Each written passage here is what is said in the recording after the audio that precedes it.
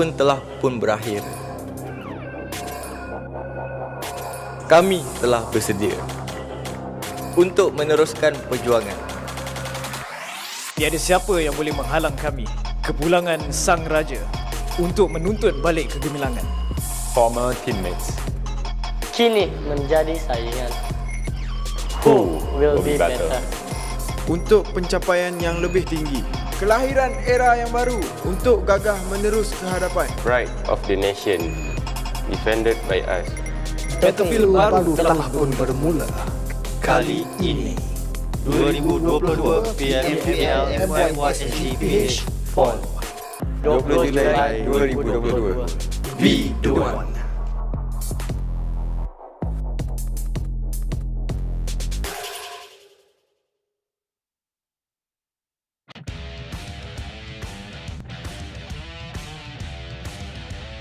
Binabal ang iyong nakikita na nga namin. The 50 ay Yamsi na by RSG Rex. Tuloy mo pa. Camroot, meron pang 5. Pero Mika OP, alam na alam kung nasan si Iftar. Ba't ka nagpapanggap na bato? Ikaw pa yan na. Huwag lang mananakdown, HYVE. Take care. Kanina pa kayo bumabaril. Siguro konti na lang pero si Mika OP ay bumaba na nga mga kaibigan. Kasi nga gumagalaw na ang blue zone. 1 courtesy of Snipe. And right now, boom! Now, paano kayo makakapagkap at least ang ating mantikap at harap-harapan na nga ito, ulo to ulo, head to head. Sino kaya ang magwawagi sa ating GEEK pamatak sa SMG? But yun na nga, HomeBois, paripan to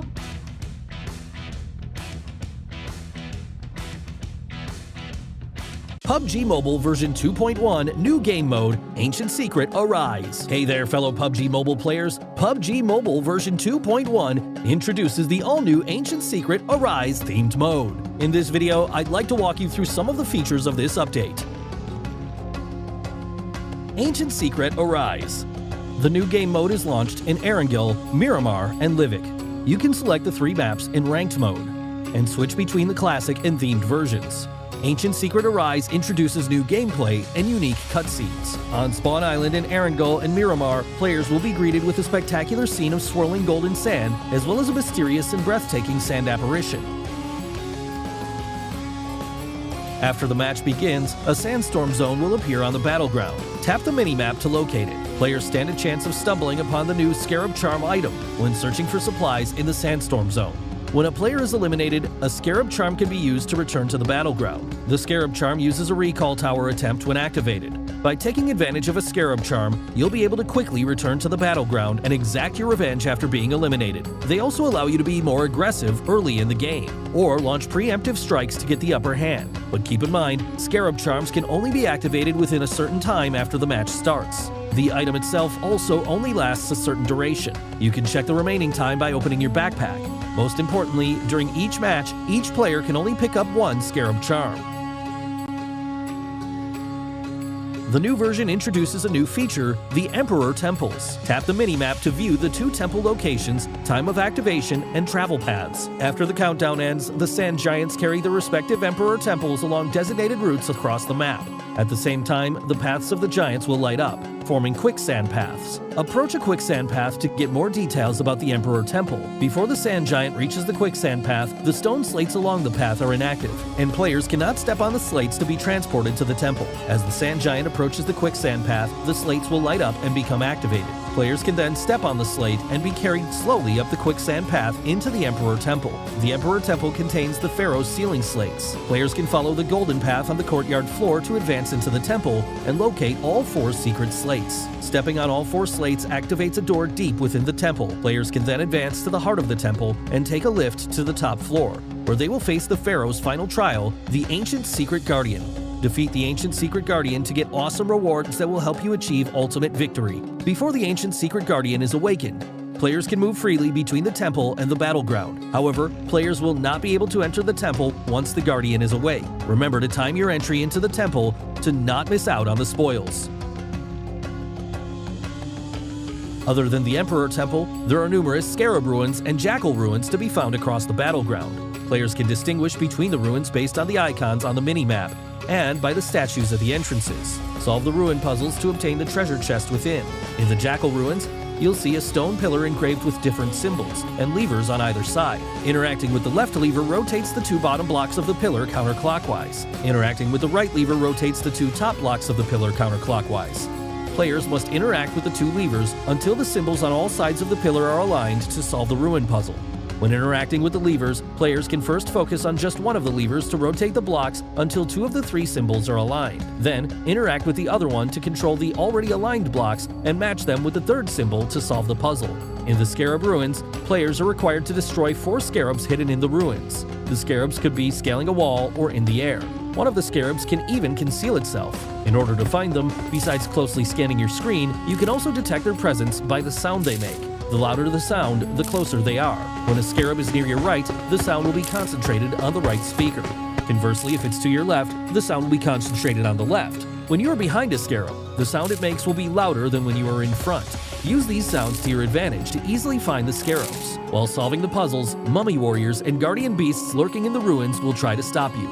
The mummy warriors are mobs with powerful melee attacks. They will often attack players in groups. When facing them, use their slow attack speed to your advantage and keep your distance. Wait for the right time to launch your attack. Compared to the mummy warriors, the guardian beasts are more difficult to deal with. Their large wings allow them to move swiftly in the air and dodge most attacks. They will dive and attack players while they are reloading. When you encounter them, use the ruined terrain to your advantage. Find cover from the guardian beasts' dive attacks and pick them off one by one with the sustained firepower of high-capacity weapons. Defeating mummy warriors and guardian beasts will also drop bonus items. Players will also have a chance to get a new item called Primordial Water after solving ruin puzzles or defeating ruin enemies, which can recover all your health and energy. Having Primordial Water in your arsenal as your mid-match boost or a secret weapon in the final circle will surely increase your odds of victory.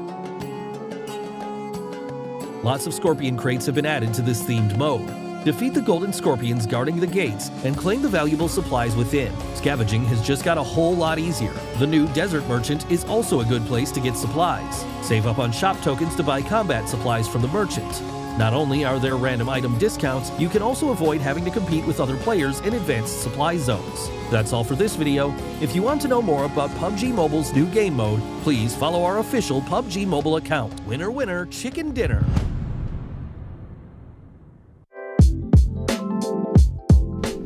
Hi everyone, this is Blackpink. We're so excited to be back in PUBG Mobile with tons of great surprises for all of you.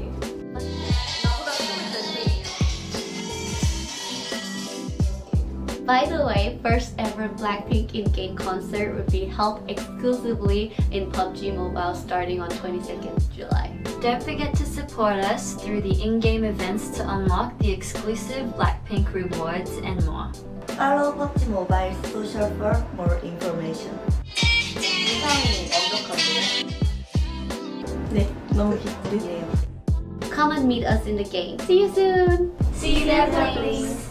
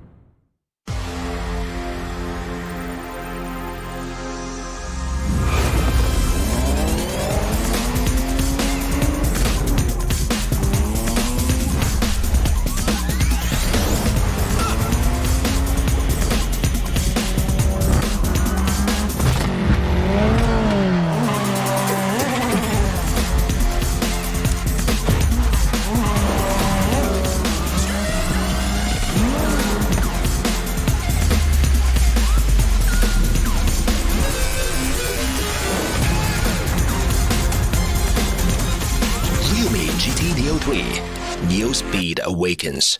Real me, dare to leap.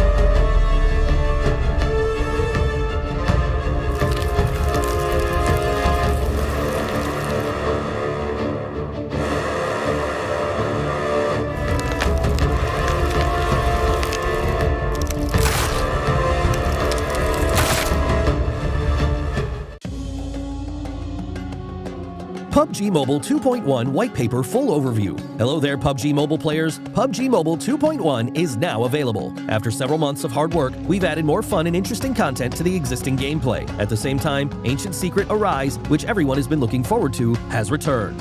Are you ready? In this video, we will be introducing the exciting new contents of this version. We hope you like them. Themed gameplay, Ancient Secret Arise. In this new version, Ancient Secret Arise has returned with improvements. It'll be launching in Erangel, Miramar, and Livik. Players can choose any of these maps in ranked mode to experience its varied content and unique performances. On Spawn Island, players will be greeted with a spectacular sense of swirling golden sand, as well as a mysterious and breathtaking sand apparition. After the match starts, the Sandstorm Zone will appear at a random place on the map. In the Sandstorm Zone, players will be able to pick up lots of supplies and the mysterious Scarab Charm. Any player who has a Scarab Charm will be able to return to the battleground after getting defeated for a set period of time. However, please note that a Recall Tower attempt will be used after activating a Scarab Charm to return to the battleground, and each player can only pick up one Scarab Charm in each match. Players can also pass through the Quicksand Path to enter the Emperor Temple. Compared to the previous Nimbus Islands of various modes, the Emperor Temple has more supplies and a much larger area. At the same time, the Sand Giant will move around the battlefield with the Ancient Secret on its back, which creates more possibilities on the battleground. Remember to watch the route on the minimap carefully so that you can jump back into the play zone if the Sand Giant leaves the play zone. The Pharaoh has prepared many trials in the depths of the Emperor Temple. Pass these trials and you will receive extra spoils. Remember, before activating the Pharaoh, it is possible for players to move freely between the Ancient Secret and the map. However, once the Pharaoh has been activated, players will no longer be able to hop onto the Ancient Secret. Other than the Emperor Temple, there are several Scarab Ruins and Jackal Ruins spread throughout the battleground. Players can go to these ruins and solve their puzzles to get crate rewards. One thing to be aware of, there are also Mummy Warriors and Guardian Beasts lurking in these ruins, so be careful at all times. Other than regular weapons and equipment, players also have a chance to get a new item called Primordial Water, which can recover all your health and energy. Lots of Scorpion crates have been added to this themed mode. Defeat the Golden Scorpions guarding the crates, and you will be able to get the valuable supplies hidden within. The new Desert Merchant is also a good place to get supplies. Save up shop tokens to buy combat supplies from the merchants, and there's even the chance of getting random discounts on items. Basic experience improvements.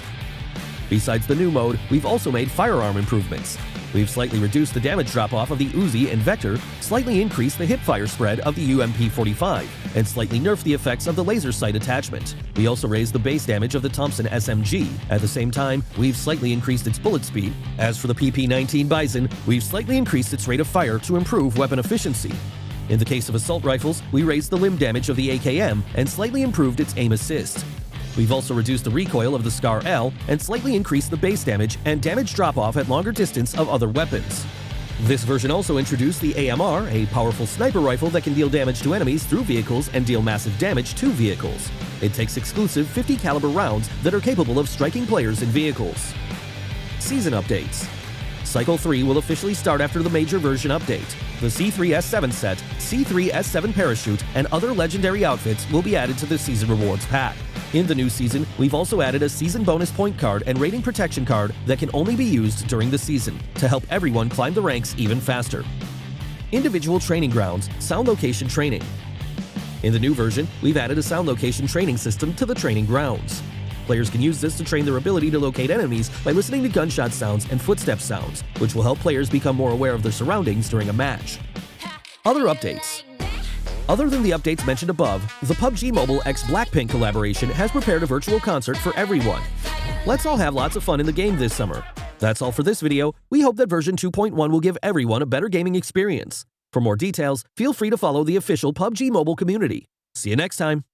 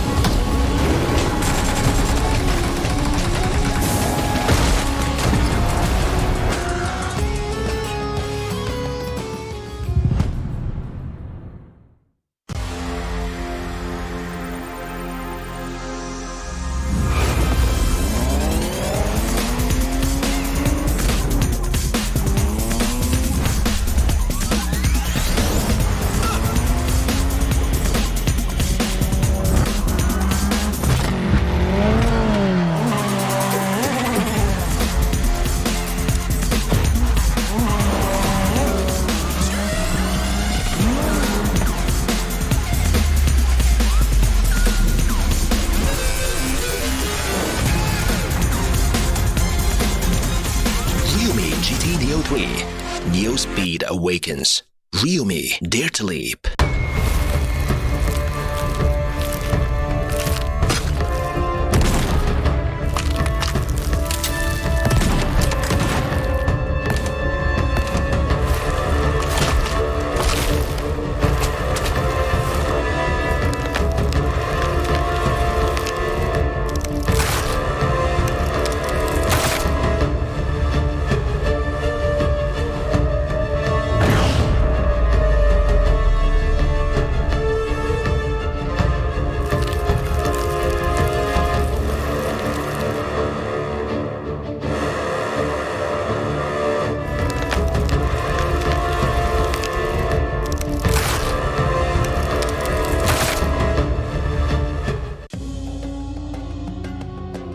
PUBG Mobile 2.1 White Paper Full Overview. Hello there, PUBG Mobile players. PUBG Mobile 2.1 is now available. After several months of hard work, we've added more fun and interesting content to the existing gameplay. At the same time, Ancient Secret Arise, which everyone has been looking forward to, has returned. Are you ready? In this video, we will be introducing the exciting new contents of this version. We hope you like them. Themed gameplay, Ancient Secret Arise. In this new version, Ancient Secret Arise has returned with improvements. It'll be launching in Erangel, Miramar, and Livik. Players can choose any of these maps in ranked mode to experience its varied content and unique performances. On Spawn Island, players will be greeted with a spectacular sense of swirling golden sand, as well as a mysterious and breathtaking sand apparition. After the match starts, the Sandstorm Zone will appear at a random place on the map. In the Sandstorm Zone, players will be able to pick up lots of supplies and the mysterious Scarab Charm. Any player who has a Scarab Charm will be able to return to the battleground after getting defeated for a set period of time. However, please note that a Recall Tower attempt will be used after activating a Scarab Charm to return to the battleground, and each player can only pick up one Scarab Charm in each match. Players can also pass through the Quicksand Path to enter the Emperor Temple. Compared to the previous Nimbus Islands of various modes, the Emperor Temple has more supplies and a much larger area. At the same time, the Sand Giant will move around the battlefield with the Ancient Secret on its back, which creates more possibilities on the battleground. Remember to watch the route on the minimap carefully so that you can jump back into the play zone if the Sand Giant leaves the play zone. The Pharaoh has prepared many trials in the depths of the Emperor Temple. Pass these trials and you'll receive extra spoils. Remember, before activating the Pharaoh, it is possible for players to move freely between the Ancient Secret and the map. However, once the Pharaoh has been activated, players will no longer be able to hop onto the Ancient Secret. Other than the Emperor Temple, there are several Scarab Ruins and Jackal Ruins spread throughout the battleground. Players can go to these ruins and solve their puzzles to get crate rewards. One thing to be aware of, there are also Mummy Warriors and Guardian Beasts lurking in these ruins, so be careful at all times. Other than regular weapons and equipment, players also have a chance to get a new item called Primordial Water, which can recover all your health and energy. Lots of Scorpion crates have been added to this themed mode. Defeat the Golden Scorpions guarding the crates, and you will be able to get the valuable supplies hidden within. The new Desert Merchant is also a good place to get supplies. Save up shop tokens to buy combat supplies from the merchant, and there's even the chance of getting random discounts on items. Basic experience improvements. Besides the new mode, we've also made firearm improvements. We've slightly reduced the damage drop-off of the Uzi and Vector, slightly increased the hipfire spread of the UMP-45, and slightly nerfed the effects of the laser sight attachment. We also raised the base damage of the Thompson SMG. At the same time, we've slightly increased its bullet speed. As for the PP-19 Bison, we've slightly increased its rate of fire to improve weapon efficiency. In the case of assault rifles, we raised the limb damage of the AKM and slightly improved its aim assist. We've also reduced the recoil of the Scar L and slightly increased the base damage and damage drop-off at longer distance of other weapons. This version also introduced the AMR, a powerful sniper rifle that can deal damage to enemies through vehicles and deal massive damage to vehicles. It takes exclusive 50 caliber rounds that are capable of striking players in vehicles. Season updates. Cycle 3 will officially start after the major version update. The C3S7 set, C3S7 parachute, and other legendary outfits will be added to the Season Rewards pack. In the new season, we've also added a season bonus point card and rating protection card that can only be used during the season to help everyone climb the ranks even faster. Individual training grounds, sound location training. In the new version, we've added a sound location training system to the training grounds. Players can use this to train their ability to locate enemies by listening to gunshot sounds and footstep sounds, which will help players become more aware of their surroundings during a match. Other updates. Other than the updates mentioned above, the PUBG Mobile x Blackpink collaboration has prepared a virtual concert for everyone. Let's all have lots of fun in the game this summer. That's all for this video. We hope that version 2.1 will give everyone a better gaming experience. For more details, feel free to follow the official PUBG Mobile community. See you next time.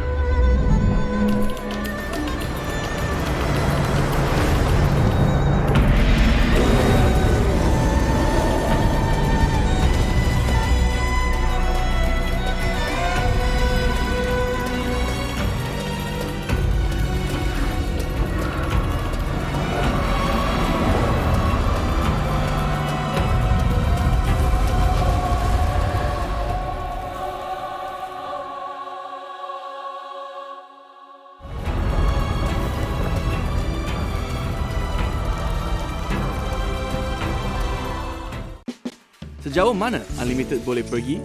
Selamat datang ke The Unlimited Theory. Jamal suka main game. Jadi, kami nak tengok berapa lama dia boleh main game dengan plan Unlimited Yoodo.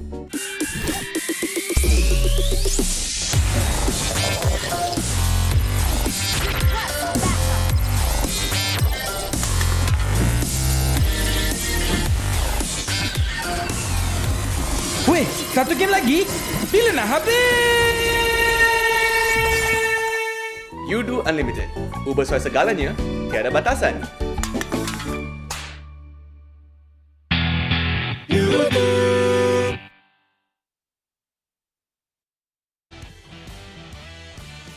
Welcome to the Friday run of the 2022 PMPL MYSGPH Fall. It's your boy here, Contra, and also Keith to join along as your casters for the entirety of the evening.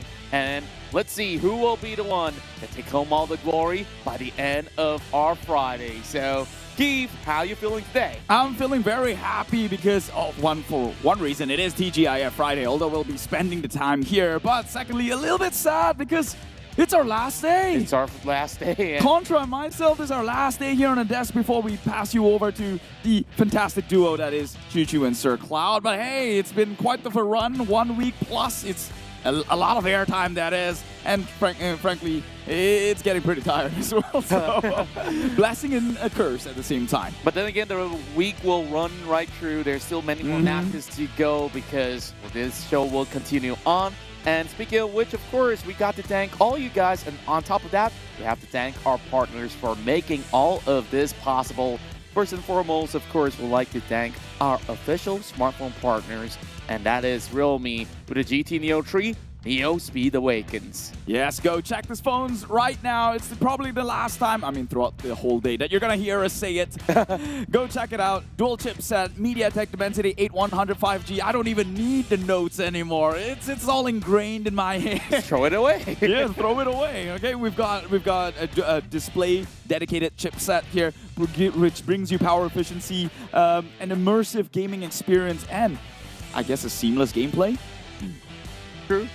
Yep, that is true. And for if you've already gotten yourself a phone, I guess my guy right here had to sneeze. That's why he was holding the thought in.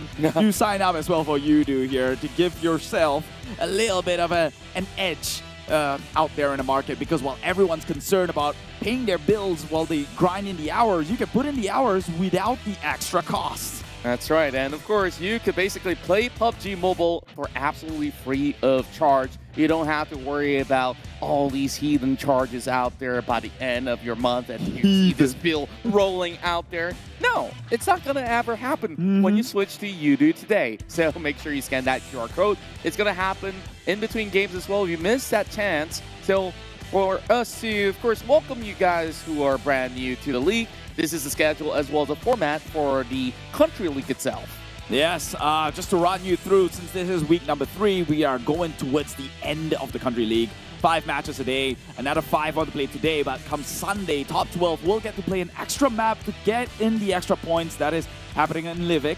And the top 16 will advance towards the country finals, in which they will play 6 matches a day, and the top 7 will make it, or at least have a chance towards the C Championship, with the top 4 obviously qualifying, and then the rest of that has a chance to play in through the C play-ins. That's right, and this is the point system that we've been using for the entirety of the year, where the winner chicken dinner will reward the first place team with 15 points, 12 points for second place, as you see the number, -2 all the way down into 7th place. 8th to 12th will be walk away with only a single point, meanwhile 13th to 16 will walk away with none.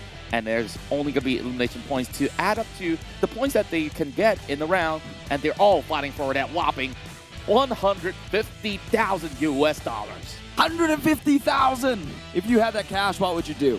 I'll buy myself a car. Well, Koenigsegg, I'll tell you more about that. I'm not sure if it's enough to buy a Koenigsegg, to be honest. But it will be enough for these players here, especially with the currency exchange. This is the bonus point in which at the end of the week, based on their rankings in the overall, they will get remunerated with 20 points at number 1 and tapers down all the way to a single-digit point at number 1. at number 20 here, actually. What am I saying? 1 point at number 20. Clear enough. And we will get onto the league bonus. That one's happening based on the overall league stage. And it carries on to the country finals and give you a little bit of edge. So GEEK Fam right now looking fairly strong with the head start that they have built. That's right. Each group has their own superstars. Here in Group A, we've seen Bosskurr this week really rolling up a storm alongside with Team Secret as well. Meanwhile, we have Group B with GEEK Fam definitely being the boss of the entirety of the showdown throughout the weeks. Meanwhile, in Group C, we have Tabah NSEA that has been able to hold their own. Same goes to RSG climbing up the ladders. Meanwhile, in Group D, definitely Genexus is the prime contender against GEEK Fam for those PMGC points. And last but not least, Group E, we have 7-9. But there we have head-to-head between two members of Bosskurr that's been popping off throughout the show. Yeah, insane stuff. This week 3 has been nothing but a Bosskurr show here. Showing up big time, especially with these names aboard, Aboy and Asfar. They have been pulling in the numbers, and we can see right now, I think Bosskurr had 2 chicken dinners in day number 1. Day number 2, they have 2 of their own, I think, or somewhat similar. I think it was just good games, but it felt like they had 2 chicken dinners, at least with the accumulation of points. Yeah. Now comes day number 3. Are they going to continue steamrolling the entire competition, or will they finally run out of gas? As much as we see those 2 names on the head-to-head, another player that we also have to look out for is Zigzag, because he's definitely the one that has been able to hold them all together with a lot of long-range shots and a lot of important pickups in order for them to win those team fights from far range. And Asfar basically goes into clean up shop, going up close range most of the time. And Aboy, he's basically a jack of all trades, and he definitely mastered a couple things. Yeah, jack of all trades and master at some too. That's how you know this is the recipe for destruction. However though, just like how mastery goes, it takes a while for them to actually get their full grasp on the subject or topic. And that's why maybe only in week 3 we're seeing the Bosskurr coming out the way they did. And of course, we still have GEEK Fam here, who's also never left the block of being top 1 and top 2 in the radius. But with Bosskurr's performance, they are being pushed down and they find themselves a brand new competitor. So this race for week 3 is between them as well as Bosskurr. Meanwhile, Genexus needs to step up in order to at least claim back some points. Yeah, very dangerous now for Genexus, actually threading in pretty, what's the word here? Shallow waters, I think, because look at them. They were on a strong start. Comes week number 2. They overtook GEEK Fam in the PMGC points. Right now, that gap is being built with match after match, especially yesterday where they did not really have a great game at all. Yeah, that is what it seems to be. Meanwhile, if we look at the bonus rankings accumulated for the past 2 weeks, GEEK Fam is still number 1. Meanwhile, 7-9 is trailing behind with 5 points of difference, tied in with Dingoz. Whereas, as for Genexus, they climb into the 4th spot, just 1 point above Team Secret, and Tabah NSEA is also tied with Team Secret to make up the top 5, top 6.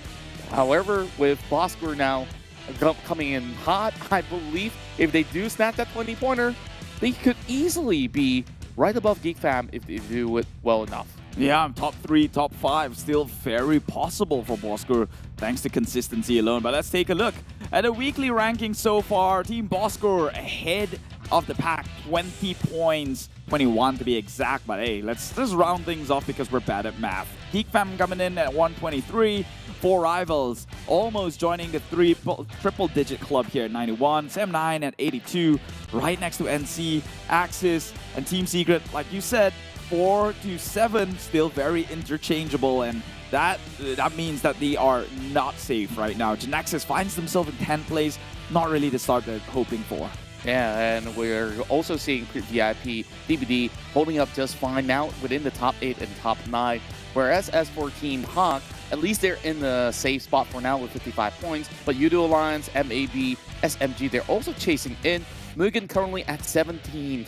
And who they have to beat? That's Dingoz here, which I would say there's still a lot of work to be done as we take a look at the league bonus rankings. I think this is where it's the most important. Now, Genexus is just 1 point shy of Genexus, but then, sorry, GEEK fan, excuse me.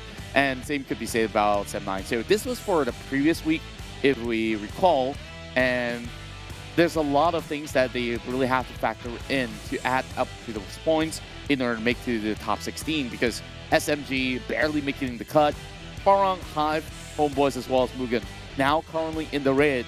What must they do to get out of that rut? I can only say one thing, but it's easier said than done.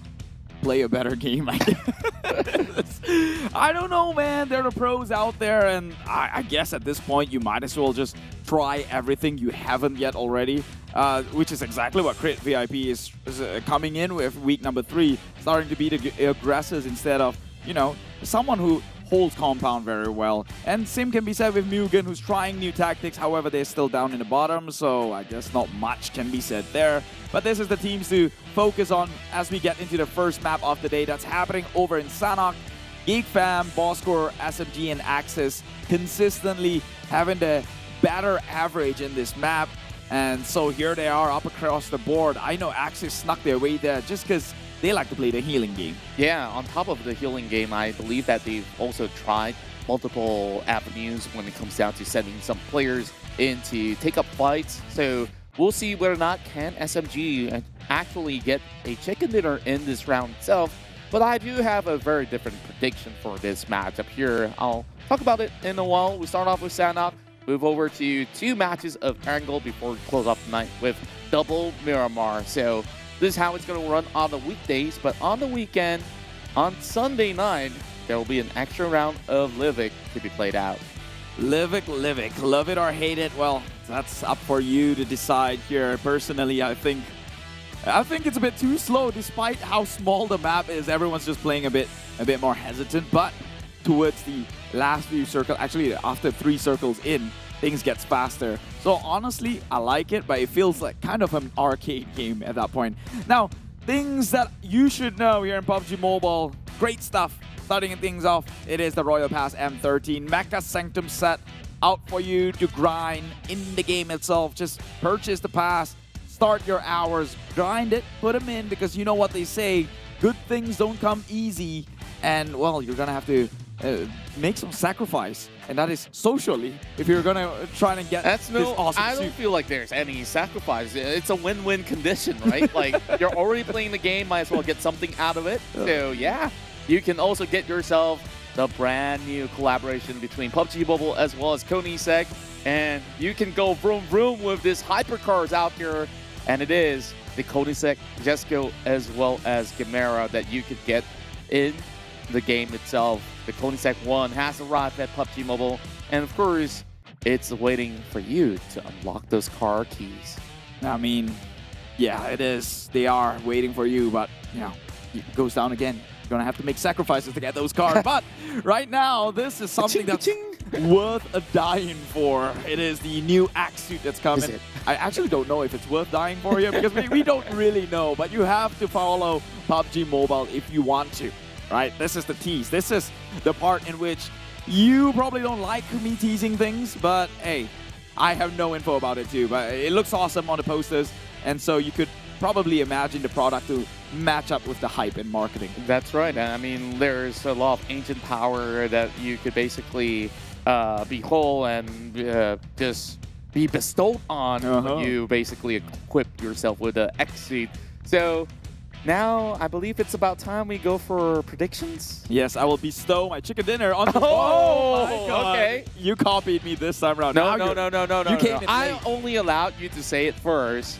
No, you came in late today. I was here before you were. They got my predictions earlier. I mean, Bosskurr is looking really good. Yeah. So I don't think that there's any excuse for them to drop the ball out of nowhere, heading to the weekend, and Sanhok is definitely their map to take. They take really strong fights. They don't hang around in the circle that much, and I think that this game plan's working out.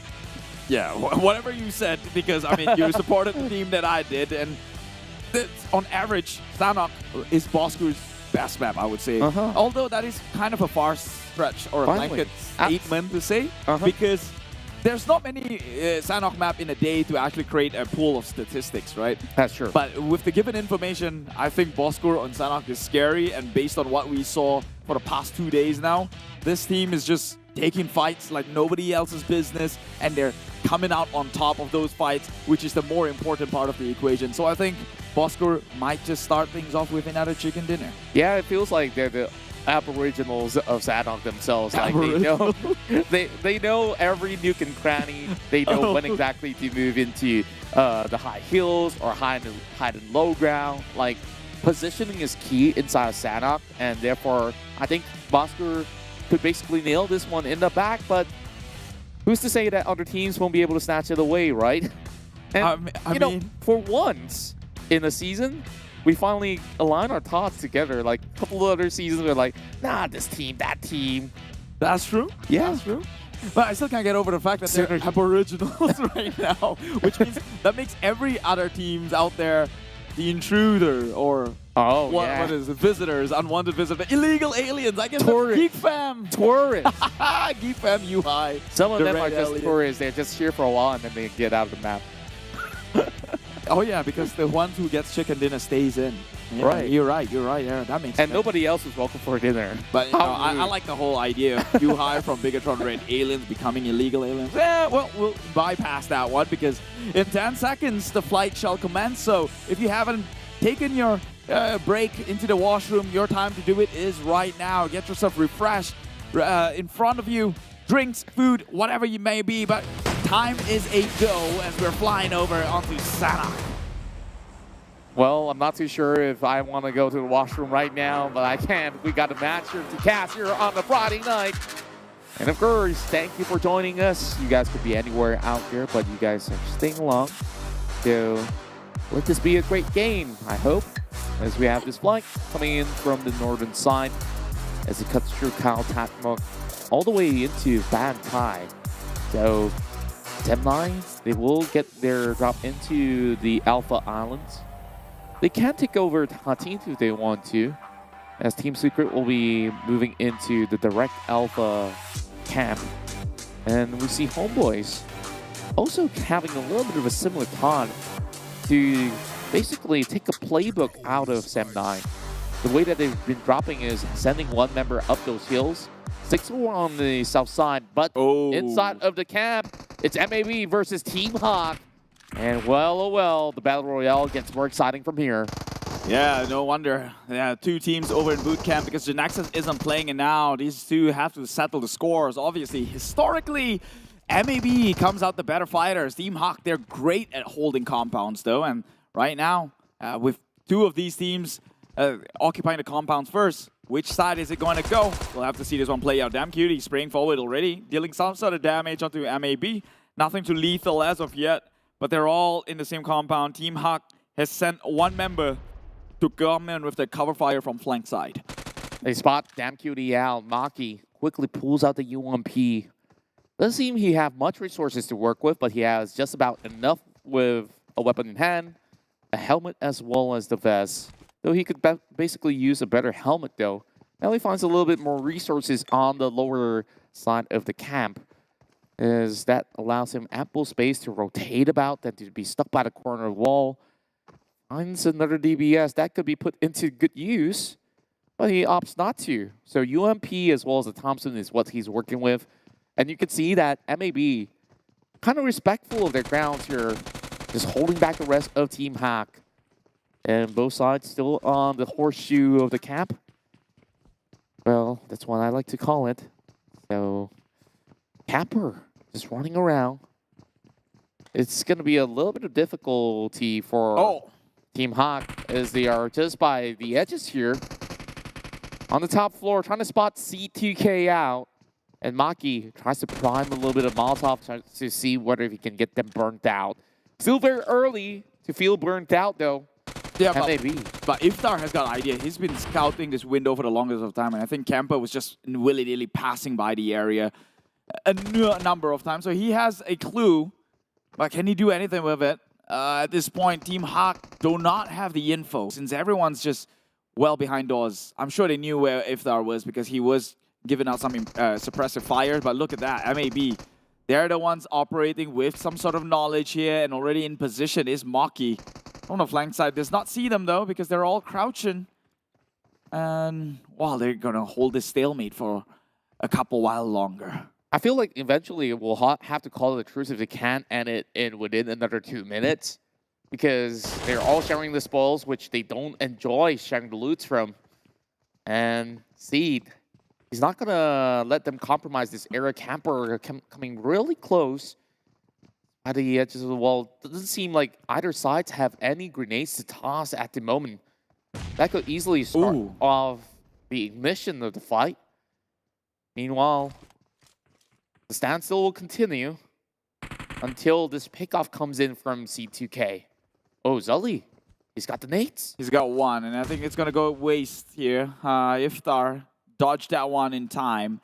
And so now everyone is left with 0 utilities, except Calamity. He's cooking one up. But do they know the area of Team Hawk? They do not have much for sure. So if it does go into a 4v4 battle with guns, then this is as fair as things get in terms of trading mechanically. It's so close, though. Knowing for the fact that Zully might possibly be on top of the roof, but he's just by the staircases. Not going to land any sort of damages all across. It's quite the classic bootcamp scenario that you get, except for the fact that public players, they're a little bit more rowdy. They'll just run out in the open, just come charging at him. So that's going to be a standstill. So we move forward to another team.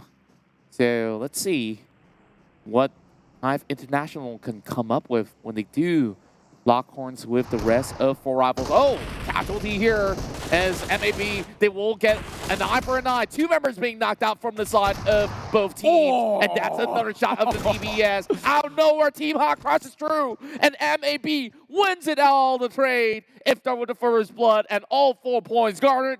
Iftar will save the day. Like I said, man, historically, MAB usually comes out on top. Team Hawk, they're maybe good at holding the compounds, but right now, the compound was already breached from the get-go, and it goes down to the technicalities of things and the mechanics of individual players, and that will go to the side of MAB. Meanwhile, Bosskurr, though, boy, the star player, take it out real soon. Zigzag trades one, refragged that. But now HomeBois, they're at the bottom of the pack here, trying to inch in with whatever points they can try and get. He's low. He's going to go in with the swing. Actually takes him down. Can he maybe clutch this thing out against the rest of the members? But he will not. HomeBois will be left unpunished here as they go in with the pickup. Or I say that because Bosskurr now makes a rotation in, spots him out through the window. Did not clip, though. So Bosskurr still pretty healthy to take on this compound fight. Trix is there. They're going in as duos. Bosskurr, crossfires, but not catching on to anyone just yet. And more of these members are coming right in. They're going to be coming out there with a big grenade being lobbed into the shack. And Trix, he needs to provide backup instantly. Zigzag's still alive. He's just going to be limping for now. As we're getting clipped by that Molotov, and this is where they're going to unleash the nade. That's going to clip a little bit of damage. It seems like it's not. Holding right back. Aswar knows that he's cooking one up. HomeBois, they're winning this trade, though. A lot of damage being done. I thought it was denied at the points, but still HomeBois secured that too, despite a friendly fire nade. But that nade was perfect. Ayman instead, the one falling down, and HomeBois suddenly bottom of the pack going against the top of the table right now. But it's a 1-man left standing here. GEEK fam now walks to the crosshair of HYVE International. 4th roll, immediately goes in for a pickup. And that's going to be 2 members down. Vigor assisting perfectly, knocking down 2 of the top fraggers of GEEK fam. There's still Micah on the lower side. And GEEK fam, they get demolished by HYVE International. All 4 points in the back for the Philippines. Oh my God, HYVE just absolutely stepping up their game here. What's going on in this match? I know. All the top teams dropping like flies. If Bosskurr would bow out, GEEK fam's going to be happy about that because then no one at the top echelon is actually creating gaps further than it needs to already be. 20 points different. Maybe now about 20, 23. But still, the game is pretty much in the favor of Bosskurr at number 1. We have now, this is the chance for 4 rivals to actually come in with points of their own and maybe creep into and take over the top tier dogs. Oh, here comes 4 rivals crashing in as if it wasn't enough for HomeBois. Oh boy. And it couldn't get any worse, but he makes the better trade overall, dropping that grenade right outskirts. Happy trying to throw one back. Oh now my Trade's god. coming in. There's still a member on top of the hill. Jumper trying to assist. Tom so low, but he can't do anything about it. He gets the knock against Appy though. 1 versus 4, and he does it. And he's going to heal himself back up to 100% with no pushes coming out here. Immediately Tom exposed himself. Jumper now has to get out of his comfort zone. They have to run him down, and they will, and go pick up the rest of the members here before they get clipped down by Bosskurr Asfar in the area. He is a sole survivor here. I'm not sure if he actually wants to approach this with aggression. And it's still astonishing how these sort of interference comes in, and even 4 rivals being put a dent in those sort of skirmishes. They did walk away with 3 pointers though. Now looking like the best team possible to take the chicken dinner away. Bosskurr having our prediction hope still alive at the very least, with only Asper left. Now back to MAB. After finishing that fight in boot camp, they're looking for more. They spot out Boki, quickly going out with a knock. Calamity with making it quick work. And it seems like the drama is not finished yet for 4 rivals. As for when does he choose to chime in? Well, he has to choose his moments really, really perfectly here, because any sort of a misplay or bad judgment could cost Bosskurr an entire ranking points, in which he is still very, very much in position to claim for himself. So if I was him, I'd probably let 4 rivals just run loose, but there's a chance that 4 rivals might just break into his current compound here. And he'll be forced to address them nonetheless. But let's take a look at the circle now, closing towards Paradise Resort.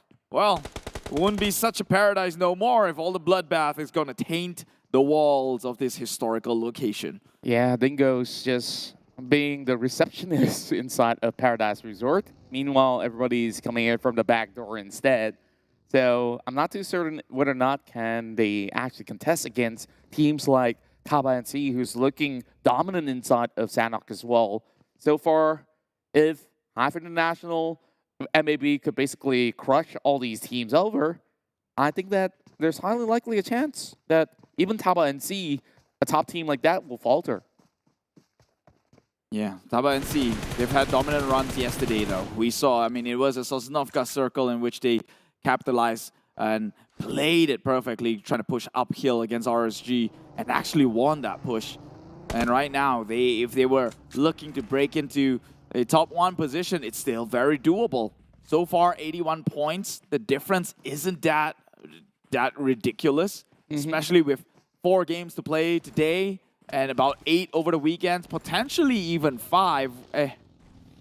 No, 8, 9 over the weekend. So many. With Livik coming in, right? So this is why we're here. We're not doing the math. But hey, you know who is doing the math over at Yoodo? I don't know. Why don't you scan and find out? But one thing's for sure, they might have gotten the equation wrong, because you're getting away with free data just to play PUBG Mobile. Free data. You heard us right. I mean, that's not robbery. It's charity. I mean, they're just so generous with everything, and even PUBG Mobile is, with a lot of giveaways throughout, the finals usually. So make sure you follow PUBGMobile.esports.my to receive the latest updates. You can also follow PUBG Mobile Esports SG as well as the Philippines. That's on Instagram. There's also TikTok, as they are our official live stream partners. So let's take a look at Farang still, as they have not left this compound. RSG, coming in from the hills, will have a little bit more of a blockade. So it's going to be pretty tough for them to cross over into the northern side of the map. Meanwhile, Circle is still within grasp. So RSG, honestly, ain't too worried. Especially now they've been doing a lot of switches into the roster. This time around, it's going to be Kim that won't be playing inside this map. Ranger is still in. Oh, Mince. Trying to mince them all up. Yeah, mince meat. They will become here, but actually not. They made their way across the map.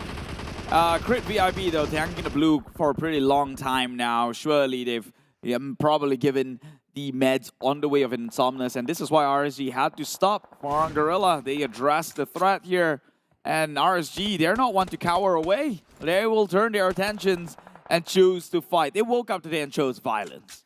That's true. And Farang, they're just trying to get these aim line towards Luke. At least with all that information available, Farang could still fight through, but now that RSG is ahead of them, they're trying to do a reverse Uno card. And Farang eventually have to leave that vicinity. How are they supposed to do that? Yeah, I mean, we've seen this tactic play out. NC against Axis yesterday in Miramar. NC bypassed the likes of Axis, ended up gatekeeping Axis, and Axis just found themselves in a terrible position, getting shredded down. And so I think maybe they recognize the position they're in. Farang will choose to find a different entry if that is the case here. They could still swing towards south. It's pretty much open there, but it's a long travel. Not yet in the blue, so I think they can tank it for the time being. But where is Crit VIP, who is in the blue? Still in the blue, probably on the west end corner of the map. So that's going to take quite a while for them to make it in, or are they even in this matchup? I didn't even see them. That's my point, right? Throughout the rest of the game. They're just being very sneaky right now. As you can see, Crit VIP is now currently in the blue as they are highlighted in green. And if they're not, it's red. Just for common knowledge, if it's not common enough. I mean, color association isn't a common What thing. if they're colorblind, though? Exactly, so... Then I gotta find, like, if this is a tetra or... There's many different types of colorblind, you know? Well, we don't have the time in the day for that. You guys, if you want to increase your knowledge, do so. Find out the varying degrees of color blindness. Right now, we will be looking at the color green by the way. instead. With Dingoz, who has red on the emblem, in case you have no idea. Just trying to be inclusive here. Yeah, and there's one thing that we can't do here in the studio, which is to wear green. Yeah. Sometimes I feel jealous. Like, I can't wear a Four Rivals jersey into the studio. I can't wear some of these jerseys into the studio, in fact. And of course, we're not trying to be biased or anything. Though there are hot favorites in the tournament.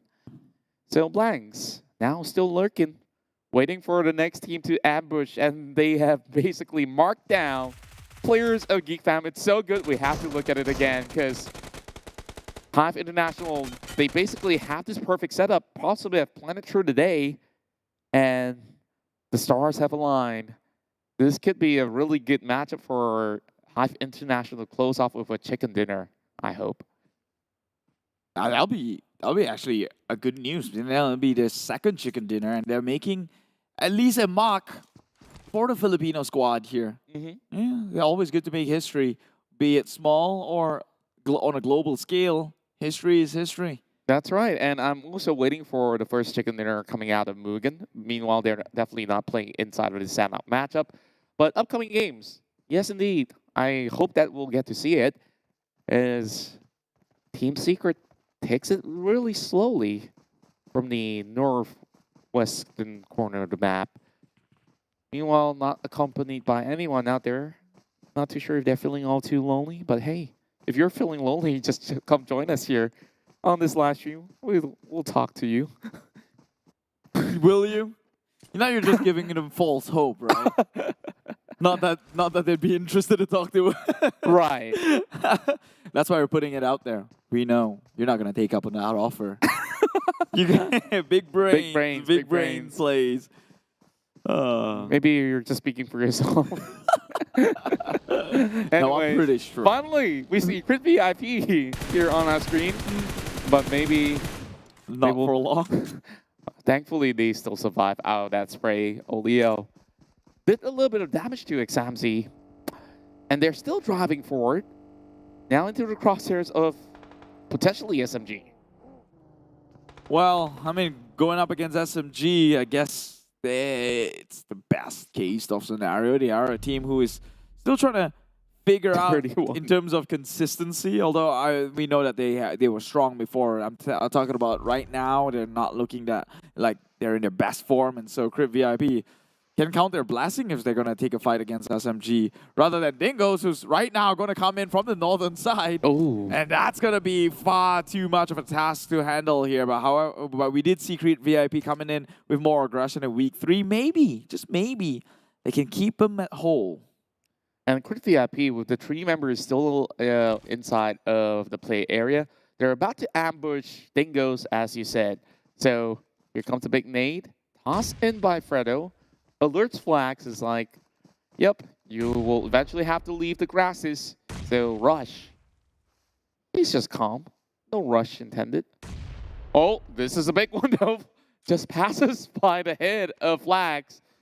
Doesn't seem like he was even worried about that. Goodness gracious. I mean, he's flexible. He'll be okay. He'll adapt to the situation here. I don't know, that was a bad transition right there. There's a reason why that please you guys are come over, tomorrow. Take over, please.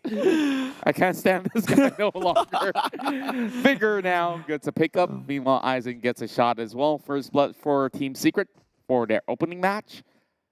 As NC loses 1 member out there, Maki also getting shot by HYVE International. And that's also going to be Seed. This fight continues on, and HYVE International goes on a streak.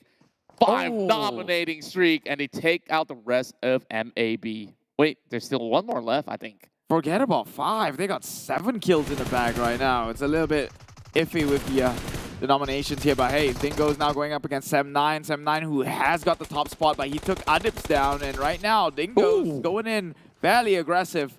Gets punished though. A bit too far forward, but Putra's right there. Just the timing.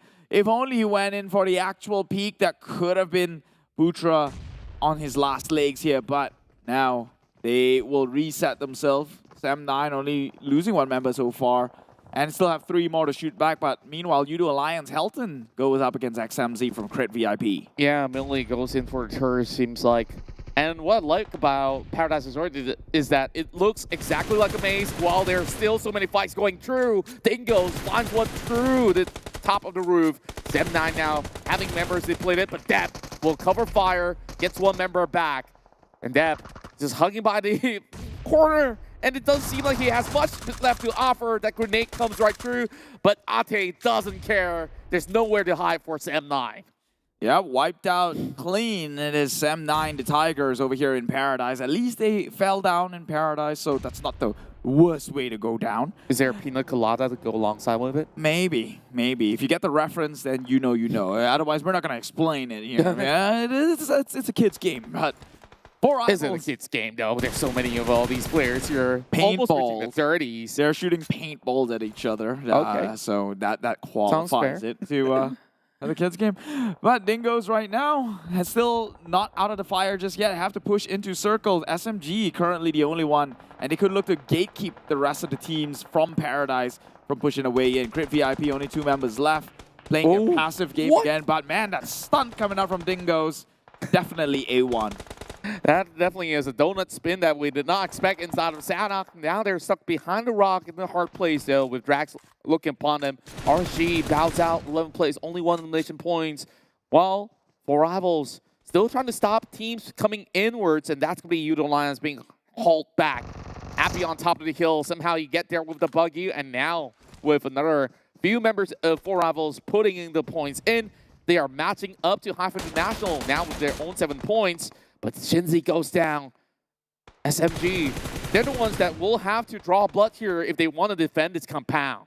Like I said, they've got the easier task here. They were already within circle, just needed to gatekeep all the entire traffic from Paradise, at least the eastern side. And they're going to be able to do so, especially with this compound here.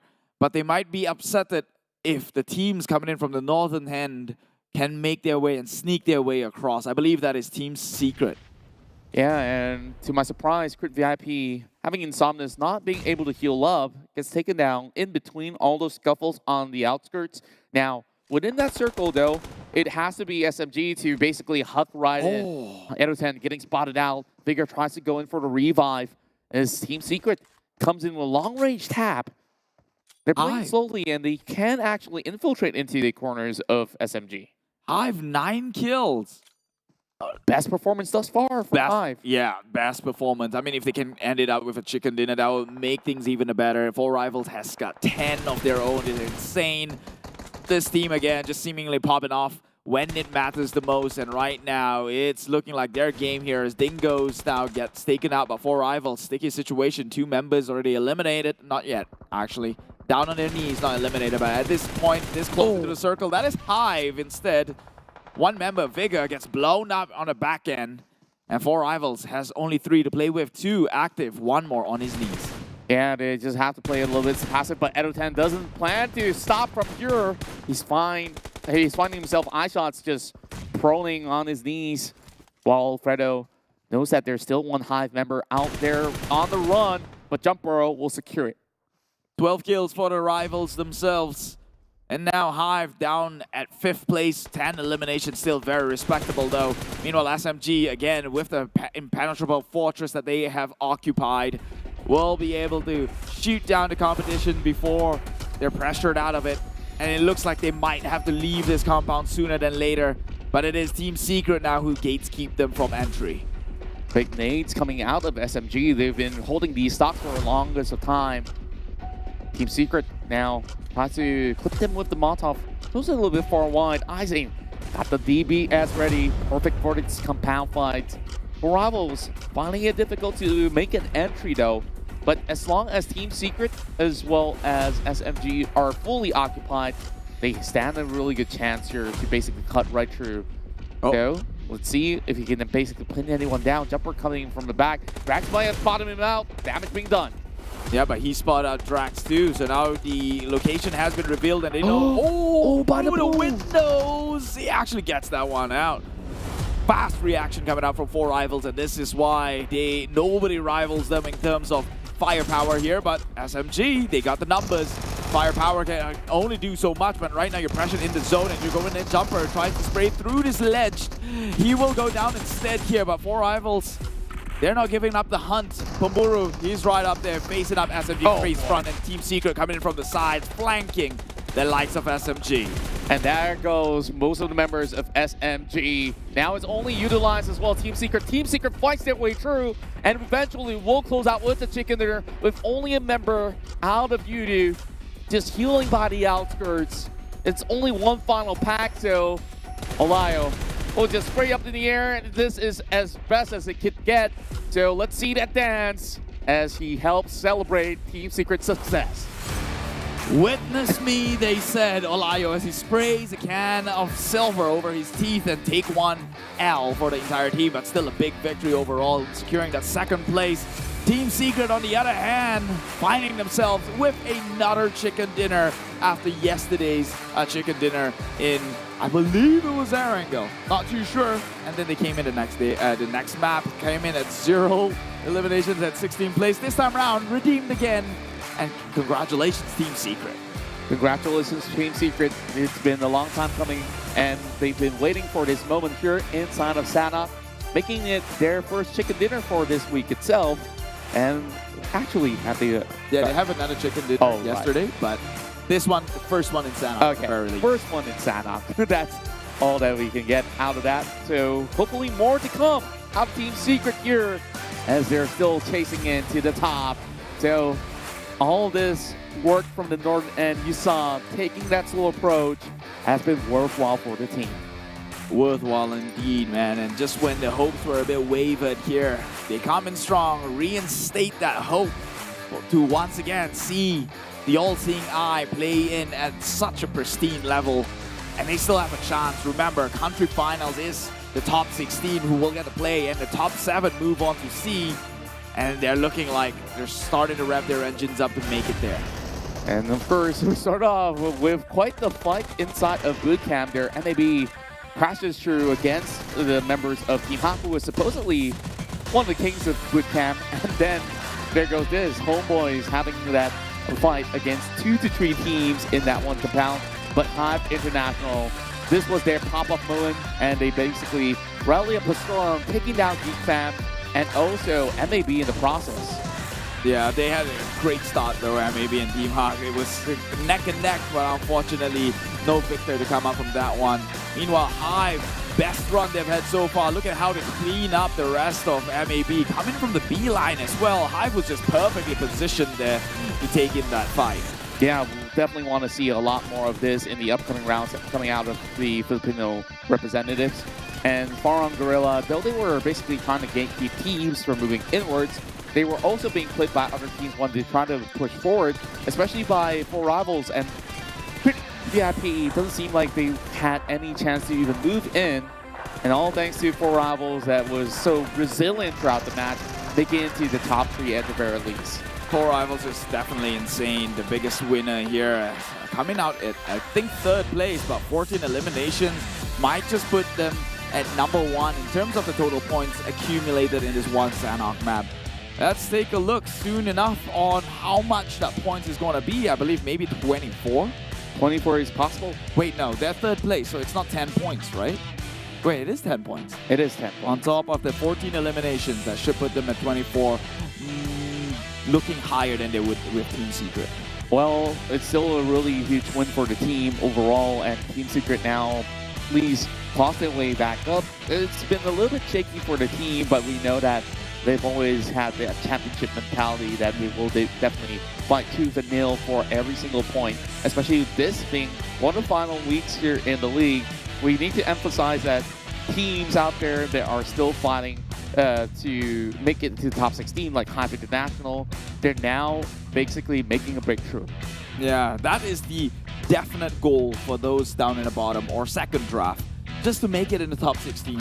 Why? Because they will have a chance yet again comes the country final. Things will be resetted, and sure, some people are going to start with bonus points to lead the pack, but that is not so significant rather than not qualifying in at all, right? I'll deal with the additional bonus points some other team has to do, has got ahead of me. I'll make the difference, but first, give me the chance into the country final. Yeah, and they're basically paving their way, and we definitely hope to see HYVE International and even perhaps MUGEN, or should I even say HomeBois? I feel like HomeBois, other than the first week, you know, past week, it doesn't seem like they were even online. 3rd week, kind of the same story. I think, yeah, since week #1, I think they're hype. They haven't been on a good note. I would say that much, right? Because we don't really know what's happening with the team, or maybe they're trying some new strategy a little bit too late to experiment here in the tournament, but there's also a million different factors when it comes to PUBG Mobile. However, that is me going on an optimism standpoint, but if I'm being pessimistic, if you're consistently down and bottom, then something must be consistently wrong. Yeah, and I feel like it's probably an internal conflict that's plaguing them right now, because we know that they've been playing so many seasons now. We understand what they really have to offer, and it's not like these players are considered washed up, you know, like Trix is a good shot caller. I would say the same about Iron Pro, where they have what it takes to basically frag out, but they're doing neither of it. So that begs the question, like, what really is the core of the problem? Yeah, and they're also like core teams in this region, right? If you're talking about like last season where we had, oh no, last 2 seasons where we had someone like NSP Astra from the community team who's first time in PMPL, and that was the result they get. I understand, but this is HomeBois, and we all know they've got what it takes. Yep, and overall, it's 4Rivals, like you said, here in the top of the match rankings, as they are the #1 team without the chicken dinner, and only 1 point short is Team Secret, which they got 6 frags, and HYVE International on #3. I believe that a lot of all the PH fans are proud of their performance here, making into the top 3, of course, with Yoodo Alliance as well as SMG, both tied, and I could, of course, cut SMG some slack because they did last very long in this fight. Yeah, I think the biggest winner right now has to be Yoodo Alliance, because they've already lost the 2 members so earlier on. Because of 1 member who played the healing game, you could argue and say that that 1 member just gave them 12 placement points. That's true. Yeah. And of course, it's going to be Jumper there, which we saw the fight that he brought out, even though he was in the blue zone. He pinned down at least a good 2 members out there, and he secured about 3.9 MVP points. That's a whole lot of points out there, with 822 damage being done and doing a contribution. points of 32%. Yeah, definitely good to see his face up across the board again. I mean, I think it was just like week number 2, we were questioning the momentum of 4Rivals, especially from week number 1, but here they are, slowly making their way back up to the top, and as we speak, stalemate, but joins in the triple digits. It is 4Rivals with 113 of the total points. Bosskurr and GEEK will somewhat maintain their status quo because they were both out a little fairly earlier than they'd expect. So 148 and 123 is the goal to beat. 4Rivals looking very bright and taking over. That's right. On top of that, for Team Secret, they are on the 4th place, and they are also going to be a huge contender here. But you can see just right below them, NC as well as N9 could also give chase in the upcoming rounds. For VIP, though they have a rough run inside this match, they're still top 8 though. While HYVE International pushes forward, now on 17th, just needing to close the gap against Dingoz as well as Team SMG. And that is it, my friend. Watching from home, this is the 2022 PMPL MYSGPH Fall, and we have just wrapped up our Sanhok match here, which means later on we're gonna get into an Erangel game. This is the results up front. Whether you like it or not, it's not something we can have a say on. But of course, let's take a look at how that chicken dinner was instead earned by the likes of Team Secret. And this definitely wasn't any sort of an easy feat at all for Team Secret, because they have to be very patient to cut across that bridge to get towards the corners of Paradise Resort. So we'll see the rest of their members scattered throughout to loot inwards into the map. So how they did so is that they have a few members cutting into the bootcamp area, and after that, they thought, okay, there's a lot of teams around here, it's too huge of a risk, so they took the top end of the bridge, cut through, and being unspotted by the rest of Sem9. That is the key component here. Like, they avoided those fights until it was necessary. Meanwhile, everybody else was on to the main peninsula. Many of these fights actually take place on the outskirts as well as Paradise Resort, which we saw everyone just gets depleted. Except for 4Rivals, they were on the center, and they basically fought hard to get to where they need to be.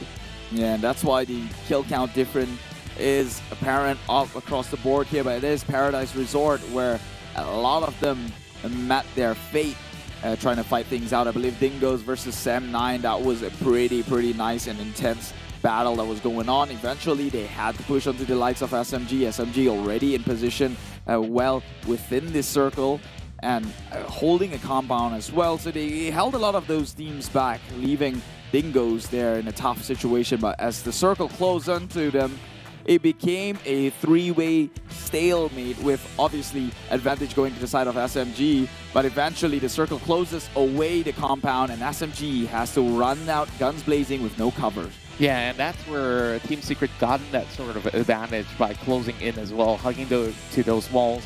And then they also have 4Rivals to thank for because they have been able to knock down some members of SMG, or else this could have actually been an SMG chicken dinner too. Yeah, because they were split, right? SMG still had all 4 members, but 2 of them was dealing with 4Rivals. It was Jumper and Bamburu on one side, and then you got the members of Team Secret. So that essentially negates whatever manpower you have, because four players, if 2 guarding one team, that makes you a 2-man squad. And in a fair 2-man squad fight, I guess the better team comes out on top. That's right. And of course, with that being said, we got to also thank our official smartphone partners, GT Neo 3. They come up here with the dual chipset, one for the display itself, and of course it also packs a punch because you have the latest technology with the Dimensity 8100 5G chipset. So make sure you check this one out. And on top of that, you guys love cameras. It comes equipped with a Sony camera on that phone, and you know how good they are. You can, but don't take our words for it. You're gonna call us preachers. You might as well try it out for size, right? And in fact, why don't you try switching over to Yoodo as well? Trust me, it'll be the best thing ever just because of this one feature, customizable data plan.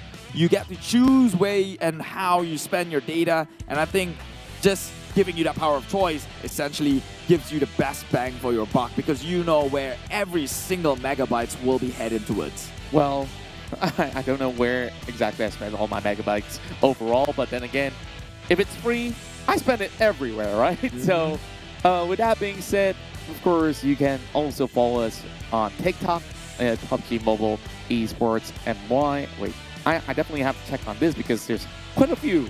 Yeah, there are 3 of them here. One of them being PUBG Mobile MY Official for the Malaysian region, PUBG Mobile Esports.sg for Singapore, and PUBG Mobile Official PH for the Philippines. You get brownie points for that. Yeah, came in clutch here. Exactly. So, of course, we're preparing ourselves for our very first angle matchup here. Maybe, you know, Sanhok has always been a little bit more what you call RNG, right? So, now it's no holds barred by all these teams. Before we get there, though, look at the towering numbers from 4 rivals. Woo! That's the amount of damage. Just looking at numbers itself, all the other teams, not so impressive. Look at HYVE standing out. Yes. This is something to talk about. Yes, HYVE International definitely hold no punches back. Like, the first strike was on GEEK Fam, and I'm pretty sure that everyone was shooken to the bones. So now, with the most damage being done, though it may not be HYVE International on the front page news, it's going to be Jumper here to finally make the mark on the top damage chart. And it's been a long while because the rest of the members have been the one to pop off most often than not. Yeah, but we will be looking forward towards our next match of the day here. It's match number 2 in week 3, day number 3. Erangel is up next with the group involved Team A, B, D, E, which means Group C will be taking a break. That is, that goes to say, Yoodo Alliance, RSG, Tabah NSEA, and Crypt VIP will be missing this first one out. And these are the teams that you have to keep an eyeball on. Maybe not so Tabah NSEA because they're taking a break, but GEEK Fam, Genexus, and 7-9 pretty lethal in the map of Erangel so far. That's right. And also with a couple more teams joining us once again, we'll be seeing MUGEN and the rest of Genexus, No Big Dreams, and also Access Rate want to be playing in this matchup. So that should be Genexus just pulling whatever points possible against GEEK Fam, who didn't have a good start to the day. So this is a really good opportunity for them to push upwards, and there's also going to bound to be a match where GEEK Fam does not play. So with Genexus here playing for the upcoming 4 rounds, it's going to be pretty interesting on what they can actually offer by the end of this week. I think the question no longer becomes what can they offer at the end of this week, more like they have to offer something by the end of this week. But talking about offering you sacrifice as well, this is some freebies which you can earn. It is voice pack from the latest and greatest of collaborations with KL Gangster. If you're Malaysian, that it should hold to you as iconic as the name becomes. Okay, get your voice pack from Malik and Shark. Get it for free instead by showing up to the watch party that's happening over the weekend, one in Ipoh Parade this weekend, and on the, I believe, next weekend, happening over in Surya Sabah. And of course, we were talking about Rabu Padu much earlier today. And of course, next week, you can join it once again every Wednesday when you log in and you play with your friends and get chicken dinners. You'll be rewarded with the Lilac Attack suit. Just like how Mr. Unknown has been flexing out in your screen right now. Yeah, nothing more artistic than a splat of neon paint, I guess. But if you want something a bit more refined and classy, the Mecha Sanctum set is up for grabs. Surely you have to earn for it, but all good things that last do. And so get yourself the Royal Pass M13, play your hearts out, get the full set, and walk away with pride as you would be one of those standoffish players lurking within the lobby. That's right, and of course, you can basically send everybody out there when you have laser sights coming out of your Mecha Sanctum set. Well, don't quote me on that one, but you can definitely join the PMPL and PMCT on-ground watch party currently happening in Ipoh Parade over the weekend. So make sure you basically set up a date with your loved ones or your significant other just to head over to Ipoh Parade. And on the next weekend, we'll be on Surya Sabah, and I definitely am excited for that, and so do you. Yeah, that's a weird way to say it. Go on romantic dates, watch PUBG Mobile. But Well, some people actually get their partners from the game. If you're going to do that, then you might as well call her mommy as well. Get them to set here. It's limited and on sale. Everyone's favorites. Wrap them up with tissue paper, or as Contra like to call it, papyrus paper. That's the first ever paper being made on planet Earth, by the way. And of course, enough about mummies and pharaohs and stuff. It's time for a prediction, and voila!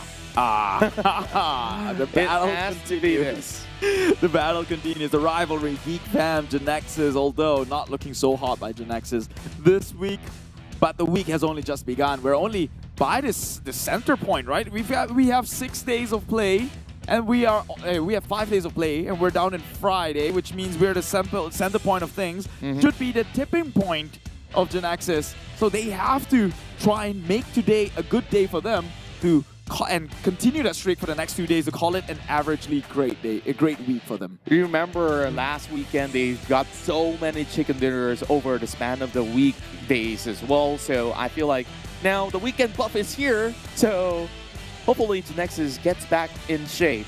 So far, of course, Angle has been offering a lot of different victors by the end of the match. Most often than not, it was GEEK fam Genexus, but if there's going to be another secondary name between these two teams, then which team would that be? I would say Tabah NSEA. Tabah NSEA. Okay. They played pretty They got well one yesterday inside the island. But I mean, sure, you could argue. No, they didn't get the chicken dinner, but it felt like it. You read my mind. It felt like it. It was... who got the chicken dinner that one? Oh, they did get the chicken dinner. They did. No, it was Bosskurr. Don't question me. You doubted yourself. I instilled doubt. Press F. Okay. So, sure, Bosskurr is my secondary pick for this one, but then again, you guys can take your pick here as we're about to begin our second match here, as you guys have seen the map for itself. So, with this countdown, 3, 2, 1, let's head over to Arangel here in the PMPL MYSGPH. Fall is the season that we're currently in, and Fall off the plane they shall be soon enough here. Fall of the Titans? Fall of the Titans, what's that? I don't get that. HomeBois have been looking good last season, not this season. Oh. Ooh. More like ooh, but take a look at him. Big app. Kamashki crossing onto the Gatka. This is, fairly even, but I think it might not be the best flight path for teams who likes to play over and over up Noye. And yeah, Team Hawk, they're playing this game. They're not going to get the chance, but we all know that when it comes to Team Hawk, they're rigid with their game plan. Despite how far they fall from point, they will find their way and start at point no matter how late they are in the game. Yeah, and I believe that establishing a drop zone is very important because you don't want to run into another team inside of whichever area. And either if you're on the losing end or winning end, you're going to make enemies. And that enemy, if it happens to be Team Hawk, it'll haunt you for days or even weeks. So that's it. We are seeing Axis dropping into Kamashki Stalber this time around. I don't think that HYVE International is playing in this matchup, so they are. So they are taking the southern side approach as they drop into Lipovka, with one member taking a vehicle of Yasna Pollyanna. We haven't seen the first circle as it appears. GEEK fam circle. You always call it. Yeah, I always call this the GEEK fam circle. But you voted for them, so why decide? No, because it feels like so many times now the getaway with it. No, the game is just prepping things up for GEEK fam, but for some weird reason they've fallen short. Like it feels like, hey, this is your circle. You got free reign. Loot as long as you want to. Yeah, you're not pressured to move. Just defend your ground. And talking about which, though, it's M9. How did he hear that one?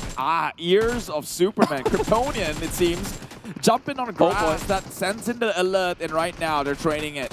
Team Hawk has got vehicles of their own, but M9 not looking to pursue. They're going to chase still. You see this vehicle smoking up. Team Hawk, they don't want to bow out twice at last spot. So, yeah, messing with the wrong tires out there. Well, there's another tiger in green, MAB Esports, which you also do not want to mess with them. Yeah, you've seen how they wiped the likes of Team Hawk in a previous match. Sanok, they were close, though. So they keep running into tigers, yeah? Yeah, it seems like a reoccurring trend. Back when we used to have EVOS that could have made it an actual 3-peat here. But they don't. They're not here no more. They are currently Crit VIP. That's right, as they have a brand new logo and a banner for them to flex. I absolutely love the logo design, by the way. Like, it writes VIP, and it also looks like a wing. That's a little bit of reference to the starting days of VIP Squad, because their logo is basically an eagle. So they've turned from eagle into a tiger and back to an eagle again. So they basically are shapeshifters, which we've seen them coming out with very different play styles through each respective weeks, and things have been working out for the better as it goes. Yeah, I told the team manager for Crit VIP one thing. Bad move with the logo. What do you mean? You want to grow your brand, not the VIP brand. Let's be honest here. You're investing dollars into it. You want your brand to stand out. And yeah, I mean, it still has the Crit color. No, you don't get that vibes though. But it's like still pretty cool. If they were to go separate ways today, you still wouldn't know who. You're not the one hiring the graphic designer, so you don't get to have. But you agree with the marketing theory here. But we will move on. It's still marketable to me. Well, no, you're marketable for VIP. People will know that. People still love the team, so it still works. No, that's my point. We'll continue You're supposed to build the organization. That's my point. It's okay. Our tops come for free, so does Yoodo. And you can scan that QR code again later if you missed it. So, yeah.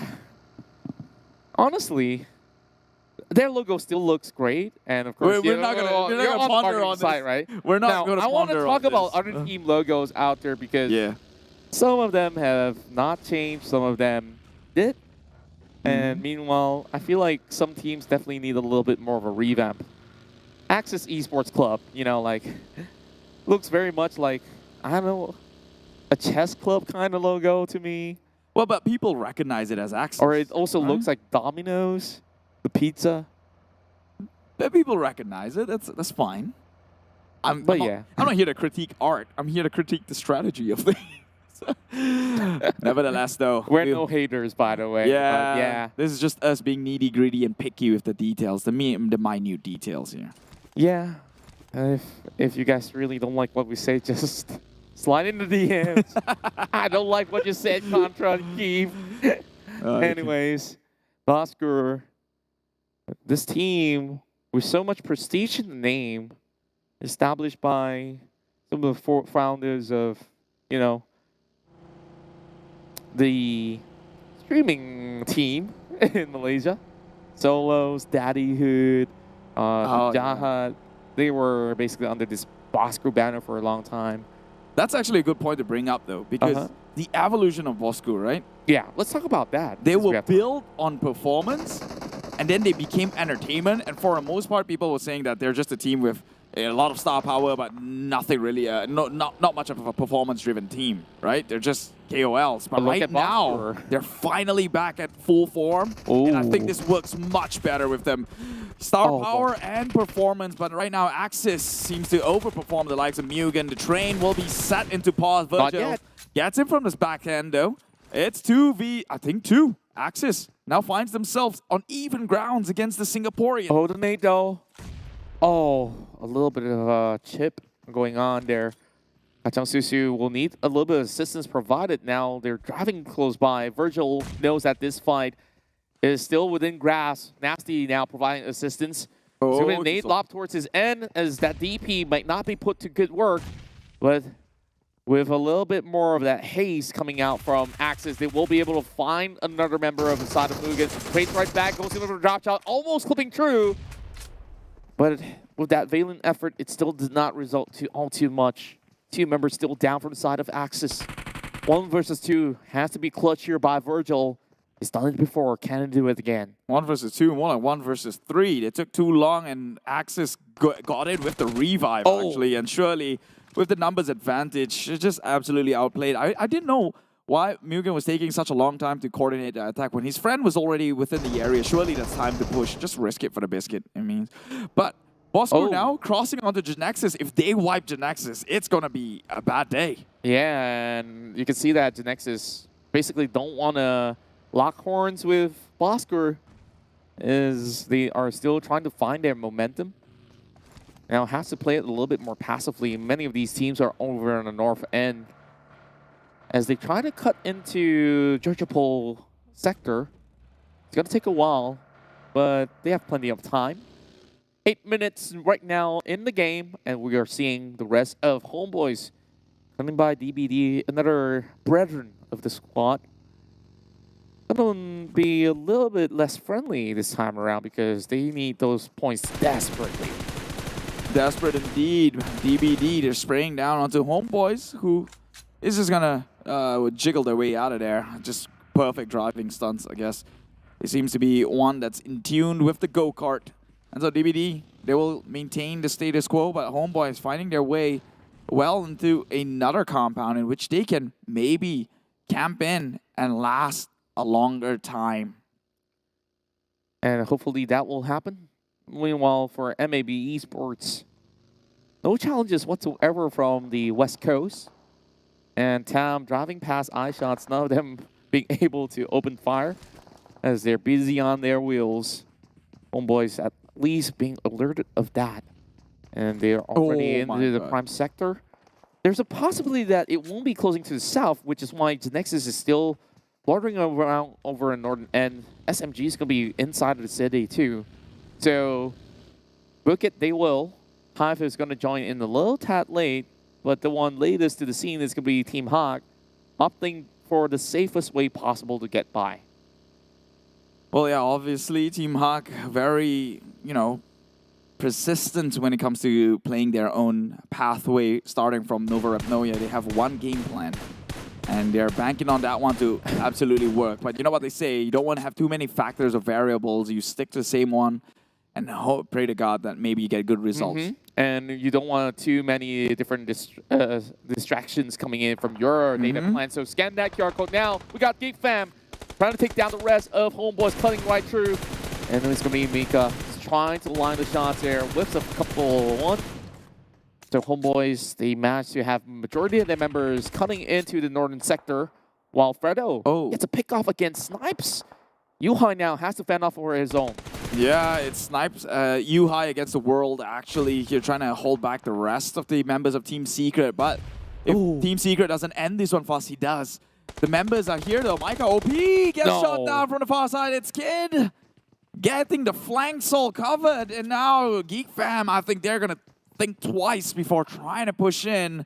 Not knowing about the angles. Yuhai tries to go in 1v1, but will fall flat. Okay, it's Izane. He knocked himself over with his own grenade. Yeah, just unfortunately caught him by surprise. And I guess it's a victory celebration here. And gets punished. No time to celebrate. DBD still around the corner. And Izane just having too much fun, I would say. Absolutely deserved that one. Karma. Absolute karma. Yuhai, I think he definitely had an episode of Overcooked right there. But yet again, for GEEK Fam, at least there is an angel sent from far on the south side, not from above. But Yuhai possibly will be that Holy Ghost that will be protecting them. The Holy Ghost, Yuhai? Nah, fam, he's gone. He's in the lobby. It's more like he's forsaken the last member of GEEK Fam. He called it quits. Micah as well. Yeah. So firepower removed from GEEK Fam overall, leaving only one more standing. I didn't notice that there's only one player left because we saw the two guys charging upwards. And now DBD moving into the city of Georgiapol instead of the containers, hoping to basically give a little bit of meet and greet against Izane. He was knocked out, but it was revived, thankfully, by his teammates. It's going to be a little bit more of a standstill, we do assume, because this city is pretty much wide. Not the largest city, though, but enough compounds for everyone to hide out for the time being. And this 12-minute mark, we are going to be moving over to the north side of Georgiapol as well. So Genexus, HomeBois, and SMG is going to be around the corner. Southboys already on top of the hill, so Genexus can easily book out of that one. Bosskurr over on the south side, while HYVE International got themselves a safe space. But if Sem9 moves any closer, I think it's time for them to open fire. No way. This circle right there, the gamble paid off for the likes of Genexus, and now everyone trying to make it into Georgia Paul might just have to up with the direction in which they take a far circle and come in from the eastern side, because down in west, that looks like an entirely bloodbath going through a single funnel that is the bridge. And that doesn't look like a recipe for success there. Not at all. Like, I think like even for GEEK fam, Damrude will have difficulties passing through that bridge, so that's good news for Genexus to close in terms of points. Team Secret though, vying for the top spot. If Team Secret gets 3 more chicken dinners in within this week, easily can match up to Bosskurr and Fredo pinning them out. So they get an ease of entry, but then again, there's more teams who's lying in wait. And to my surprise, HomeBois, they're still swimming. They're still having members on the bridge. Not really securing a compound for now. Yeah, but I don't think, I mean, if Mile blinks and miss, then sure, it's going to go the side of HomeBois, but they've already scouted, it seems. So Tam has got info to play around with. So it's not as bleak as I thought it was going to be. They're not going and approaching the shorelines completely blinded. They will have the info that this place is clear, and they will, well, swim further towards the area in which their teammates currently reside. But sooner or later, Bosskurr is a problem that they have to face up with. True enough. And speaking of which, they're all in close proximities, whereas this whole area has been looted by Genexus already, wherever Bosskurr as well as Team Secret has been landed upon. So it's going to be a little bit tough for them to continue on any sort of fights here so early into Phase 3. As I say, it's early. 15 teams here are still alive. MUGEN will be the first one out. GEEK fam about to join in. If they don't get themselves into the circle, DBD now cuts over to the bridge, so it's going to be a little bit more chaotic in a few moments' time. That it will. Oh, actually, they might just be neighboring, rubbing shoulders with a member. Farang Guerilla right there. Shooting from the far sides already, but warning taps, that's all it is. And right now, that might just work into DBD's favor because that position has been revealed. They've bypassed the lines, and they can be the gatekeepers, already moving towards taking over that hill. That's right. Milestone gives a little bit of a chase just to see if he can spot the rest of them out, so they can eventually lock themselves in the long-range scenario where DBD is still on the lookout on the spine of the hill. This is still a little bit dangerous here because Genexus is also pretty close by, but they're on that lower end. So DBD, if they were to peek right now, they might actually get a few glimpses of those members out there and start a war. I feel they should address the team that's coming up right behind them, because right now Genexus have probably zero clue. Actually, they're nearby. I'm pretty sure the sound has been sent forward in echoes. But still, DBD should address the team that directly knows their position, and that is going to be Farang Guerilla. Stone has already made his way onto the spine as well. Same can be said with the rest of the members who are on car and on fleets and is about to sandwich the like of DBD. DBD at least having a little bit more of an area to work with. I can't say the same for those that are inside of the town because eventually everybody has to leave, and I think that's when most of them will go on the battle. Team Hot Zuli saw a member of Team Secret Outskirts make it too, and he's going to go for the pick against Kid. It's a perfect opportunity, but he's basically not even giving any shots. So now that's a little bit of a miss coming in. Meanwhile, 4 Rivals launched an attack against Dingoz over on the top side of the hill. Bosskurr coming with the angles, but there's also Axis redONE chiming in, steals one away, taking down Ate, and Zoli finally lands those shots against Kid with Fredo driving off. Now, Aizen, can he at least provide assistance? Well, he's going to try about Zully right now. Team Hawk going in strong. Maybe he can look to wipe out the likes of Team Secret. Hey, they will secure it with Kid first. Man, leave the Kid alone, they say. But he has no scrubs, and they're not going to take chances. Meanwhile, pushing through the door, is in positioned in place. Could take 1 or 2 down at the very least. But no, he whiffs the shot, gets punished in the process. Team Secret, more members down, and that allowed one member of Team Secret to swing and miss, and Team Hawk just taken over this entirety of the compound. Team Secret dropping one member after another, leaving only one left to play, and that's Fredo. Yeah, how much can Fredo do from here on? They will only take one more bullet to knock the member of Team Hawk down. He does connect that nade towards Damn Cutie. That was not even expecting that, but then again, Team Hawk could easily go in for the revival there. They still have 2 more members. Actually, Damn Cutie gets picked up on their team from afar. So Dell now continues to trade. Farang Guerilla now having a little bit of a trouble fighting against DBD. Crashes right through. Molly's will take a help, but they still get Echo in return. Molly's still holding on though. And it's going to be hard for Jimmy to clutch this one out. But he does have a little bit more firepower in his arsenal with the UMP taking them out. They're going in for the revive. As I mentioned, DBD should address the immediate threat, the ones who saw them and pinpointed their position. And right now, they are trying to address that threat, and it's working out big time. If only the help would have come in much sooner, though. DBD charging forward. It is a 2-for-2 for now, but it will secure that kill, and DBD neutralizing Farang Guerillas. But that was quite the push coming in from Farang. They were just taking too much time for that reset. Meanwhile, DBD have already recovered very quickly. So DBD still having all 4 of their members left alive, which I thought at least 2 lives can easily be claimed by Farang. Well, that nearly went sour, though. You have to admit, Farang Guerilla crashing in there. Only 1 member from DBD was watching their 6. Oh, that would have felt bad. But it turned out the way it was supposed to. Had their deployed members, and they will make it out of that one. So DBD will now have to find their way into circle with Genexus now trying to cut them through. But it's not going to be safe for Genexus because 4 Rivals is over on the northeastern side. They could still get a crosshair the moment that they move into the circle. Meanwhile, HYVE International, they lose 2 members on the northern end, fighting against MAB Esports. It's going to be a tough one to crack here, but at least for Blanks, because they're planting themselves into the circle. MAB just making a beeline here in the middle of nowhere, fighting against the rest of Sem9 on the open fields.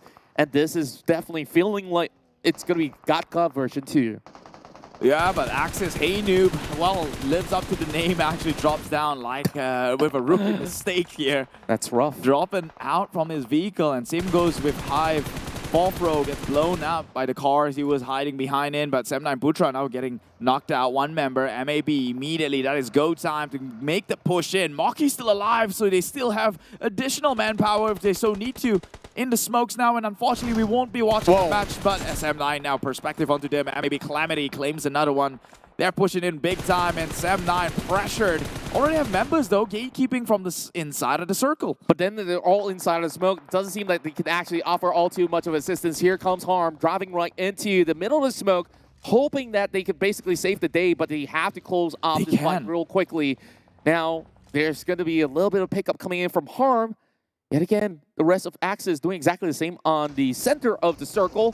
So we're going to see a lot of fights over on the south side of the map, which is on the north side of Jertapol. A little bit of an interesting way to actually pick up battles just by the edges of the map, because they know directly in the middle, it's not going to be safe for anybody out there. Mile going for a couple of shots there, and it's going to be 4 Rivals that will bow out early. They did get 4 elimination points, ended up at 10th. Oh, but DBD actually crumbling 1 members of Genexus instead. Though the Giants might just even fall. M9 still in play. Managed to get a pick up onto all members, so they did not lose a single one in that fight. 6 kills already. Looking to get for more, and with the manpower they have, they can make the impossible happen. DBD eliminates a member of Team Hawk. That would be Damas taken out. Still on the hill, DBD does have a little bit of advantage against all the other teams. Biu now gets naded by DBD at the moment I speak of it. 6 points in, and we're looking at Genexus here only with 1 frag thus far. as compared to the rest of the team that has been farming out. Bosskurr, 0 points. Also getting pinned down while the rest of SMG tries to exit this building. Bosskurr taking their sweet time because they know that they're still within it just by the very corner of that rim of the circle. The difference about Bosskurr is that if they're given the space to roam, they could actually be a top contender towards the last few circles here. So they still preserve all 4 of their members and immediately taking members from HomeBois out at 6. 666 gets a nade one to the face, but SMG now has to go up against Sam9. DBD in sights from Putra. Going in from the far side, but Genexus getting wiped down right now. The top spray from Akko. You hear the screams up in this valley and more nades getting tossed down. Takes us, yeah, boy. Oh boy, DBD is going to be king of the hills. It doesn't seem like anyone's going to challenge them from here on. Blank still hiding right below, and I believe that Yen has already spotted him out. This is going to be primed perfectly towards the side of Blanks. Can he move away, though? No. Shots being fired, and he doesn't seem like he needs the date at all. And HYVE International, though they didn't finish off with eliminations, 7th place finish, still going to be counting out in terms of rank. 10 kills for DBD, man. This team, they just absolutely come out strong right now. Look at the formation they're having. Deploying 1 member, that's Jimmy OP, to handle the likes of Genexus, while 3 more watches their front. All he has to do is make sure Genexus doesn't come in with a flank that could cripple the entirety of their team and their position. But it's not an easy task to do. Genexus, they're nimble on their feet, avoiding the bullets as we speak, and right now Sam9 might just creep their way up to the top. Team Hawk Zali punishes Zigzag. Now, Team Hawk finally finding their footing right here, getting 5 elimination points. Xiaoboy trades back, finds Jimmy OP. The ones on the hill are starting to crumble. Now, it's only going to be Xiaoboy left for the side of Genexus. Meanwhile, Sam9 also taking this opportunity to try to move upwards here, while Asper finds the rest of the members of SMG, but they have to find a way to run out of this because they're just by the edge of it. While Echo, next one to fall, Sam9, they're pouncing on with this attack. Down to the last 5 teams. Sam9 only losing 1 member, still looking pretty healthy here. Can go in for the pre-cup. It is Bosskurr who will be shredded because SMG gatekeeps them right by the entrance there. They are fated to burn in the blue, but the rest of them, SMG is trying to push up to uptown here, and Zali spraying down below, making it really difficult for the likes of the team who's still moving on gunfire. Can they move under nades though? What? They didn't even see this one coming. It was timed perfectly. There's no time for them to even dodge it. Team Hawk, we thought that they had the upper hand, but with that different angle taken there by SMG, they now make it to the top 3 yet again. A good run for SMG for 2 rounds in a row. Sam9 now challenges them back. Circle for Sam9. DBD still holding on to the spine of the hill as Shinzi is coming with their own wraparound as well. If they do clear DBD, it should be making things easier for them to take out Sam9 for the chicken dinner. Oh, but DBD, now they assume the highest of ground, and with SMG coming in as a prick from the side, a full one to handle with. SMG finds themselves sandwiched between 2 teams, immediately gets taken out harm. They spot out the other members, and Sam9 immediately just crumbles like flies. Their chances were so strong, and now it looks Nile. And DBD, again, looking to actually close the game out. SMG, they will come in, but the position has already been compromised right now. 1 member, Akko, holding up the top, and Sam9, he spots onto 2, tries to cripple the force, that is DBD, and will get punished in the process, but right now, it's a 2v2. He tries to snap and secure a point for the rest of Sam9, but it's still 9 elimination points. That is a huge number to close around at Turk spot. At least a total of 19 points secured. Now SMG tunneling over on the south side. I think there's only going to be one way out, and DBD will just basically have to battle their way through. Just hugging by the corner. Jenny saves the day. And now it's going to be a 2 versus 2 until they go in for the reset. Mile hanging on. Drag still crawling his way in. This nade is huge, forcing them to be flushed out of that tower. Uh-oh. And SMG. Here goes. Yeah, they're just rushing uphill. They have all the info in the world. Get shredded down. Yen!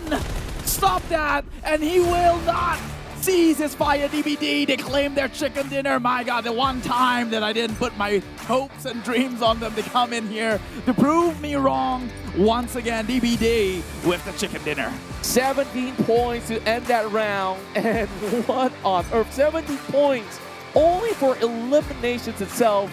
So this is a 30 over point finish from the rest of Don't Break Dreams here. Coming up strong on the Friday night run here inside of our second match. And man, I can't wait to look at the recap once again because this team is just doing it differently. Because who would have thought that they would survive so long up that hill, which doesn't provide that much cover anyways. Like, no team has been able to challenge them. Well, yeah, I mean, you have to give it a factor that Farang Guerilla was trying to push uphill. Same with Genexus. They had like prime position in that circle, but it wasn't an easy thing. They could have easily lost to Farang Guerilla's push. They held on through, and just like their emblem itself, the defensive, offensive tactics coming up from DBD, it paid off handsomely this time around, and my God. Oh, I see what happened now. He threw it directly at Isaac and it lobbed right back. So that grenade puts back on the UI. Yeah, UI definitely. But that grenade. Who does that? I have no idea, but I'm thinking that physics don't actually bring up onto the real world. If I'm not mistaken, it goes off on impact as well, right? So you don't ever try this one at home, kids. Don't ever do it. You just throw yourself a water bottle. Get yourself a grenade. That's true. That's true. But this is what I mean. DBD had just like prime position where they're at, and it just so happened that the entire spine of the hill moves into the circle as well. So it was an easy transition for them. I wouldn't say easy because they were up against a lot. And they had to take all these fights, shooting downward from the heavens, but just maintaining the hills they were from. They find their way still inside the circle, and I think that one paid off big time. Indeed it does, and Semnine came really close for this one. They came in from double angles, from the left as well as the right, and SMG, I think that slow approach definitely has resulted to a whole lot at the very least, being the last movers from the city of Georgia Pole into the north. And here goes all the stats that you need, and take a look at the DBD use of utilities. 31 smokes in the match. I think this is something that we've never seen before. At 22 frags, you're telling me at least each guy carrying about an average of 5 to 6 grenades. I mean, like what you said, they had not much of a natural cover to play around with, which means a lot of smokes had to be deployed for that sort of stunt to be possible and successful. But credits is going also to the side of Team SMG because Sem9 was pushing hard up against DBD in the high ground. If it wasn't from SMG shooting in from the flank, Sem9 would have gotten away with it. We've seen that they had the numbers advantage, but because they were sandwiched, DBD came in time to go for the pickup, reset, and actually wipe the members of Sem9. So here they are, 32 points. I think that broke, GEEK Fam's record, 31, right? I think GEEK Fam has secured higher as well. I'm not too sure, but we definitely need some of you guys there to keep us in check with these stats. So MVP definitely has to be in. I mean, 8 elimination points. Ridiculous stuff. Like, he could even secure 12 if nobody has armor, but this is basically max MVP points that anybody has been able to acquire. 4.4 MVP points. Not to mention how crucial the last 2 kills was secured by him as well with his perfect positioning, spraying down SMG. They walked into that one. I mean, they had no choice. They were pressured. They were down in the low ground, but still, props is given to where it's due, and top 5 looking very, very possible. Only Team Secret in their way, and they are 93 points, just 1 point ahead of DBD. And so if DBD comes up with the same consistency, they no doubt would be a top 5 team. And what I love about PUBG Mobile Pro League is that when you look at every single week, teams will start to improve, and it's getting tougher for even the top dogs of the competition to sustain a consistent run. We saw GEEK Fam getting crushed early, Genexus make it into the late game, but didn't manage to pick up much points because teams now basically are fighting for their own. They're not going to give respect to the teams that are going to be close by. So I think that they just have to be a little bit more careful when it comes down to these last few games out there, because especially for the Genexus, like that was the best chance to cut over the PMGC points away from the GEEK, but didn't manage to seize the opportunity. Yeah, I mean, okay, let's take a look first at how this chicken dinner was obtained by the likes of DBD. They have a 1-1-1-1 split. I guess that makes sense. You understand now why it had so much utilities to play around with, because they all went their individual ways and looted as a solo in each small little compounds. Eventually, they didn't have to go through much of an adversity towards this point of the circle. Only when they tried and drive by through one of the roads cutting in and assume the hill position right behind of Genexus, that's when the first fight actually begin, or at least first real fights. This was it. They took on into everyone shifted towards the center circle, Genexus included.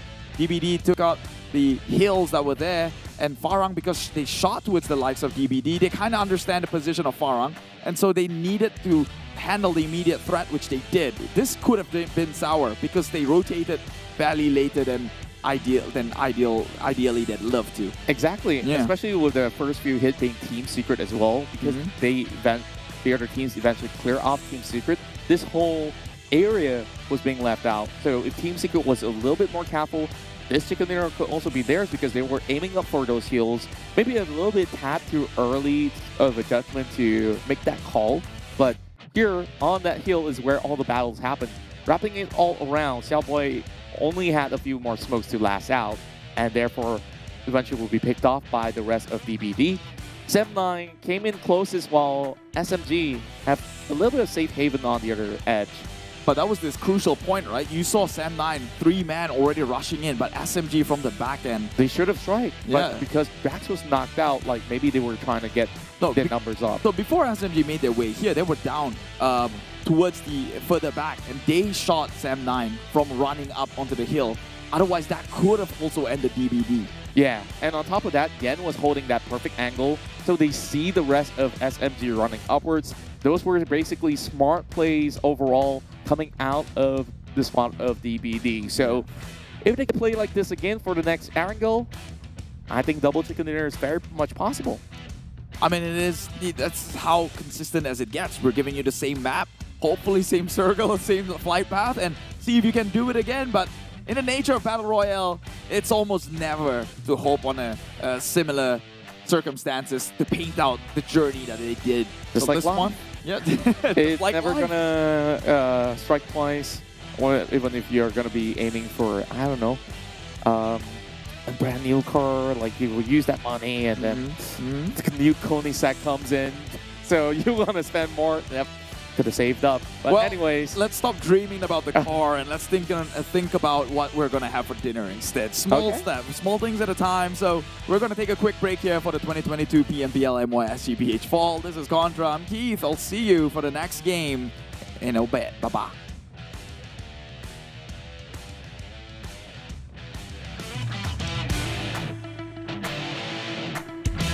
Dalam proses dia jadi star player. Adakah hari ini dia jadi star player? Musim bunga 2022 takut kepada sebab musim bunga pun telah pun berakhir. Kami telah bersedia untuk meneruskan perjuangan. Tiada siapa yang boleh menghalang kami, kepulangan Sang Raja, untuk menuntut balik kegemilangan. Former teammates. Kini menjadi saingan.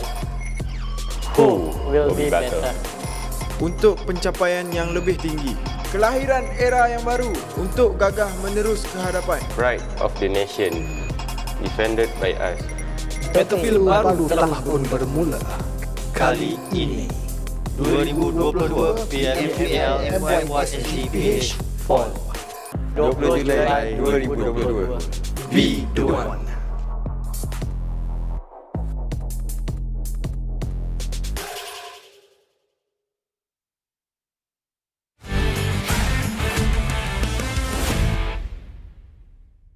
First kali Aizin, selamat ke TS, dan mungkin kalau dah start liga kau takkan selamat dah Aizin, sebab kau akan kena bunuh dengan aku je lah kalau kau main. faham dekat SEM9 tu, jangan selesa sangat kat SEM9 Ham Kalau kau tusu nanti, kau better datang gaming house kita orang sampah-sampah je. Okay, kepada Bosskurr, terima kasih sebab kau ajak aku masuk sini. Ni cuba untuk aku bantai kau. Kepada Aziz, kita orang dah ambil jumper, so kita orang dah bagi korang rig. So korang buat yang terbaik untuk season ni. Okay? Kepada Forever's, walaupun saya di loan kat Exist, jangan harap saya bagi chance kepada Forever's. Kepada pemburu, jaga-jaga sikit meja kau tu. Man, kenapa nak cakap ni? Kau dah tua dah, Man. Tak payahlah main lagi. Kenapa nak main lagi, Man? Dah tua dah. Jaga anak je. Jadilah yang berguna, Man. Jadi ayah yang berguna, Man. Tolonglah, please lah.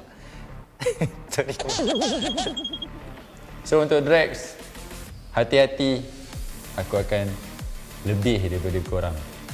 Korang ingat kau power sangat ke? Dah lah tak power.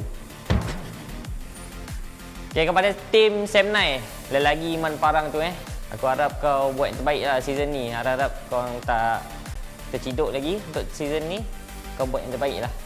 Sebab dah tukar player kan, takkan duduk top 16 lagi. Team Forever, aka Team 4IGL. So, kepada Dingoz Esports, korang tahu kan kat akad tu kita punya. Korang still lagi nak bagi free point ke? Kan? Kepada IGL Kido pula. Nama saya kan Kid. Kenapa nak Kido lagi? Saya memang anti Kido ni.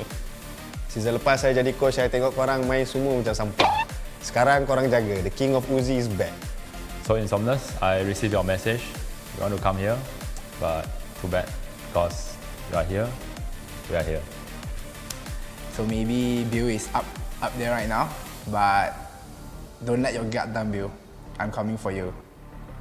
Okay, kepada Pasha dan The Jumper, walaupun kita pernah susah sama-sama dekat SEA Games itu, tapi ingat ni kali PMPL kita orang takkan bagi chance lah.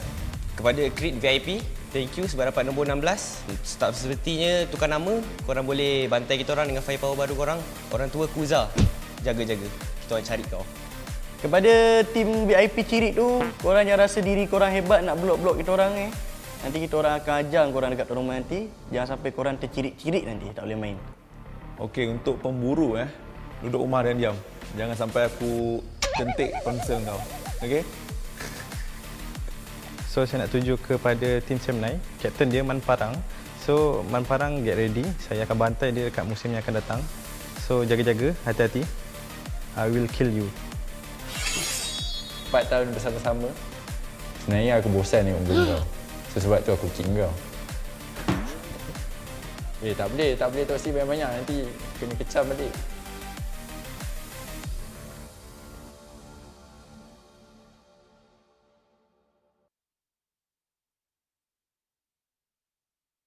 Bot K, 4 kali champion.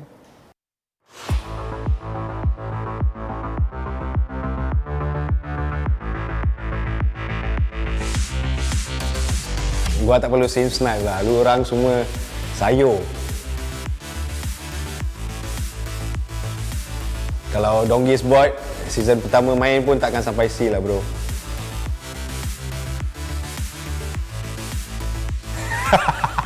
Itu mungkin season depan. Tapi season ni korang tengok je lah. Jangan nanti kat atas tu korang diam-diam pula. Mana dia tahu dia tak main? Dia contribution bukan sekadar kill sahaja. Mantap. Bot K, 4 kali champion.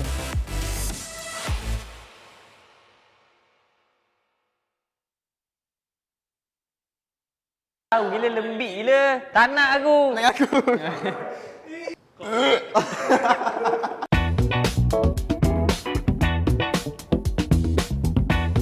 Hai, saya Adik.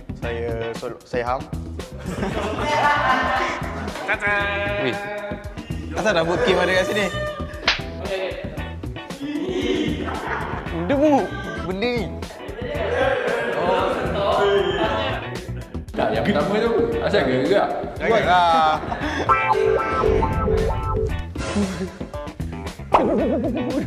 Oh, so okey, kau dulu. Wih, panas. Wih. Bodoh. Apa tu? Lembik bodoh. Ya. Kuat. Okey, kuat dulu. Jangan kau benda baik. Atas tu.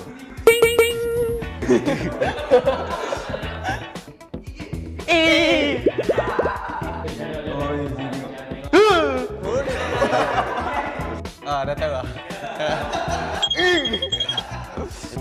Tak ada.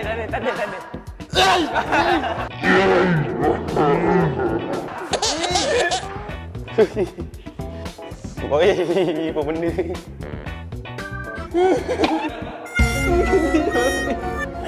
Apa tu?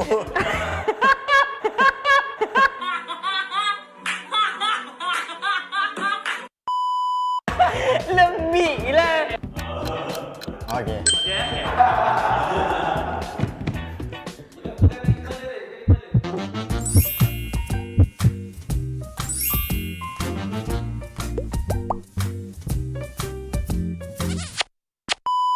Okey.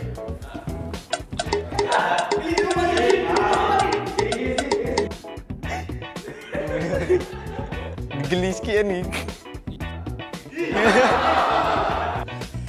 Nak try yang ni lah. Digigit dok ni tadi. Yang ni lah. Ni gilat dok. Ni baru kari tadi. Angkat warna kot. Warna naga. Hamster. Sabun. I think kura-kura.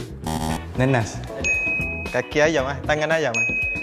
Oh, nenas. Kaki ayam. Sini boleh. Nenas bongok. Okey, dah habis dah sesi permainan kita untuk hari ini. So jangan lupa saksikan kami di 2022 PMPL MYSGPH Fall.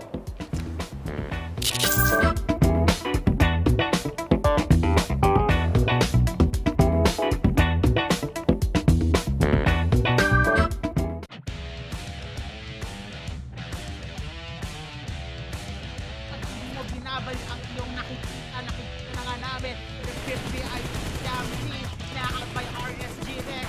Tuloy mo pa. Meron kang 5. Pero Mika OP, alam na alam kung nasan si Iftar. Ba't ka nagpapanggap na bato? Ikaw pa yan na. Huwag lang mananakdown, HYVE. Take care. Kanina pa kayo bumabaril. Siguro konti na lang pero si Mika OP ay bumaba na nga mga kaibigan. Kasi nga gumagalaw na ang blue zone. 1 courtesy of Snipe. And right now, boom! Now, paano kayo makakapagkap ng isang ating mantikang at harapan na nga ito? Ulo to ulo, head to head. Sino kaya ang magwawagi sa ating GEEK pamata sa SMG? But yun na nga, HomeBois, paripan to...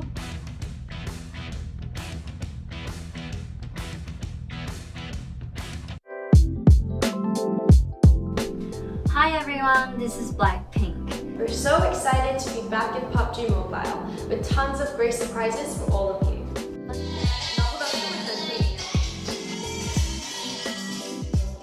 By the way, first ever Blackpink in-game concert will be held exclusively in PUBG Mobile starting on 22nd July. Don't forget to support us through the in-game events to unlock the exclusive Blackpink rewards and more. Follow PUBG Mobile social for more information. 네, 너무 기쁘네요. Come and meet us in the game. See you soon! See you there, please.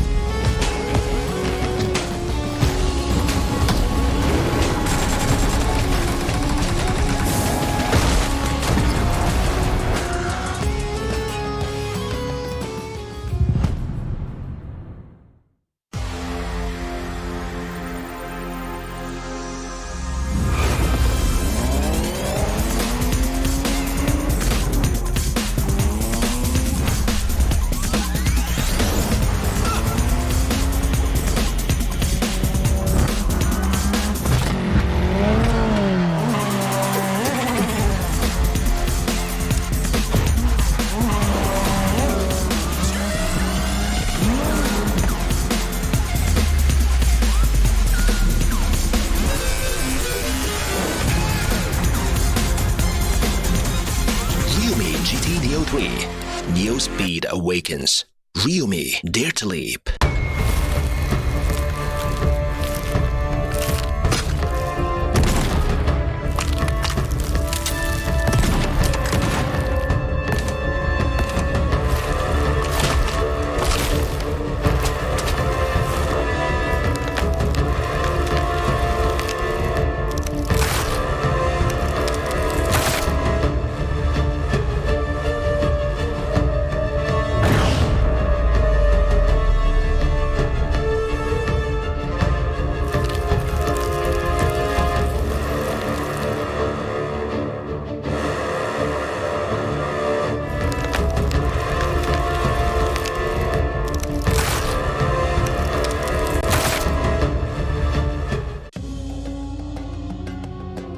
PUBG Mobile 2.1 White Paper Full Overview. Hello there, PUBG Mobile players. PUBG Mobile 2.1 is now available. After several months of hard work, we've added more fun and interesting content to the existing gameplay. At the same time, Ancient Secret Arise, which everyone has been looking forward to, has returned. Are you ready? In this video, we will be introducing the exciting new contents of this version. We hope you like them. Themed gameplay, Ancient Secret Arise. In this new version, Ancient Secret Arise has returned with improvements. It'll be launching in Erangel, Miramar, and Livik. Players can choose any of these maps in ranked mode to experience its varied content and unique performances. On Spawn Island, players will be greeted with a spectacular sense of swirling golden sand, as well as a mysterious and breathtaking sand apparition. After the match starts, the Sandstorm Zone will appear at a random place on the map. In the Sandstorm Zone, players will be able to pick up lots of supplies and the mysterious Scarab Charm. Any player who has a Scarab Charm will be able to return to the battleground after getting defeated for a set period of time. However, please note that a Recall Tower attempt will be used after activating a Scarab Charm to return to the battleground, and each player can only pick up one Scarab Charm in each match. Players can also pass through the Quicksand Path to enter the Emperor Temple. Compared to the previous Nimbus Islands of various modes, the Emperor Temple has more supplies and a much larger area. At the same time, the Sand Giant will move around the battlefield with the Ancient Secret on its back, which creates more possibilities on the battleground. Remember to watch the route on the minimap carefully so that you can jump back into the play zone if the Sand Giant leaves the play zone. The Pharaoh has prepared many trials in the depths of the Emperor Temple. Pass these trials and you will receive extra spoils. Remember, before activating the Pharaoh, it is possible for players to move freely between the Ancient Secret and the map. However, once the Pharaoh has been activated, players will no longer be able to hop onto the Ancient Secret. Other than the Emperor Temple, there are several Scarab Ruins and Jackal Ruins spread throughout the battleground. Players can go to these ruins and solve their puzzles to get crate rewards. One thing to be aware of, there are also Mummy Warriors and Guardian Beasts lurking in these ruins, so be careful at all times. Other than regular weapons and equipment, players also have a chance to get a new item called Primordial Water, which can recover all your health and energy. Lots of Scorpion crates have been added to this themed mode. Defeat the Golden Scorpions guarding the crates, and you will be able to get the valuable supplies hidden within. The new Desert Merchant is also a good place to get supplies. Save up shop tokens to buy combat supplies from the merchant, and there's even the chance of getting random discounts on items. Basic experience improvements. Besides the new mode, we've also made firearm improvements. We've slightly reduced the damage drop-off of the Uzi and Vector, slightly increased the hipfire spread of the UMP-45, and slightly nerfed the effects of the laser sight attachment. We also raised the base damage of the Thompson SMG. At the same time, we've slightly increased its bullet speed. As for the PP-19 Bison, we've slightly increased its rate of fire to improve weapon efficiency. In the case of assault rifles, we raised the limb damage of the AKM and slightly improved its aim assist. We've also reduced the recoil of the Scar L and slightly increased the base damage and damage drop-off at longer distance of other weapons. This version also introduced the AMR, a powerful sniper rifle that can deal damage to enemies through vehicles and deal massive damage to vehicles. It takes exclusive 50 caliber rounds that are capable of striking players in vehicles. Season updates. Cycle 3 will officially start after the major version update. The C3S7 set, C3S7 parachute, and other legendary outfits will be added to the season rewards pack. In the new season, we've also added a season bonus point card and rating protection card that can only be used during the season to help everyone climb the ranks even faster. Individual training grounds, sound location training. In the new version, we've added a sound location training system to the training grounds. Players can use this to train their ability to locate enemies by listening to gunshot sounds and footstep sounds, which will help players become more aware of their surroundings during a match. Other updates. Other than the updates mentioned above, the PUBG Mobile x Blackpink collaboration has prepared a virtual concert for everyone. Let's all have lots of fun in the game this summer. That's all for this video. We hope that version 2.1 will give everyone a better gaming experience. For more details, feel free to follow the official PUBG Mobile community. See you next time.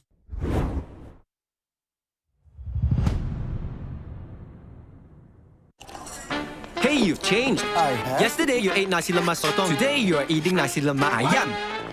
Who you are today is not the same person 10 years ago or even yesterday. And that's okay. Yoodo is all about change. Stop conforming and go your own direction. Because sometimes you change to set the trend. Embrace the new and do it your way. Like right now, I'm addicted to. Then sometimes change is forced upon you. We say just vibe with it.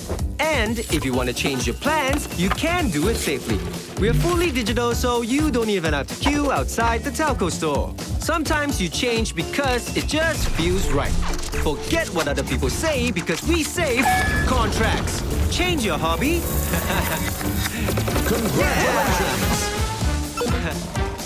Change your plans. Change your job. Change your plans. Huh. Change your wedding plans.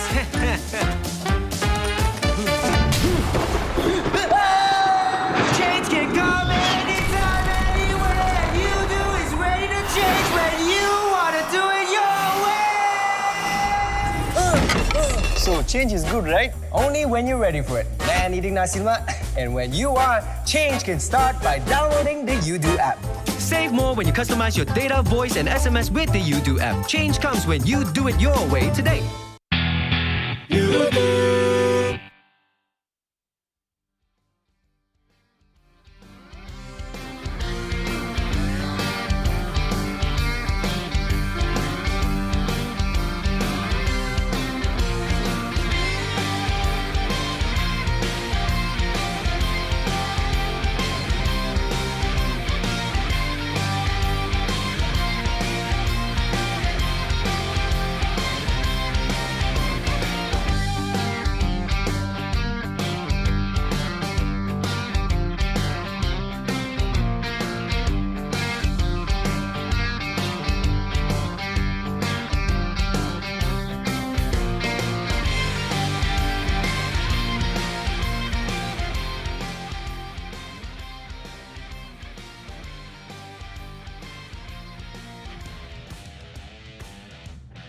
And that was our dinner break, and we're ready for more here in the 2022 PMPL MYSGPH Fall. So we got Keith, we got Contra here joining alongside you as the ones to tell all the stories of the teams that are playing for the entirety of the league. Remember, this is a final hurdle for some of these guys out there, and we're starting to see the true colors of the teams pop out.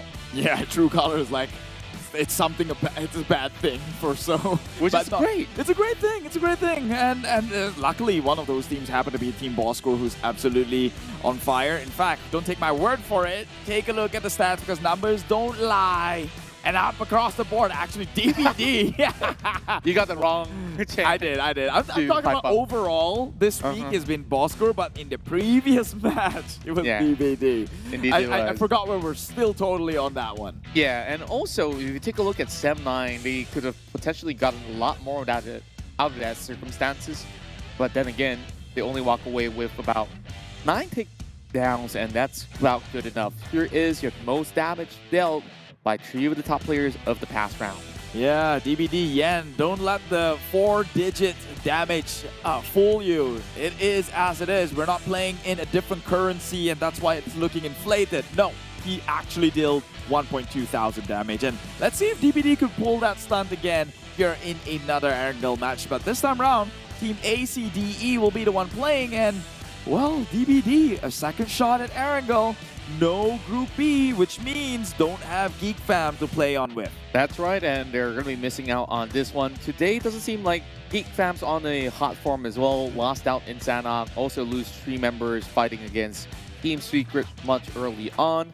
And now, they're also missing another match, meaning to say they could only play out 2 more matches. So with that being said, we're going to be getting ourselves ready for the game itself. And one of the teams that I've mentioned that have been showing their true colors is actually HYVE International. Remember Sanok? That's like, what, 9 takedowns? 10 eliminations actually. They hit the mark. Whoa! And then like a top 5 finish. I forgot which finished it, they did within the top 5, and it was definitely top 5 indeed. So that gave them a lot of points. And hopefully that would be enough for them to crawl their way and pull their way up and maybe qualify into the top 16, because we want some of the neighboring regions to play on along with. And talking about good things that should crawl into your phone right now is the KL Crawl Gangster. into the phone? Yeah, I mean, although it's just an audio cue or what do you call this? Voice notes? What Voice do you call- pack. Voice pack.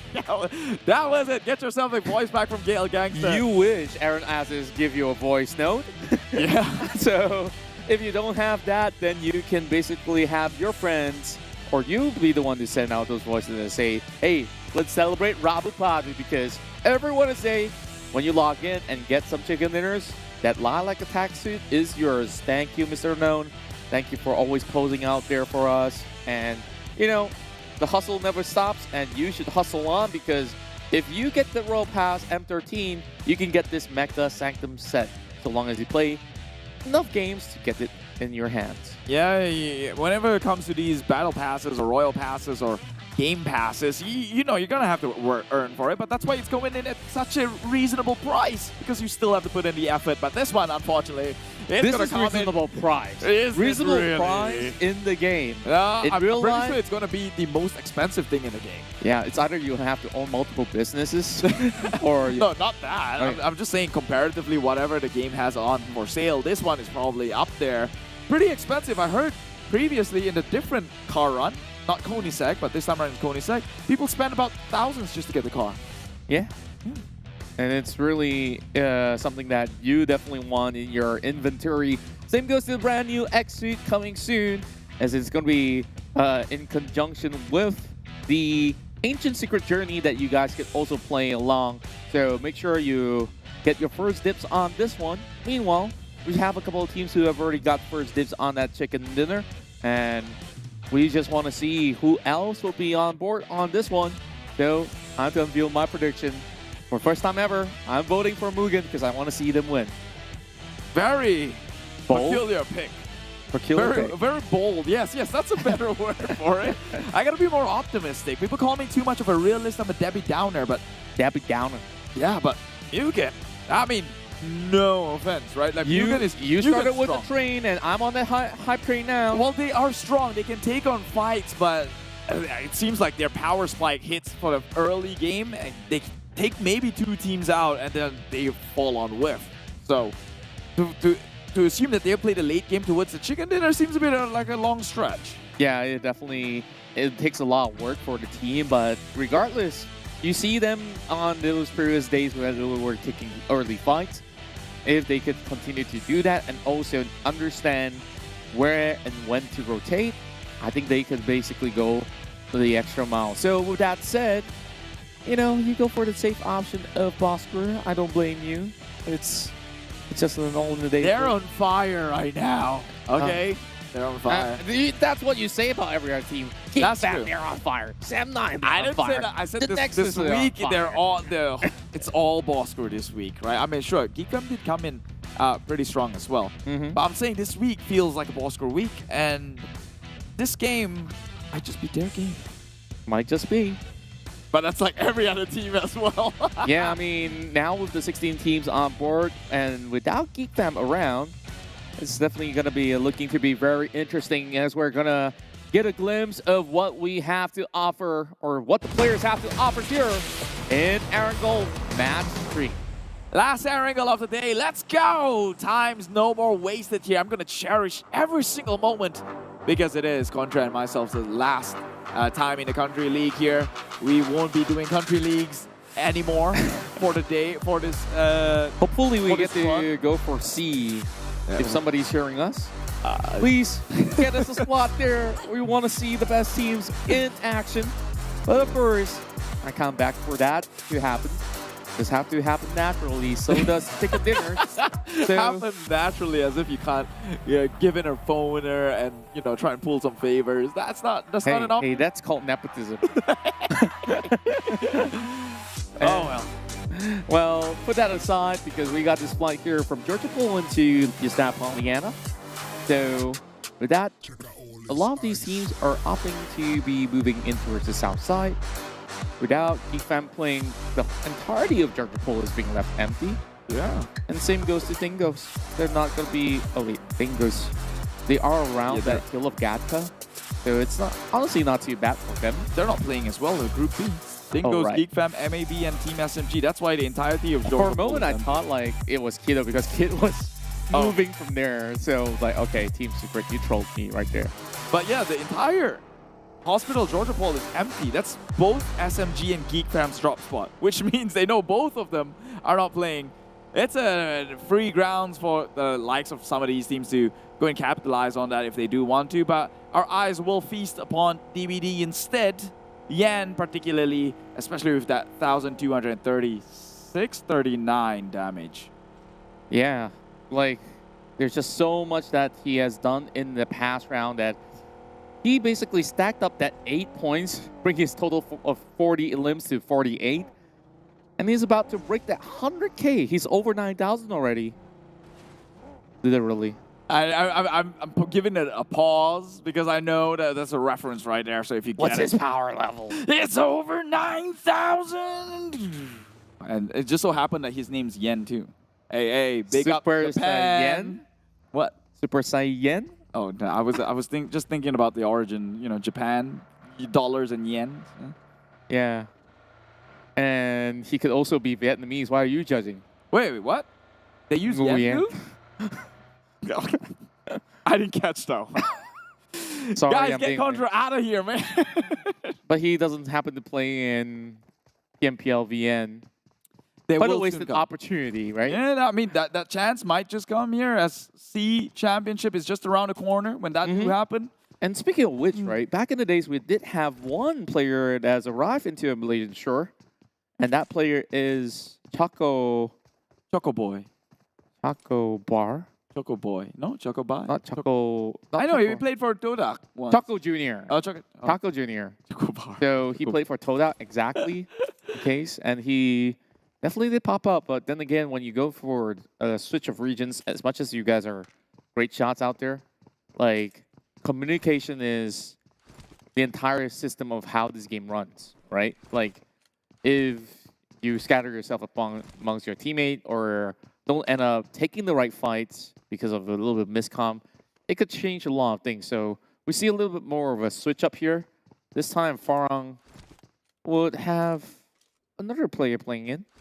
But early on, we see a little bit of a substitute going on. So Kim steps in and Ranger subs out.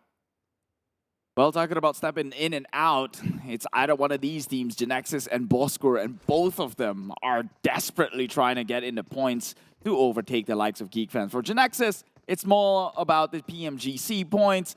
For Bosskurr, it's that #1 spot this week. So far, have already bypassed GEEK Fam.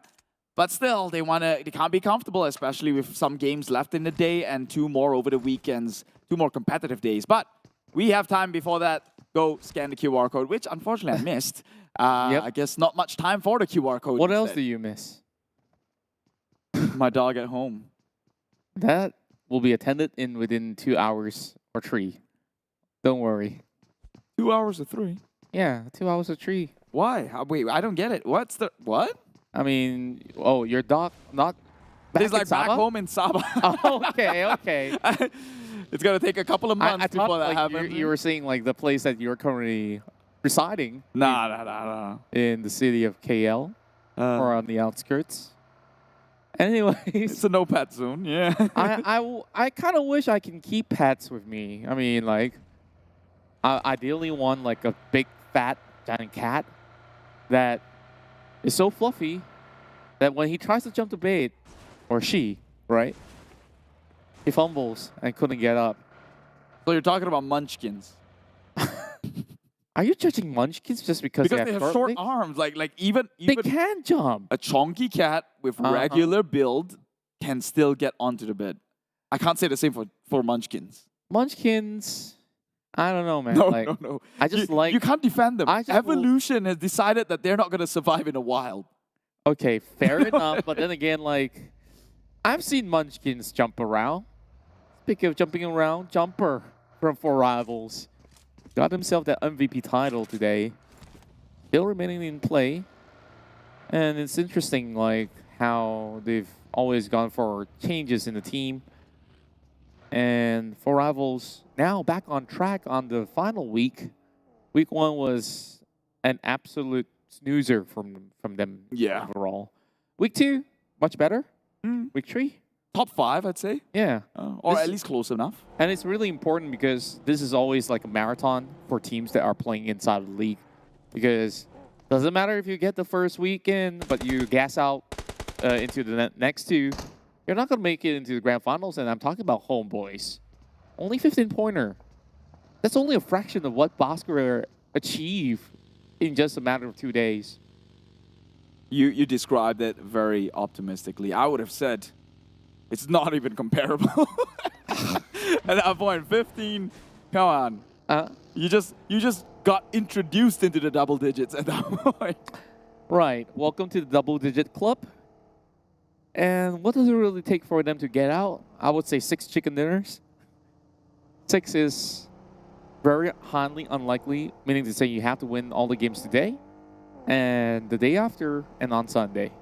Oh, yeah, you're asking for an impossible feat right now. But they do have 6 in the team, so that could probably pull something their way. I'm just saying, it's not just 6, it's 666. So certain sacrifice right there. So why aren't they earning the same exact points as his name, like 6666? Well, if you want to make some sacrifice here, we've got Yoodo this time. Catch it before you miss it. Scan the QR code, switch to Yoodo. Play PUBG Mobile for free. Thank you for the plug. Yeah. And now let's see what can basically charge up MUGEN in this current affairs that they're in against Yoodo Alliance.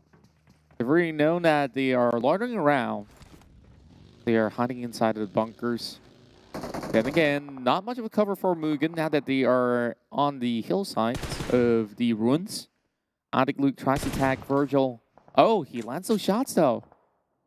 Pretty good stuff coming in, and for some reason, it's shot over on the shoulder and it doesn't really clip onto the helmets instead. So, still full armor for Luke.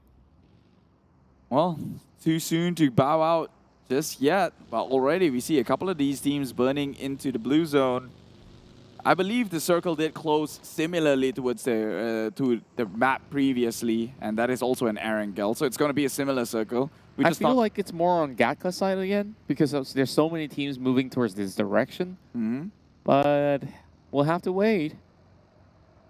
I haven't seen that circle, have we? I have. I believe I have.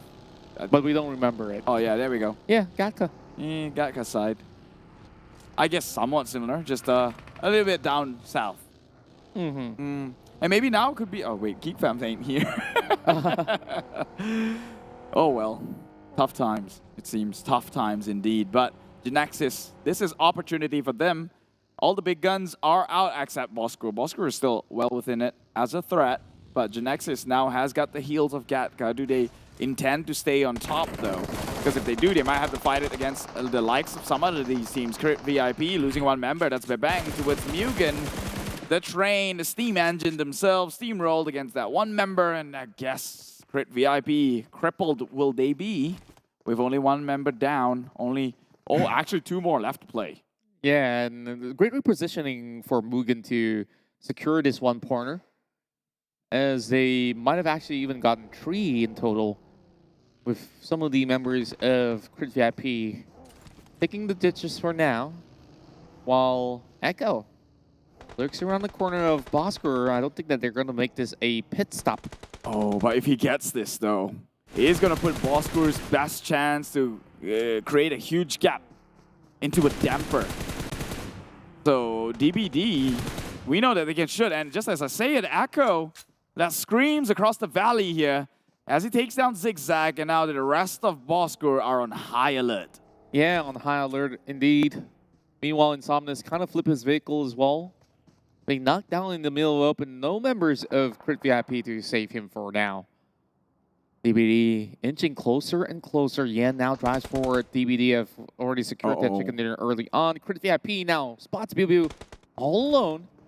but he'll be accompanied by the rest of Genexus over on the southern side. Now, Big Nate drops into the wall instead.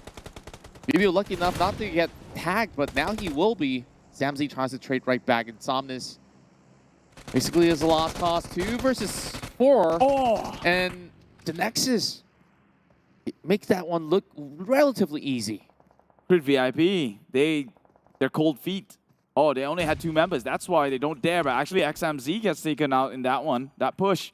And so only 2 members left of Crit VIP.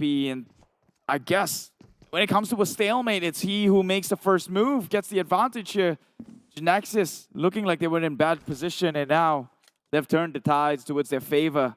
The members are in, the backup is there, and now it's Crit VIP into the sewers they go. Rejected from society. Well, that's one way to put it. But it's curious to me that Razor, almost every single round, he holds onto a DBS. Even in Erangel, I feel like this weapon is effective only in close range combat, and when you're playing inside Gatka, it doesn't really give you that edge at all. And in fact, Professor Insomnus, other than the healing games that he has contributed inside of Sanhok, I haven't seen much frags from him this season. Oh, I guess he's graduated, and so he's playing a different game. He's not on our level. He's a lecturer already. now? Yeah, he's on a PhD streak, and you don't play the same game we do. Ah. Still in the same team, though. Anyways, carry on. Genexus takes middle in this circle. Again, stars are aligning after that confident boost against Crit VIP. Now we look at RSG up against Farang Guerilla. The nade has taken 1 member, but I'm pretty sure RSG will now have to go in with the reset, seeing as though they're in pretty much open grounds, and RSG have got the high heels here, not by that much, but should be enough. And look, going in with the flank side. Oh my god, Farang Guerilla, if they do not know, this is going to stab them in the back quite literally, and it will. Molix! Regrets have been made here, not taking care of his 6, and now more members just fly down. He gets shot down one after another, and Funky left. But with the crash in, that would be RSG cleaning up the Guerrilla squad. Disorganized chaos is the Guerrilla tactic, and it did not work out. And here comes 4 rivals as well, launching an attack, coming with a swift shot through the vehicle. Here comes Appy. He does have the vehicle smoked up, but they will not care, as they will eventually hop out of the vehicle, immediately facing off against Brian, who is so sharp throughout this match. Getting 2 members out there, Brian finally goes out to the ground, but Rex covers fire, gets Boki in return. Jumper still here to clear out while the rest of RSG comes into the party. There's still Pamburu on the outskirts. Oh boy. It's a 1v1. It's down to 1v1, and Pamburu just got a hitch a ride somewhere else. And Genexus here to spoil and rain on the parade. 3 points. 3 points. So many of them. Dude, that's up to 3. He's just plucking grapes right now. There's more he could actually use. What a wasted opportunity. Surely Genexus did not know. But man, that would be like free grapes. You're just plucking things one by one, and now RSG could come in with a reset, at least save the likes of Brian. I'll call that taxing, right? Because he takes like 20% out of RSG's cut. Like, it's like, okay, this is a fair deal. You take the rest. I'm not going to risk myself for that. I'll wait for my chicken dinner, that's for sure. But RSG, look at how many frags they got. They might have lost 2 members. Walking away with 5 points is more than enough, I would say, for this round, so long as they make sure that they retain a top 5 position. It's still very early, though. They're not going to make it top 5, though, if the... I mean... It depends. Oh, you meant the at the end, the overall of this match. I thought you meant like overall in the board. In this match itself. Okay, then that's possible. Because that 5 I'm not points looking that far. That 5 points is definitely not going to shoot them up into the top 5 of the overall. And that's pretty much true. And Kim finally settling with every other crates that was in the ground. Yoodo Alliance wants to be the next vulture. But circle does shift. The Genexus will have to go back to that same area of play. Yoodo Alliance on the trail, convoying towards RSG. Ooh. Pamburu still alone, though. Oh, this is not going to look good for them. But HYVE International getting a little bit of fight going on over south side. Meanwhile, Sem9 taking the quarry grounds with even Team Hawk crashing towards HYVE International. There's about to be a lot of fights that will happen in this phase itself. Yeah, but HYVE, they occupied this place first, and they're outside circle, which means Team Hawk easily gatekeeps that one out. But if HYVE plays it smart, Team Hawk might go up against Sem9. Might. And speaking about which, though, MUGEN crashing onto HomeBois territory, smack dab in center. It seems that they're about to steamroll this entire compound towards their name, and they're going to do so and try. It is 4v3. Yeah, I believe one member of MUGEN. No, actually 4v4. I thought I remember one guy from MUGEN getting taken out, but I guess I was mistaken, and now we're going to see a stalemate, but someone else, a third party, Team Secret, nearby as well. MUGEN on the lower end, and HomeBois, as much as they're on high alert, Team Secret doesn't really have to force any sort of move. The circle is already upon them. Meanwhile, DBD trying to fight everybody off here. 3 teams hugging real tight to each other. Not literally hugging though, but here comes some taps. Oh my goodness, Putra gets a buy one, free one. Oh, he's got to quickly go in for the save. A couple more taps will do, but Putra forced to reload. He's going to go for a random spray, and yes, he will clip onto Dell. That's a headshot in the smoke, by the way. Yeah, but no, nothing impressive here because he was blindly shooting in the dark. Right now, he's just scanning through. If you're blindly shooting and get a headshot, I call that luck. I call that accidental. Accidental? What was the word here? A glorious, happy mistake. I don't think it's ever a mistake. And happy because accident. He's trying, man. A He's happy trying really accident hard. right there. But here comes the grenade coming in from Depp. He will secure another one in the back against Axis. Kacang Susu will definitely not survive that one, as they still have a few members crawling into a safe area of play. Edo 10 still loitering around. Oh my god, MUGEN. They couldn't end this sooner than later, and now MUGEN has to defend compound against 2 teams, that is HomeBois and Bosskurr, who's already pushed in, and they have to go in with the revive onto 1. But right now, Pinsert down towards the corner is the Singapore squad. MUGEN just trying to find a way out of this one. They're still healthy and alive, though. They managed to secure that pickup. Meanwhile, Bosskurr and everybody else really wants this compound. Oh, boy. MUGEN really have to hold up the most solid of defense that we'll ever see from the squad itself. Breaks not really going to push in, and Virgil finds that first pick on the outskirts there as we're getting picked out. DBD is coming in. They might be the one to crash onto Bosskurr. They hear all the gunfire, and now Bosskurr already lost a member. Their defenses are not impenetrable at this point, and Genexus on the other side of the map getting some kills. And Sem9 will have Mamparang there getting clipped, but look at him running around with 1 little HP. But Riff will be spotted out. That goes the rest of VIP's, Squid VIP as well as Axis Red 1 at the same time. Yep. And now DBD, as I talked about it, here to stop Bosskurr in their tracks, getting shot down from the far side. DBD finds their way in open grounds into the circle, and they might just capitalize on that hill. And they will be. Sem9 has basically got 50% of the area so long as they march upwards. Now Putra literally holding 1/4 of the map, but Team Hawk, they're about to crash right in as well. So Dams got to be prepared for it. Arm's still walking his way there. I'm pretty sure that they heard the roaring of the engines, but north side getting so many cluster of teams up above, and here goes. Luyu pushes forward, gets the nade, and that will basically flush out the rest of Yoodo Alliance. Genexus, what did I tell you? They're here to land that streak once again.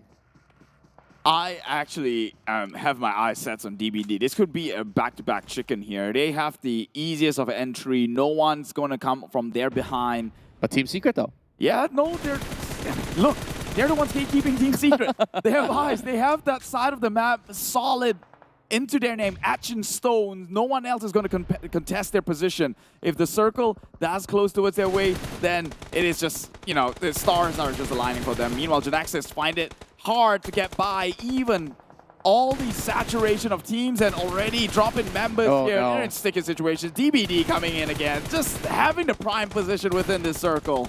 And Genexus, they're basically running out there in the open.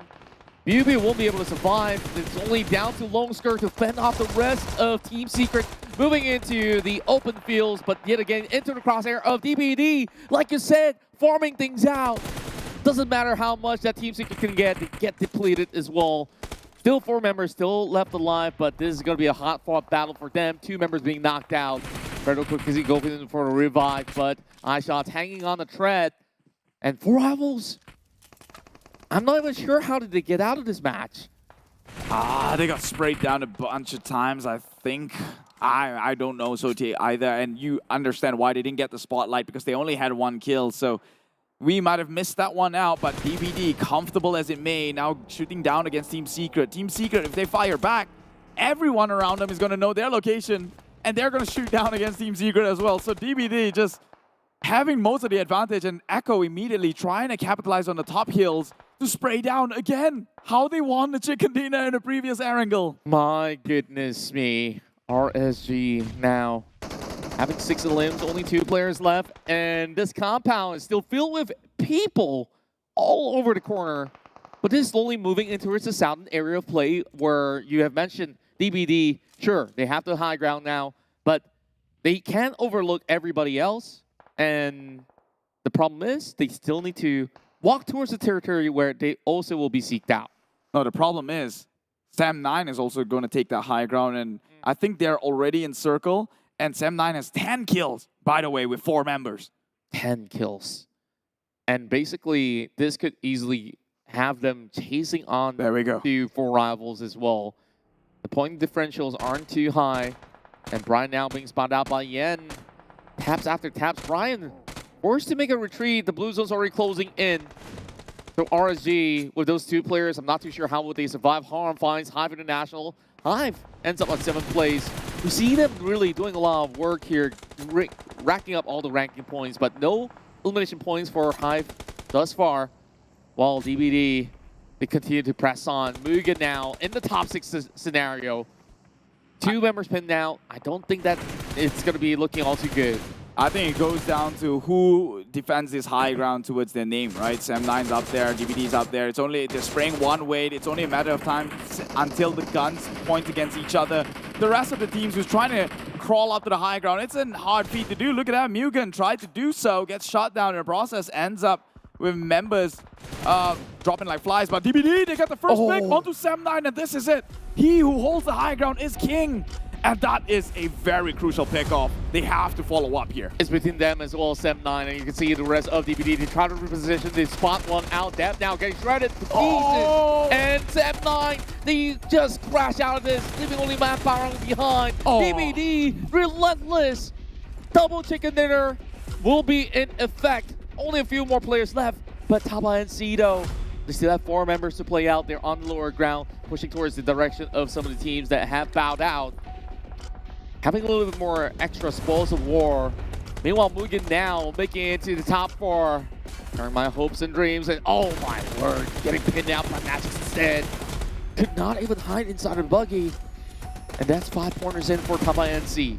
The only way DBD can lose this chicken dinner is if we get a hard shift circle or they mess this one up. It could possibly be the case because if you take a look at the circle, it goes directly into the middle. So they will have to climb down. They have the advantage. Yes, they do. Everyone else has to climb in, but they still have the high ground to peek over and shoot. Look at that.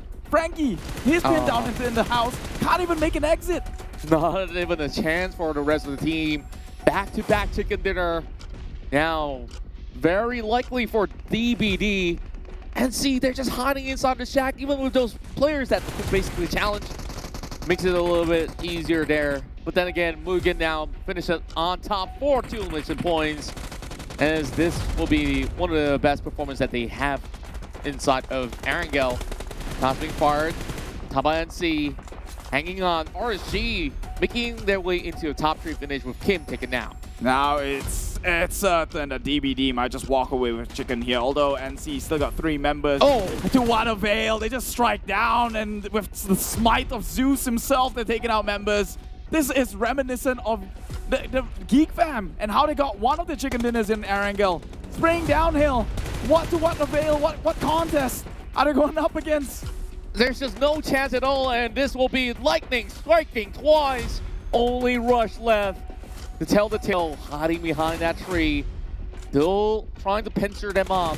Yen now spots him now. There's only so little angles that they can work with. Zeke's now coming in with the final shot, but Yen, he gets taken down instead. Rush has so little HP. That Molotov will flip. DVD, double chicken dinner. Oh my god, DVD just absolutely storming the front here. Forget about the shields. They're on the offense, and they are making things work here, DVD. Don't Break Dreams seems to be breaking everyone's dreams, hopes and dreams in this lobby. What could have been a comeback match for Genexus also put to a halt. Team Secret put to a halt. DVD, congratulations, chicken dinner. Yeah, and you are talking about the shield. Take a look at that sword as well that they are basically wielding. They'll use that to chop up 2 plates of dinner. Thank you very much. And DVD, I believe eventually we'll get to speak to some of these guys out there because they are just blazing through the competition here. Well, that's all that we get inside this matchup, but of course we'll go into the highlights relatively shortly to see how they manage to get all these pickoffs and the prime position for themselves. Absolutely insane. I mean, they just know how to rotate in a map, and they are somewhat, I guess you could say that Circle did favor them for a little bit. But let's take a look at some of the other team. This fight was pretty hectic. RSG versus Farang Guerilla, and then 4 rivals coming in to try and pick up the spoil, but even so, found themselves with a hard time. Eventually, nearly lost too much in that process. That's where 4 rivals only had 1 kill, and they had to jet out of there. Overcommitted onto a third party, and they paid the price. Yeah, and HomeBois definitely find some really good fight against MUGEN, but MUGEN managed to at least last to tell the tale. Even so, this heavy compound of teams trying to flock right into have gotten them into trouble instead, whereas MUGEN safely protects himself until the coast is clear. And DVD, this was the moment that they take over the angle, and they just basically fought everybody else, and the closest was Sem9, but that ended up within less than 5 seconds. Yeah, I mean, like I said, man, it goes down to the 2 of these teams because the advantage is skewed so hard towards them with taking over that hill. And it goes down to the 1v1 fight over the 4v4 King and a hill battle. And DVD convincingly took that one. It was almost guaranteed that chicken right there and then.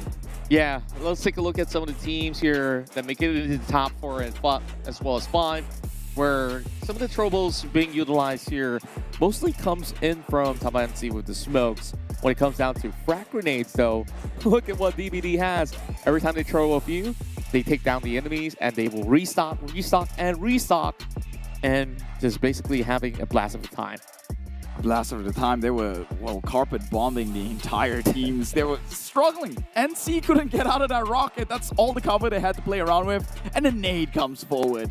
How rude. It reminds me of a movie where some guy was trying to fish in the lake. He dropped in the grenade inside of the lake just so that he get all these fish. It's like, that's one way to make it easy. I mean, that's called fish bombing. It's definitely illegal. Don't try that one at home. Oh boy. Anyways, of course, NC on second place with 20 points, Sem9 with 19, RSG walks away with 16, so there's a lot of huge points being secured. Meanwhile, MUGEN walks away with 10, HYVE International with 2, so even from the lower end of the pack, there's a lot of competition going on.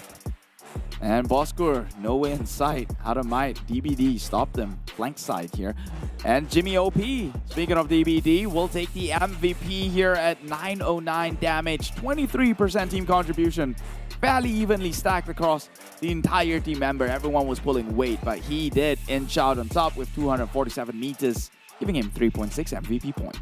That's right. Let's take a look at the weekly ranks right now. 158 on top is Bosskurr, GEEK unmoved as well. But look at DBD. That 2 chicken dinners are putting them onto the podium on the top 3 finish. Now tied with Sem9. Surprisingly, 4 rivals, only 1 point behind. So there's going to be a lot of changes happening overall to second place all the way up to 5th. Meanwhile, NC also wants a piece of the pie, and Team Secret now being pushed down. Axis also lowered, while RSG on the rise at 74, Team Ha at top 10, Print VIP now 11th, Genexus ties the point, 69. Now this is what an even distribution looks like, right? I remember week number 2, it was GEEK fam with 200 over points, and then Genexus comes in second with 100 plus points, and everyone was double digit. This time round, look at that, triple digits all the way to the top 6, and only day number 3.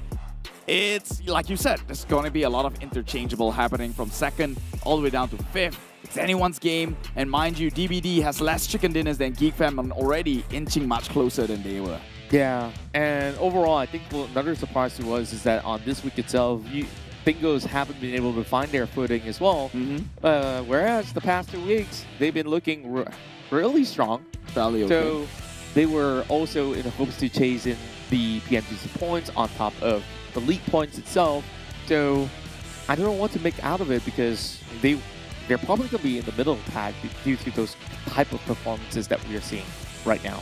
Yeah, Dingoz, they're a bit inconsistent. Like, we talked to the coach, and he said, yeah, that wasn't a plan. They know that they're a little bit off tangent, off target. Same goes with some of the other teams like RSG, but they do have hopes to get back into it, and thankfully for them, right now, the bigger objective is just to qualify top 16 by the end of the week. And so, at least they have that got on the plate, on rewind, on repeat behind their head, so that's motivational enough, because you're not out of the game despite an average performance, but you have to come in strong comes the country finals. That's right, and it's only a couple of days here for them to set a benchmark for themselves and achieve it. So with that, I don't know, I don't want to be the guy that counts games, but there's only about 2 extra days, because this day is almost done for. It's only 2 more maps of Miramar that we have. And of course, before we go break it all the way down, let's also look at the recaps in a moment's time. Yeah, that will do. And to see how DBD becoming God's favorite, I would say. Coming in from the northwestern side, man, the moment I saw them having a clear entry, I knew this was bad, because they were right next to a high ground. No one else is going to come from the back end. Everyone else in shooting range right in front of them. Not the location, but like the effective range of shots. Yeah, I get you, man. Just for them, I mean, in case they go like shooting range. No, they weren't in shooting range. What are you talking about? You get the metaphor here. So it was, yeah, DBD back to back, joining the ranks of like GEEK fam. Or was it Bosskurr? It was Bosskurr back to back. Yeah. Well, I guess that different day we have different victors, and it's definitely great to see that there's still high fighting spirit for most of these teams out there. So who else will be going on the streak once we go to Miramar? Miramar is a total different ball game. Truth be told, after watching so many games in week number 2, and right now after 2 days of play, you kind of could guess who's more consistent in Erangel, in Sanhok, and in Miramar itself.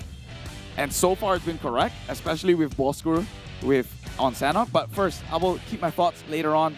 We have a phone on the line. Don't want to be rude. Let's head over to an interview.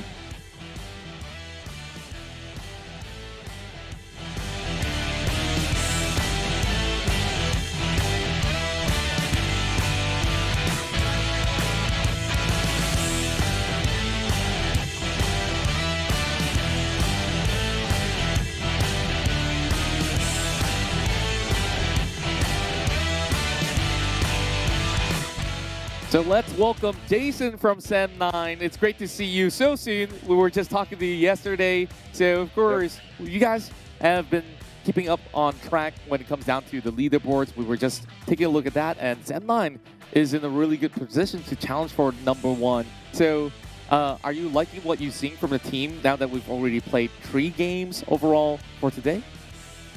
Yep, it is superb. I mean, even though we didn't start off that great on Sanhok, but for the past 2 Erangel games, I could say we grinded up pretty well. We got like double-digit kill points throughout the round, and right now we just had finished 13 kill points game, even though we didn't get the chicken dinner. But hey, it's off to a good start, and we hope to like finish everything off with a bang on the last map on Miramar. Yeah, and another question is that you guys were also facing DBD twice inside of Erangel, and I will say that it was so close, because I think for the run in the previous round, you guys were basically fending off against them. And if you guys win that, you guys will be the king of the hill, and that could potentially be a chicken dinner. So were you also checking in on the rest of the players if you guys are in the same house? How are you feeling about that? You know, like what's the emotional situation for the team? Emotional situation, definitely we have back and forth conversations and discussions after each game. You know, we discuss what went wrong and stuff. Even though, like, yes, we like around these 2 runs we did like fought off DBD and such, but overall, I think even though we didn't manage to succeed in defending off the spot, but hey, we're still happy with our kill points and placement points, and overall, I think we could be able to catch up to the rest of the teams on top of the scoreboard. Now you're talking about discussing on a mistake here. I don't want to be that guy who still drags on to it, but I have to know, right? Did Sem9 know that DBD was also sharing that hill, or did DBD catch them by surprise?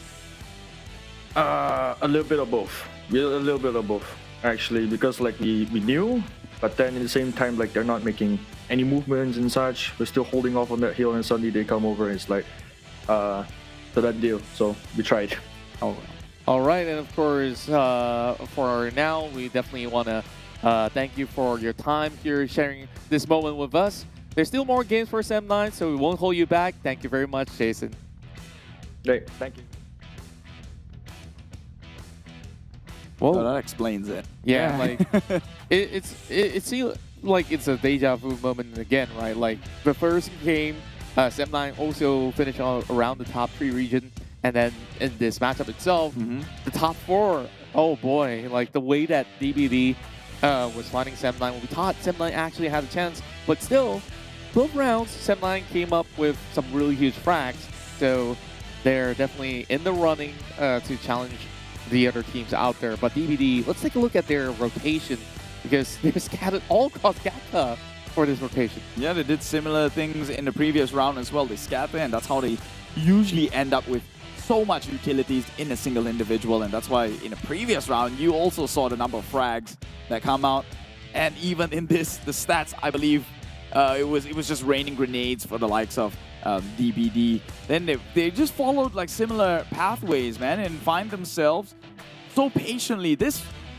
Look at that entry into the circle from the northern west side. This is when I already knew something is already set in stone. The only one who could potentially challenge them on the high ground is Sem9, who was on that hill, which we now have clarity that they somewhat knew but didn't take action on. So this is kind of a life lesson as well. If you know a problem, you kind of have to address it and not just run away from it. But what about this problem? 7 teams around the same vicinity, which either one could basically bite the dust at any given moment.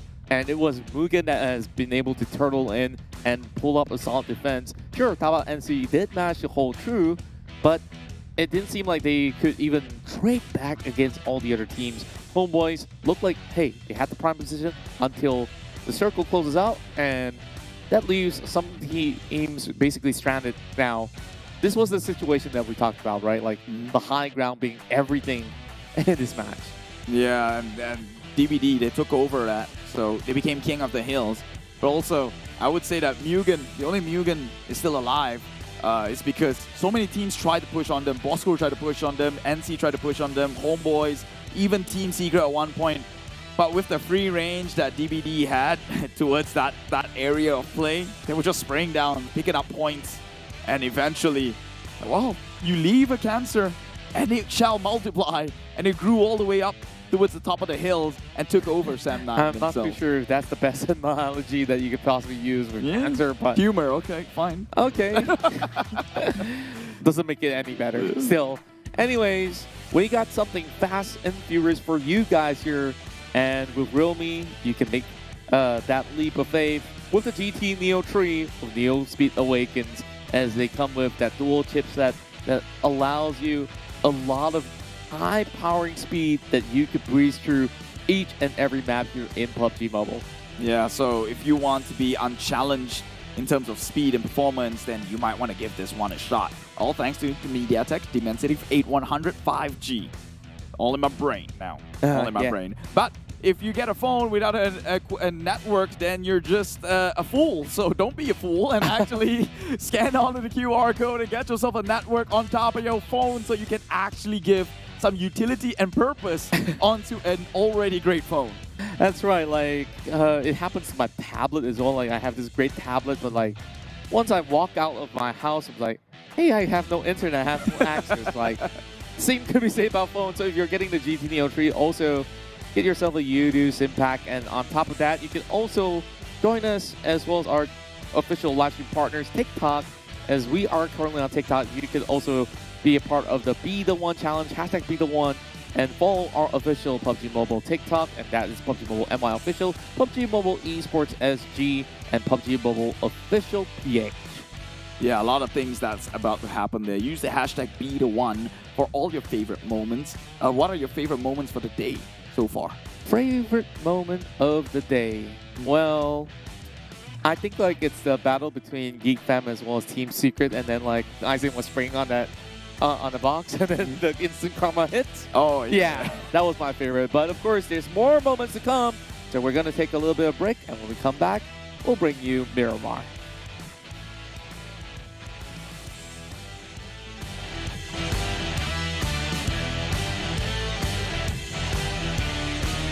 Gila lembik gila. Tak nak aku. Nak aku.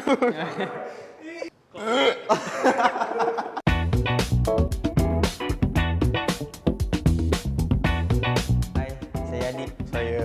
Saya Ham. Wih. Asal dah bootcamp ada kat sini?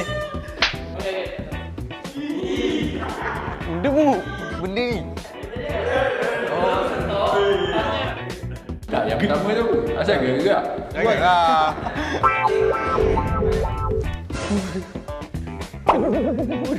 Kosong. Okey, kau dulu. Wih, panas. Wih. Bodoh. Apa tu? Lembik bodoh. Ya. Kau buat. Okey, kau dulu. Ya, kau buat. Benda baik. Atas tu.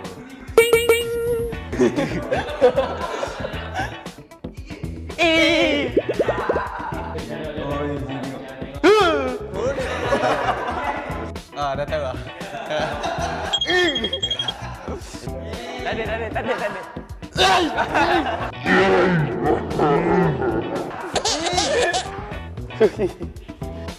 Oi, apa benda ni?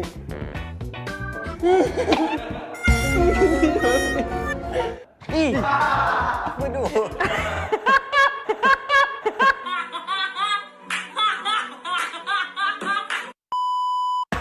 Lembik gila.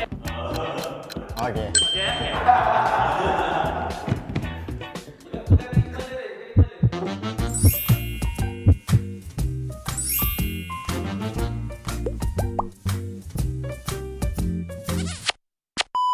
Okey.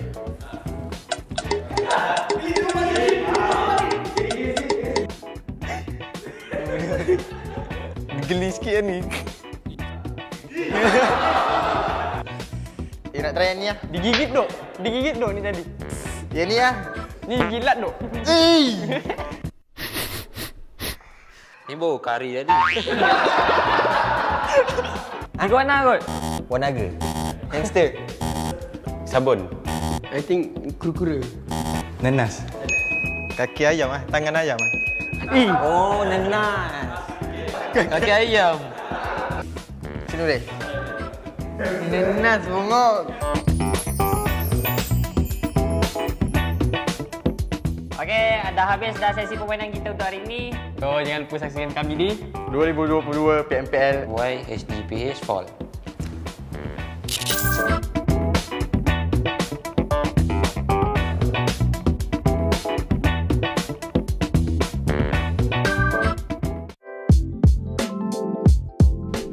Hi everyone, this is Blackpink. We're so excited to be back in PUBG Mobile with tons of great surprises for all of you.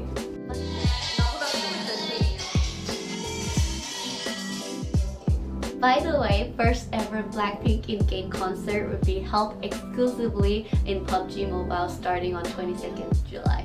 Don't forget to support us through the in-game events to unlock the exclusive Blackpink rewards and more. Follow PUBG Mobile social for more information. 네, 너무 기쁘네요. Come and meet us in the game. See you soon! See you there, please.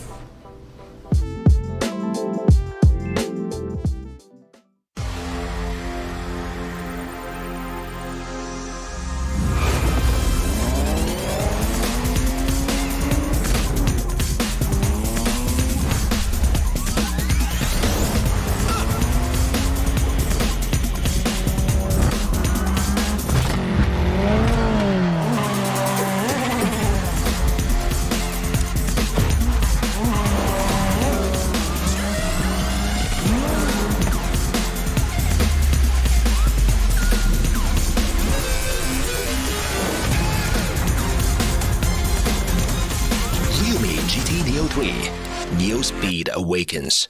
Realme, dare to leap.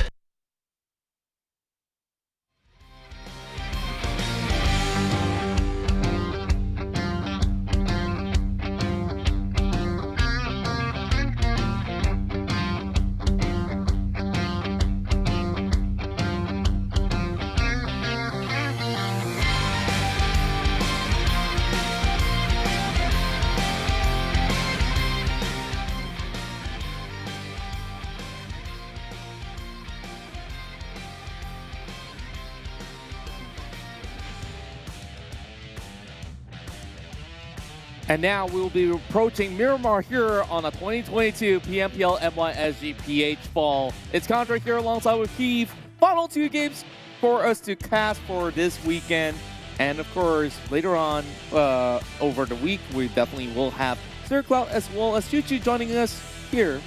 And both of us finally get a break. Yeah, we get booted out of the studio. Yeah, say it as it is, man. Just rip out the bandit. You don't have to tolerate all our puns anymore, so that's good news for you. Yeah. But I can't say that they don't come in with puns themselves. Yeah, like, in actual fact, like, I own this stage over spaceship that we're currently at. So let's look at the team of the colors, salt purple. And you guys call me Barney for that, right? Yeah. But anyways, here comes the limbs and damage for the past round. DBD as well as 7-9. Look at those big numbers. Oh, DBD, 14 kills, Sem9 13. Gotta be happy with that one. I think there's no contention despite the number of placing that Sem9 dropped out. Still a very formidable performance. Only lost out by negligence, I would say. But here they are up across the map representing the teams. DBD with Jimmy OP, Sem9 Putra, and Tabah NSEA Rush. The top, was it top 3? No. There was a top 3, right? NC was on second place. And then Sem9, actually no, was it MUGEN lasted longer? I'm not sure. Well, it's past now. Let's look forward to the present and future. That's right, and we're going to be having Group A, B, C, D that we'll be playing. So without Group E, there won't be 4 Rivals, Sem9, Farang Guerilla, as well as HYVE International. So Sem9, they definitely got some streak of numbers going on for them, even without the chicken dinner, looking pretty good. So who's going to be the next king of Miramar? Is it still going to be Dingoz? Because they have been challenged multiple times. So, number 1 on the spot now taking a break. So, GEEK fam, 4 Rivals, perhaps Genexus could also trail in. I mean, it is Miramar. Wow. 100 points of rank, 100 eliminations. And that fulfills my OCD. You heard it, GEEK fam. Just throw the map in, throw in the towels. You don't want to change anything from that, you know? Make it 200-200. We got the whole world has to resolve around his OCD now. So that's one thing to look forward to. But, I mean, it's Miramar. I think 4 Rivals more often than not will come out, will have an edge in this map. Sem9, they're quite on and off. But GEEK fam, I would expect GEEK fam to actually have more solid performance over in Miramar than Sem9, to be honest. Yeah, overall, I think like they definitely have shown up a lot more times. Sem9, I think that they definitely offer high firepower overall. So that itself is something that is a force to be reckoned with. But now, before we start the game, we want to introduce you once again to the ultimate Bramble Overlord set. It's Chapter 3 Protecting the World Gate, and up to now, you know, everything's kind of cool. But have you emphasized on the gun, where it kind of looks like a toy gun? That just doesn't all his weapon look like a toy? Come on, you can't call that whip serious, though. It looks like a toy. It might not be a toy you're used to, but it's a toy. And it's a toy that I will be using. I'm not too sure about you. And PMPL and PMCT on ground watch party going on this weekend. So you want to be at Ipoh Parade. And even if you're not there, a trip to Ipoh is going to be pretty fun. And next week, we're going to be in Surya Sabah. So you guys back in Borneo, you guys definitely want to party with the rest of the PUBG Mobile I thought crew. we were promoting tourism right now. Why not just the people in Borneo? Come on, if you're from the West, go fly over. It's an experience, you know? Sandy beaches, nighttime at 6 p.m. I guess people here are not used to that one, but... Nighttime at 6 p.m.? Yeah, it's dark at 6 p.m. It's London. Well, right now, let's go over to Egypt then, because Mummy Set is available on sale. It is limited, and it is everyone's favorite.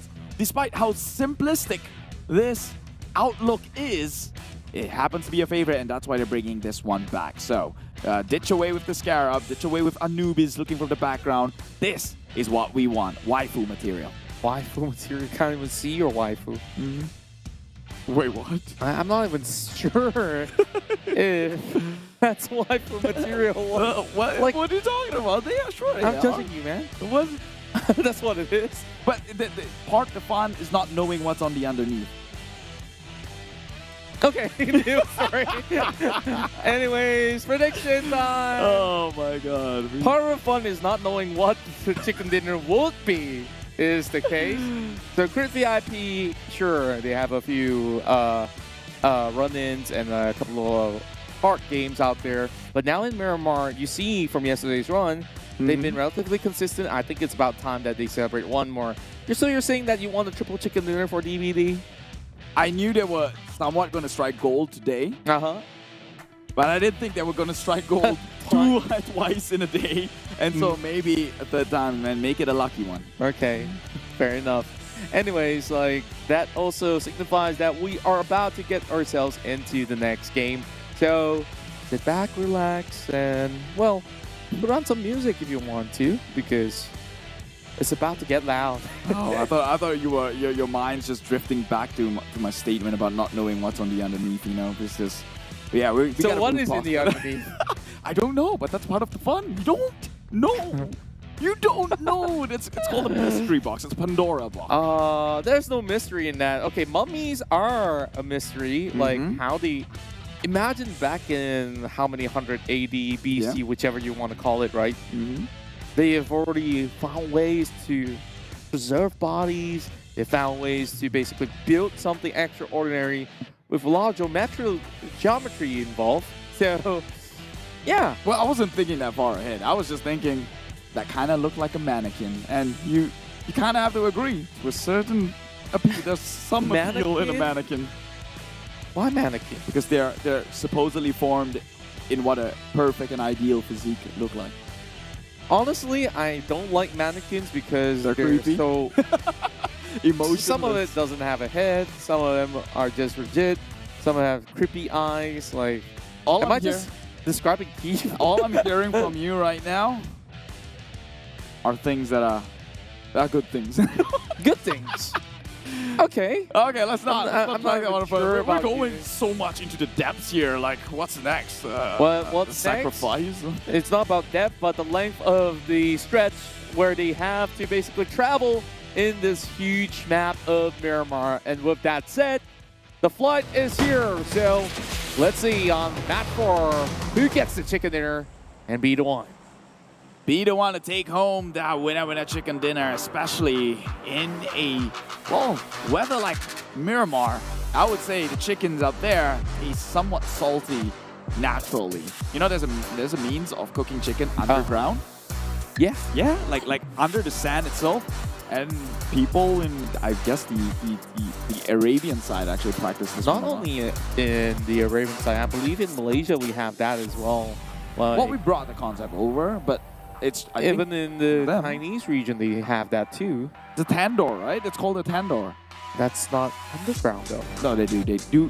They create things things to do it off on top of the ground, but it There's was also- traditionally in underground. Yeah, there's also other types of meat that you could basically do that with. Like I just watch a couple. My favorite thing to do when I have free time on my hands is just watch documentaries. Could be traveling, could be food, could be anything, biology, wildlife, astronomy. So back to the thing. So somewhere in Oaxaca, Mexico, it's also a dish that is kind of rare. Not everybody gets. Nah, no. Cactus of all things? No, that's a staple there, dude. I don't think I ever want to eat a cactus. So, anyways, they cook that beef on the ground.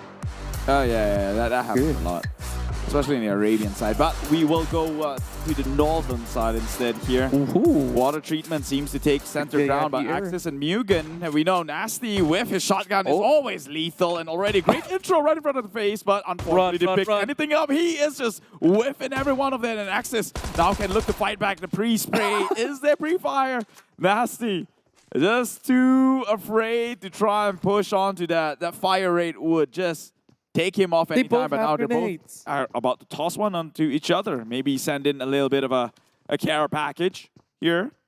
Axis, they've got an idea, but I don't think it's going to take a mark. He's bounces back, and it takes some damage from the blast radius. You have one shot. You have one chance with that grenade, and he basically takes another huge chip. Go for the now, push. Let's see, Thompson or S6 shotgun. Come on, shotgun cannot miss, and Nasty is fairly low. He's got the info as well. Nasty, come on! He gets it. Clips it by the edge here. The spread was perfect, and Nasty coming up big time. That is something fun to watch, at least to start off all round. And meanwhile, another Mugen member will have to deal with Axis Red 1. More of these bullets flying in his way. I don't even think that Ares can get the trade right back. So he's running on the open plains. Both of the teams opting to take Power Grid Sim Sem 9 is not around. Sem 9. That's a good question. Kind of started a war here. Jason, I'm not saying it's your fault. But he is. He is. Oh boy. Okay, he does have a weapon. There's a Scar all in hand. Now he has a Molotov. I'll toss it right over the corner. Yeah. I'm not even sure if that was the game plan here for Ares. Meanwhile, Nasty's just chilling. That literally got greeted outside, so... Maybe it was meant to toss it by the doors, because that could zone them out for a little bit. But yet again, decisions made. Oh, Sonic 7 is now playing. This is the first time that we see him play this season. So that also means that Snipes now taking a break. Well, I guess some hard calls has to be made here. Let's be honest. GEEK Fam just is on a downtrend ever since today started. I wouldn't say yesterday. Yesterday they had some good games, but right now, last 2 games of the day and still nothing going on the top side for GEEK Fam. I think that's why they're making a drastic change, which I respect, because some teams wouldn't make such change. They're too comfortable. And if GEEK Fam can actually pull things off with Sonics, we might just have more Sonics in the in future rounds. Yep. But then again, there's not going to be a headshot here to be rolling around. And therefore, Nasty bites the dust. And Sonic 7 Days have been playing since the past season, before HYVE joined right in. But seemingly not getting airtime at all. Axis just strike them with a fist of vengeance. They want to pay back for what one of the members of Mugen did. And now it's a 2v2 actually. It's still very winnable if they can come in with the support fire. They will 1v1, and Hey Noob is low. And there's only one member left on each side. Hey Noob trying to go in for the pickup. This could be a really good shutdown if they really want to. No meds too. He's only down to bandages. He could basically wrap himself up, but now with the revive coming right in, buys a little bit more time as both seeks refuge. Meanwhile, Team Hawk, they're climbing up the hills. Mugen, they're about to be ambushed. No. It could have been their win, and Team Hawk just have to spoil the party. Axis will take that. You know, to them it's personal. But now maybe Axis would fall on with as well, since last we checked, they don't really have mad kits. And they can look to push onto that one. I believe Campus saw that that jump. He must have saw that movement, and now the MQT pushed onto compound, trying to overextend actually. Has to be careful though. Yeah, Can still fight from the flank side. They really have to, because look at Dell, he couldn't even heal up, even now he is being revived. Now he made a is move. all alone, and there's nothing much that he can do but to refrag. Oh boy, Close. We still lose one though. Yeah, Daniele want to confirm that kill at the very least, but oh, spots out. That toss might have cost him dearly. Riff, low, Dell as well, living by an inch of HP, and he will go down. As the same can be said to the rest of the members of Axis, and I say that only one left remaining. Maybe they can look to confirm that kill. It seems like they're gonna make him work for it. Oh, work for it hard, he will, but Riff just pulling all the strings here. What's with Team Hawk? Yeah, Team Hawk's just a little bit too afraid to try and go for the overcommitment. It's only one player left. I mean, maybe they did not know. He could clutch things out. Yeah. Overall, what's he trying to do there, Zully? Trying to revive, but Riff will still get taken out because such a risky move. Like, there's no point going for a revive. So he should just push forward. That could have been his kill. But regardless, Team Hawk secures 5.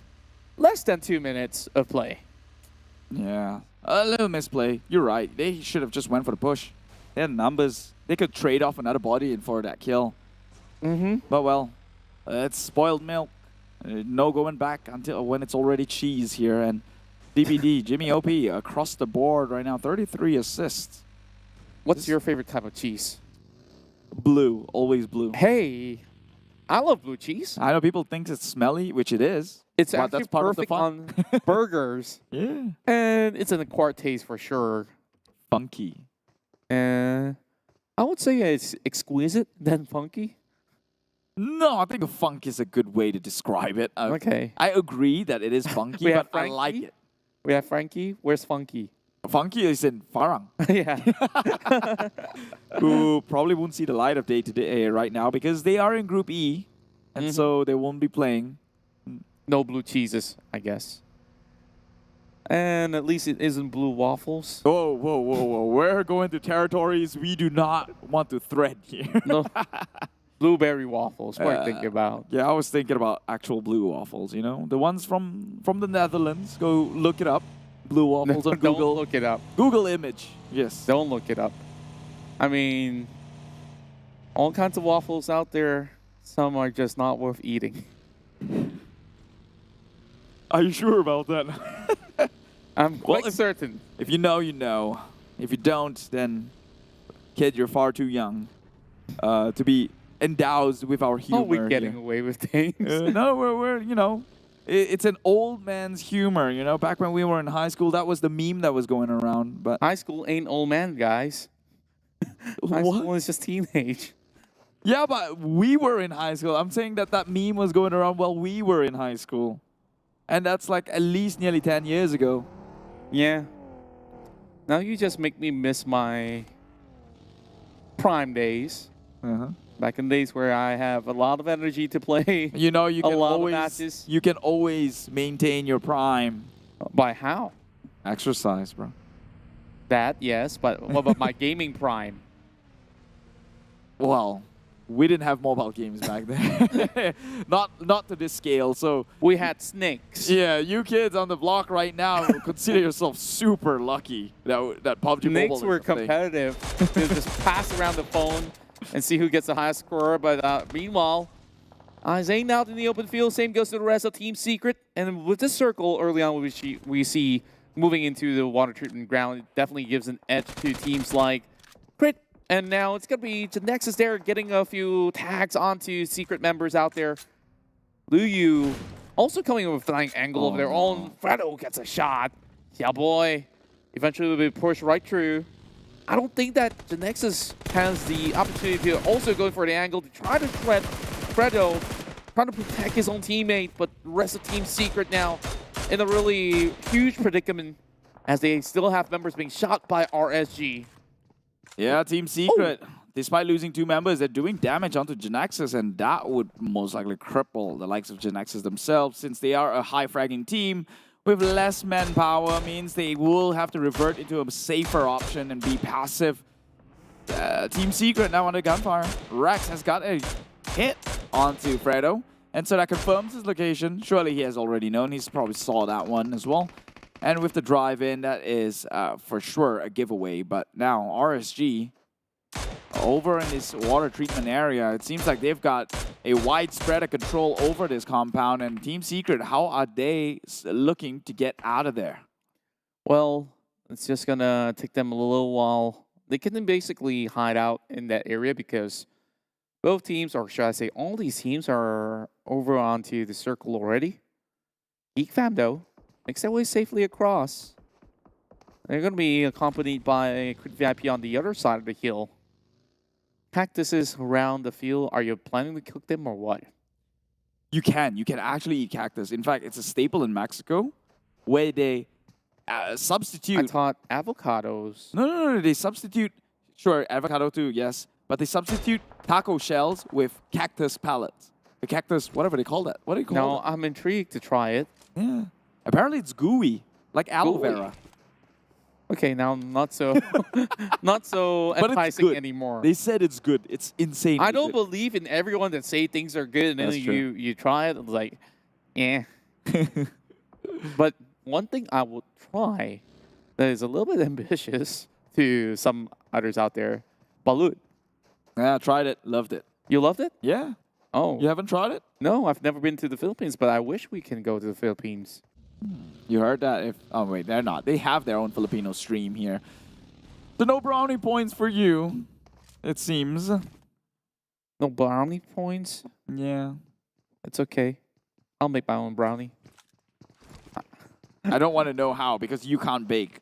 That's How do a you know I fact. can't bake? I know that for a fact, and so the only I thing that's have brown baked coming out from you, before. I will not touch. I've baked before. In fact, I make good churros. Sure. That doesn't require baking. Yeah, you just fry the dough, man. Yeah, but still, it's a dough that's being cooked. Look at NC again, finding their way in circle. We know that them and their rotations in Miramar just seems to hit the mark, especially with the kind of circle that favors the west-hand side of the map. They always find their way in, and so they are here again. They could look to maybe come in with an upset here. They are top 5 team right now. That, if they do get a chicken dinner on top of some respectable kills, it could be them moving up onto the 3rd or even the 2nd spot. Yeah, it's just going to take a while. They just have to buy time. So, let's see who else could basically defeat Bosskurr this week. GEEK fam seems to be having a downer of the day, but one chicken dinner should be able to give them that opportunity yet again. So, Team Secret only on 5th position, lose 2 members out. The same could be said about Genexus early on. Oh, we got to take it with a grain of salt, though, because remember, Sam9's not playing this match, and I believe they were top 3 at least. That's true. And Damru now about to put those points back on the table. Gets one knocked out. M249 a little bit hard to on the recoil. Brings back the M4 instead. Oh, Pepper getting shot there by Luyu from the high grounds, and this is going to be a perfect opportunity for RSG. Oh, he saw them. As they've been vultures, they've been stealing kills away from Genexus. Well, I'm pretty sure that Genexus eventually wants to settle the score, but they only have 2 members left. Meanwhile, RG has 4. Not going to be an easy task. Well, we're seeing long-range shots coming in from Fredo. He's doing so much work in this match. And working hard he is here. He's got these scopes down onto the rest of DBD, but they're not in position so compromised just yet. However, RSG, they might be far too open here because Yoodo Alliance got a rough idea on where these boys in blues have been playing and taking shots from, taking digs, and that confirms it. With a hit towards the hand, it was just a bullet wound, but he will know that his suspicions was true. Yeah, what kind of suspicions? The RSG was there. Ah. In the area. Yep. And of course, him channeling his chi over on the top of the hill. Kimchi? Yeah. Clever. Help me, Glad guys. you caught on. Glad you caught on. Yeah. Anyway, circle update, and it's going to be GEEK Fam's Crit VIP, HomeBois, Dingoz, and MAB getting circle. if NC comes in, take out GEEK fam, that leverage them onto high ground, and they may try and take on Crit VIP, that could give them a winning position there. It could, but then again, it's quite a tough area to push upwards from. So NC, they rather go into the North Point and further lock themselves in between both of these teams, GEEK fam as well as MAB. What I'm interested to see is that how teams get into the circle, because Zilly now getting tagged out. Ryan still man marking him. That vehicle's about to explode. A few more taps and he does get Zilly. Great work out of RSG, Brian. And I gotta say that he probably is the sharpest shooter of the team for this season. Team Hawk, they tried, man. They were sprinting as fast as they could, pedal towards the floor. But it is one of those cars who's reached its top speed. It's not meant for speed here in Miramar. More so to make way for insane handling with these sort of terrains. Getting shot. Kim, again, just absolutely dominating this high ground. But I'm not sure if they're well within circle or they have to make a move and adjustments quick. They should be able to make their way there in the jiffy, but here goes members of Bosskurr on the ground. Yoodo Alliance gone to attack. Seeks out our boy. Helton can come in with the flank as well. Grenade being cooked up. I believe he spots out Helton. Helton now will have to dodge this one now. Ooh. He'll receive a little bit of damage over on the other corner. Frankie now getting himself into action as the rest of Yoodo Alliance pushes right in. 2-2 split formation coming out of Bosskurr, trying to fend them off, and they bash to spot out Aaliyah with a grenade. Grapple Boy rushing forward, but it's going to be Adik Luke to try to catch him with another banger. Oh, see how it works. If that nade connects onto all three of them, that could have been very, very good, but I don't think it did. But it's going to buy some time here. Yoodo Alliance going for the pickup onto Olayo. All three members on the ground, so they have to go in for the pickup. They're just, the nade just, again, put him into a state of near-death experience. And now the nade starts on forward. Can he, one man from Yoodo Alliance, fend off the entirety of Bosskurr? Of course he can't. The math just don't add up. Yeah, not only that, there's nothing on the points as well. So there's nothing to be added. So, carrying on, it's going to be Razor coming up with a frag. 11 teams in the span of 18 minutes still survives. RSG now will have the rest of Crit VIP looking upon them, but Kim tries to cover fire with his DMR. We've seen how much work can Kim do when he is given a DMR. The Rex just hitting them from below, and it's not going to be working out too well. Crit VIP already on a streak, though they actually get themselves into hot soup because Bosskurr is not too far behind. And speaking of which, Kim quickly goes in for the tabs, takes down Razor. Yeah, now Flax OP spots out members of Genexus trying to drive by, and that is it for Genexus. Couldn't reach the checkpoint in time. We'll have to bow out. Gang-on-gang violence, it seems, and now RSG versus Crit VIP. They're going in with the reset. If only Rax knew that they were so close within the vicinity. They get the pickup, though, but immediately the spray is there. Kim pulling one out for the team here. Insomnia's on his knees, and Razor tries to play things out, but he can't. That should be the rest of Crit VIP gone. Oh no, Bebang, he's making a push. Oh no, he's the one that falters as well. Now that does make up the rest of Crit VIP. Top 10 finish, 3 elimination points, having a little bit of ranking points to add up at the very least. And RSG managing to survive, and not only that, now currently the leaders of the pack with 7 frags in total. Oh, this is scary. GEEK fam still have all member, and they're in good position to defend this. Straight away spraying down SMG.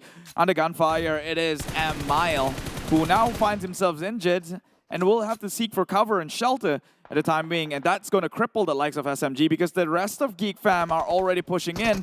And they did get the revive, though. So maybe the free frag is there. The entry, perfect. It's 2 already. SMG lose members, 2 of them. In just a blink of an eye, and GEEK fam, they're not done just yet. Catch him mid-animation of prepping that grenade. Yeah, and that will be the end of Team SMG as well. Perfect timing coming out of GEEK fam. They take over, but the coast is not clear. DBD is about to infiltrate as well. High on the high ground at the very least will be able to ensure that they get a little bit more of a glimpse of everyone on the outskirts instead. While RSG, they take over the compound, forcing the rest of Team Bosskurr to retreat. Circle now, moving further and further up north. But Bosskurr, they're not going to be hindered overall. More nades being tossed towards the side of RSG as they are trying to open a little bit more room for themselves. The hits are popped up, not looking all too good, while RSG, they get held back. The Blue Zone's also coming in. They have to make a move quick, and Bosskurr should be able to get into the zone for now. Team Bosskurr, again, still all members up alive. Neck to neck right now with GEEK fam. GEEK has 4 kills. Bosskurr trying to negate that lead by having 3 of their own, so only a surplus of 1 going to the side of GEEK. But they're all still here, and the upset might just happen. DBD well within this area to play around with. MAB knocking out 1 member of Dingoz, and GEEK fam in position to maybe neutralize the threat that is DBD.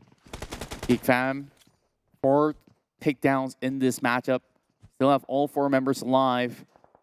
DBD, hugging by the edge, and after gets a glimpse of Time Pro, knocks them down. The rest of GEEK fam flushes outskirts, quickly gets into the crosshairs, and will knock down Ziggs. Now they're going to run right in. How much can Echo do to hold them all back? They will be deterred, while Jimmy OP, the last of his kind for DBD, holding on the back. Grenades are clipping, and Jimmy has got nowhere to hide. Yeah, he's just gonna pray to last longer here because GEEK fam, they have gotten the entire territory. Got it. There's no way DBD is gonna make their way in. However, they still have 2 members. To be honest, still very doable. One of those members are smack dab into the run.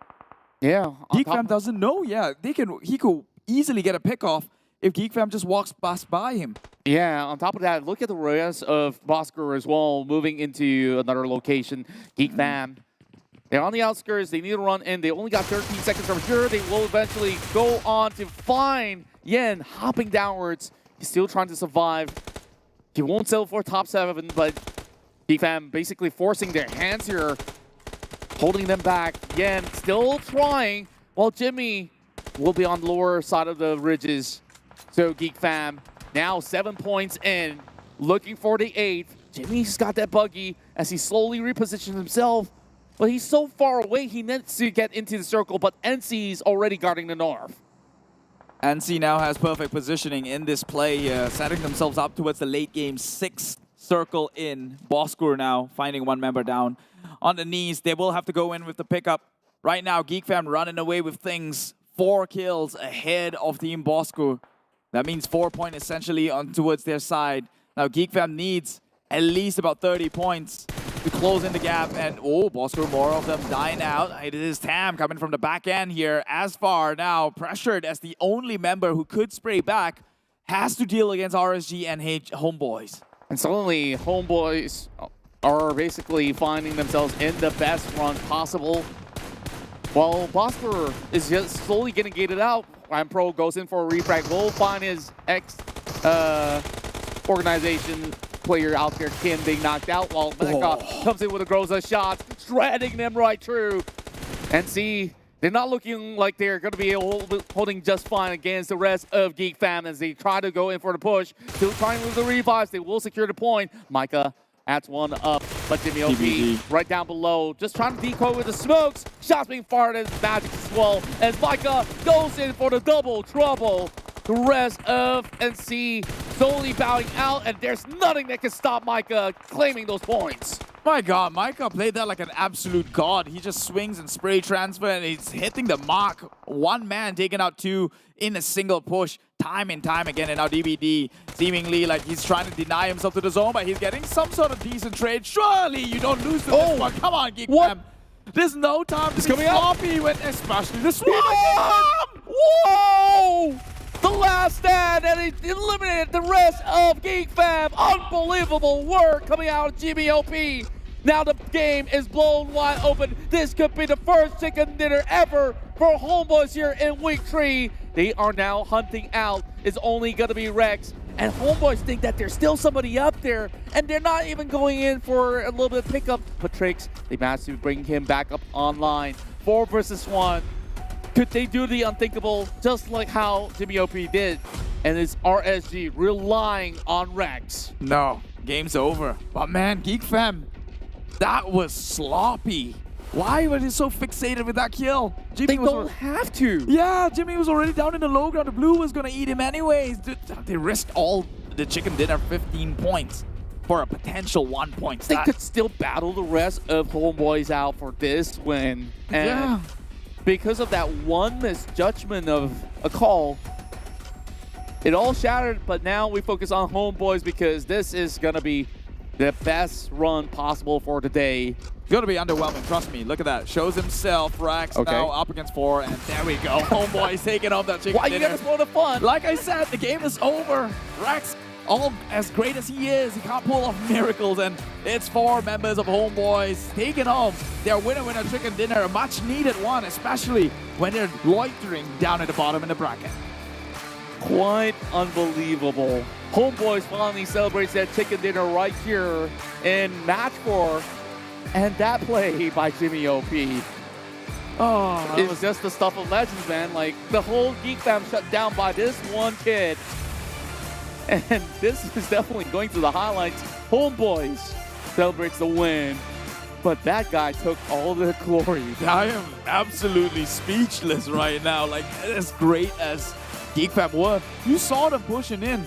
Micah OP twice in a single team fight. Swings, takes 2 members, go for the heal, swing in again, taking the other 2 members, and then they had to get greedy with Jimmy OP, and man, got sloppy in the process too. I don't know what's happening right there, but they just lost themselves the 15 pointers. They got 3rd place though. 3rd place, better than nothing. But no, it feels harsh because they could have gotten a 1st place. Yeah, true enough. And this fight is iffy as well in the early game where Axis was taking on Team Hot. And sure, Team Hot did manage to win, but it took them a long while. Genexus as well as Team Secret battles each other. Both sides losing 2 members apiece, and that's also because RSG decided to also chime into the party. Ryan started off on a good note, and eventually RSG racked up a lot of points of eliminations before they even get into the final circle. That was impressive stuff overall coming in from RSG. While you see Crit VIP, as much as they were holding on to the high ground, it seems like RSG's push was just unstoppable. Yeah, but it was GEEK fam who stole the show and immediately passed the baton on to DBD. Look at how clean they pushed that compounds against SMG. And then HomeBois, they were pincer down. It was that. They eliminated most of the members of DBD. Luckily for Jimmy OP, he found his way towards no man's land and will live for the time being. But then eventually, GEEK fam versus NC, this was insane, remarkable at least. Micah swinging in. This man, insane pickup from GEEK fam. Like, who would have done that? You're not even relying on your teammates. It's just you pulling all the triggers. Indeed. And overall, I would say GEEK fam at least secures that top 3 finish. And yet again, even with a little bit of that hiccup, Sonic 7 Days make a really good debut here on week 3. So HomeBois now walks away with that max point with 22 acquired. So I believe this should be able to save them from the low grounds that they were hiding in the standings. RG with 21 points, 15 points for GEEK fam, and DBD 12. Hold on. 3rd place, you brought back a rank points of 4. Something's off here. Yeah, something's a little bit weird there. This shouldn't have happened. Wait, they're not on 3rd place. It was Dingoz that was on 3rd, and then DBD on 4th. Oh, that's but true. It still doesn't... That's true. DBD lasted before GEEK fam. Now you see how it's not worth it? Think about it. Oh. GEEK fam needed 30 to close in the gap with Bosskurr. That's painful. Because of that one member, the non-de facto, now they take the 8 points. Well, oh well. Distracted by Jimmy OP. And still, they managed to have a little bit of a consolation prize, which is to win the MVP title. Micah with 4 elimination points and a lot of damage being done. But the most important damage, he didn't do. Emotional damage. They are emotional damage. That damage is inflicted onto GEEK fam. They have to bounce back one from that one. Well, take a look at the point here. 140 could have been much higher, but 140 it is, and still only about, well, still 27 points away from Bosskurr. You have to also factor in the fact that Bosskurr did get some kill points their way. And so if they did get the 30 points or the 28 or the 25, maybe they'd be a more comfortable situation. But this is how we have to make do right now. DBD moves up to, actually just stays there, maintains status quo at 3rd place. Sam9 now at 4th at 121. Again, still very interchangeable. And the next match, next Miramar, Sam9, 4 rivals will have a go in this huge map. And on top of that, let's talk about HomeBois with that chicken dinner. Now they place themselves 17th, and it's basically reversing whatever sort of advancement coming out of MUGEN as well as HYVE International. Farang now at the bottom of the standings instead of him. Now, this is definitely huge out of HomeBois. They just need another good game. They'll hit into the top 16 and go up. Top 16 is still very possible. However, they have to make the next few games count. Whether it's the next game after this and the following games over the weekend. And I think they still have to end up at #1 spot. So it's still a hard thing to do.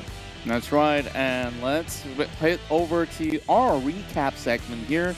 HomeBois with a total of 7 eliminations. And of course, a lot of damage being dealt. They came in from Impala. And take a look at their rotation overall. They move into Cruz de Val. Take a little bit of HomeBois pit stop, and then move further up into the Cruz de Val area of play so they can easily go in for a quick restock of weaponry or any sort of utils. And you see, most of the other players were actually on top of that hill, though those fights did actually take place for a good reason because that was one of the final few areas of play. But HomeBois, nobody was there to basically challenge them, so they finally found the formula to get in safe into the late game and also have a little bit of restock coming in from that crate itself. So it's down to those fights that were happening over on the south as well as the western end that has been able to open up a little bit more room. And not only there was 1 crate, there was 2 crates that HomeBois could work with. So basically, HomeBois was a little bit more passive and they only take what's necessary before they end up into this current position here, which once again, unchallenged. Let everybody fight, and we'll take the final straw. They did get some couple of pickups though. That's why they have 7 eliminations with under their name. But I guess you're right, just based on what the circle did, essentially there was a lot of luck at play. And mind you, they can't pull this sort of movement and rotation or game plan out in some other games because they got away with it this time around with the fact that 4 rivals wasn't playing and Cruz de Val was their home ground. True enough. So there's so many factors, right, that led it to the way of I think that's one of the biggest factors because without the obstruction of 4 rivals, this ease of access is absolutely there. Yeah. So, but next round they will have 4 rivals. Unfortunately for HomeBois, there won't be HomeBois. So they ended on a high note. Yeah. Okay. Food for thought, food for thought. Okay. So now, as you say, HomeBois and the rest of Group A will be resting for the final match. That also leaves like a couple of these teams here still fighting for those points. Honestly, I'm still not over the fact of GEEK Fam's fight against DBD. Like, that itself... There's a silver lining. It stings. Yeah, it does. It hit for the team. It does sting. But there's a silver lining. What's that? Bosskurr is in Group A. They won't be playing the next one as well. Oh, that's going to be... mean, the next one they won't be playing, I would say as well. Yeah, good opportunity for them to make the difference, right? They missed out on that opportunity this time around. They can come in and make the difference. Will GEEK Fam actually closing the gap by the end of the day? It all goes down to the final Miramar map. But first, before we get into it, this is the 2022 PMPL MYSGPH Fall. We're going to take a quick break before we hop onto more Desert Dune actions. And I'll see you in about 5. Bye-bye.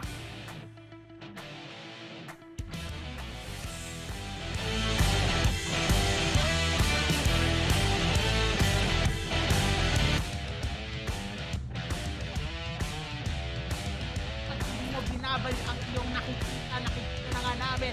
Yung PMPL MY na-out by RSG-REC. Tuloy mo pa. Meron pang 5. Pero Mika OP, alam na alam kung nasan si Iftar. Ba't ka nagpapanggap na bato? Ikaw pa yan na. Huwag lang mananakdown, HYVE. Take care. Kanina pa kayo bumabaril. Siguro konti na lang pero si Mika OP ay bumaba na nga mga kaibigan. Kasi nga gumagalaw na ang blue zone. 1 courtesy of Snipe. And right now, boom!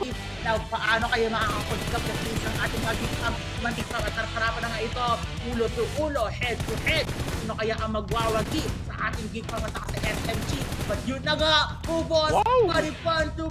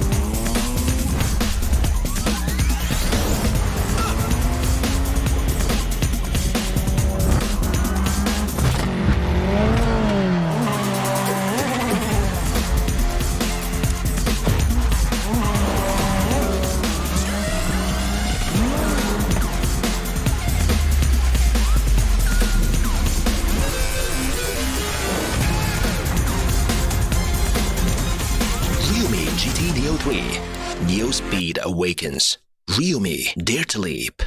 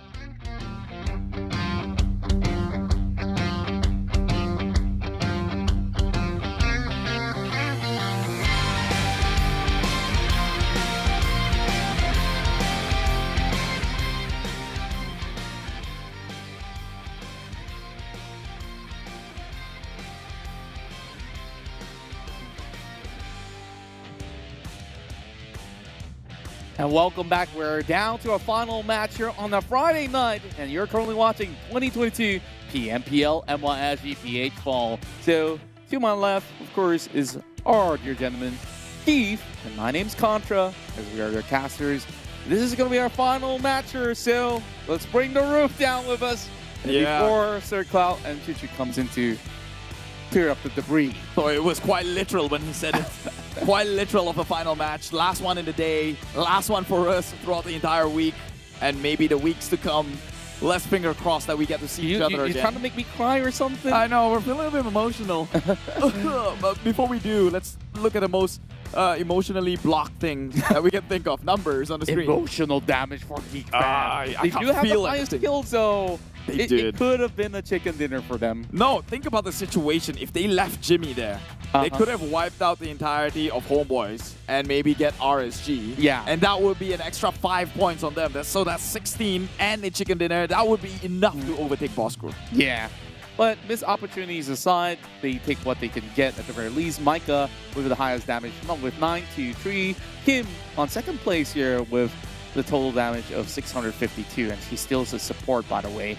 Damrude now coming in on the third spot with 652. And we're also going to be taking a look at who has the highest frags inside of Miramar. Miramar. Let's take a look at some of the teams that will be playing here. I got a little bit misguided by my guy on my right. But nevertheless, Group A will be sitting out on this one, which means Team Bosskurr no more accumulating. Chance to GEEK fam. No longer do we have Team Huck, HomeBois, and Team Secret as well. So the rest of these teams, it's do or die for the last match of the day and maybe kickstart their way into a better weekend than they have their run so far in week number 3. And specifically onto Genexus, they still haven't gotten that one match to maybe change the tides for them. Yep, and with all these teams who are left for the final hoorah here, who will need to really end up with this chicken dinner? I feel like it's going to be GEEK fam, because that was one that they could basically close out against Bosskurr. And now that Bosskurr is still not playing, and I guess that we're going to be seeing whether they can do it. But you guys saw the trailer before we started, and this is a really sick skin that you could get for yourself. And you could be the Dark Knight in the shining armor in red. That is with the Bramble Overlord set. Definitely not the Dark Knight itself. There's nothing about that suit that screams a Dark Knight. Nothing is in black.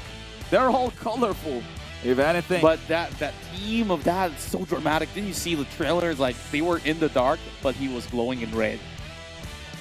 It looked like Power Rangers, and well, go get yourself this Power Ranger Bramble Overlord set. Meanwhile, this is something a Dark Knight would have as a companion. You see that car towards the most right. It looks slick, sick, and fine here. It's a brand new one. Koenigsegg with PUBG Mobile, and I believe that they come with very unique names such as Jesco and Gamera. The brand new Koenigsegg 1 has arrived, and so if you want to get a little bit of flex points going, you kind of have to get the cosmetics for them vehicles because they're just second to none. It's Koenigsegg. That's right. If you want some X Factor in your games, get yourself the new X suit coming real soon, as this is going to be part of your Ancient Secret journey. So go ahead, get yourself this, because it's going to be time limit before it runs out in the store. So make sure once it's out, go ahead, flex it to your friends, get some chicken dinner, do some dance on top of it, because you know you want to. You know what's funny about this image? What? It seems like, although it's Egypt, the only gods they know is Anubis. It's just Anubis all over. Maybe they are basically the ones bringing death upon the rest. Maybe that is it. Was he the one who... Is he the god of death? Not sure. The Pharaoh of death, I guess. Yeah. Or does he lead the souls to it? I don't know. Well, it's Egyptian mythology. I guess we're going to have to be historians to be accurate on that one. So just take our words with a grain of salt. Yeah, as long as you know. It's the gods. One of the gods. Yep. And of course, now it's time for us to predict who's going to get that chicken dinner. And I'm going for GEEK fam. And I've already explained myself. Yeah, I mean, out of all the teams, who needs the chicken dinner the most is GEEK fam. Although they're not down at the bottom, but because that chicken dinner changes things for them, they could be at number 1. I'm just going with 4 rivals because, again, I explained myself many times, when it comes to Miramar, either one of these Miramar is going to be bagged by 4 rivals for sure. And that's why they're always in the top 4 teams to look out for. Yep, and overall, you see them on the standings just holding up fine. And most of those points really came in from Miramar. Last round, they didn't match the play, so expect them to do even better, though it's running late into the night. Hope they still have that stamina, though. Same goes to the rest of the other teams that are also playing in this matchup. Now, with that said, we're ready to load into Miramar. We are ready, but I can't say the same for the players. They may be a bit, lethargic. Some of them has to play Miramar twice, and it's a map that is 8x8 long. 8x8. Yeah, we'll give them a couple of times, meanwhile, just to theorize into things. I guess now that Group E is in the mix, we honestly, with Sam9 holds a pretty high record and consistency in Miramar so far. Now that they're back, I think GEEK is going to have a harder time to get through. Yeah, overall, I think that there's a lot of things that happens whenever the circle pulls over the northern side, which is why, like, you see teams not really looking all too comfortable at all playing in that area. But if there's going to be any other names that I would pull out, it has to be RSG, because they have been getting a lot of elimination points in that past round, and I definitely think that they could do even better from here on. So let's count it down from here, because we got half a minute left. Half a minute is plenty of time. Go get yourself some refreshments. Don't get all parched out. I know it is Miramar. It gets pretty hot and, heated, especially in these battles. So keep yourself hydrated. Get yourself some snacks, because when the day goes towards an end, you will not hear us within your ears no longer. And be it as it may, as annoying as we can get, you're going to miss us. Trust me, you're going to miss us. Or not. Or not. Or not. But of course, this will be the final game here for our Friday night run as we dive into Miramar. Contra and Keith on the last plane ride here.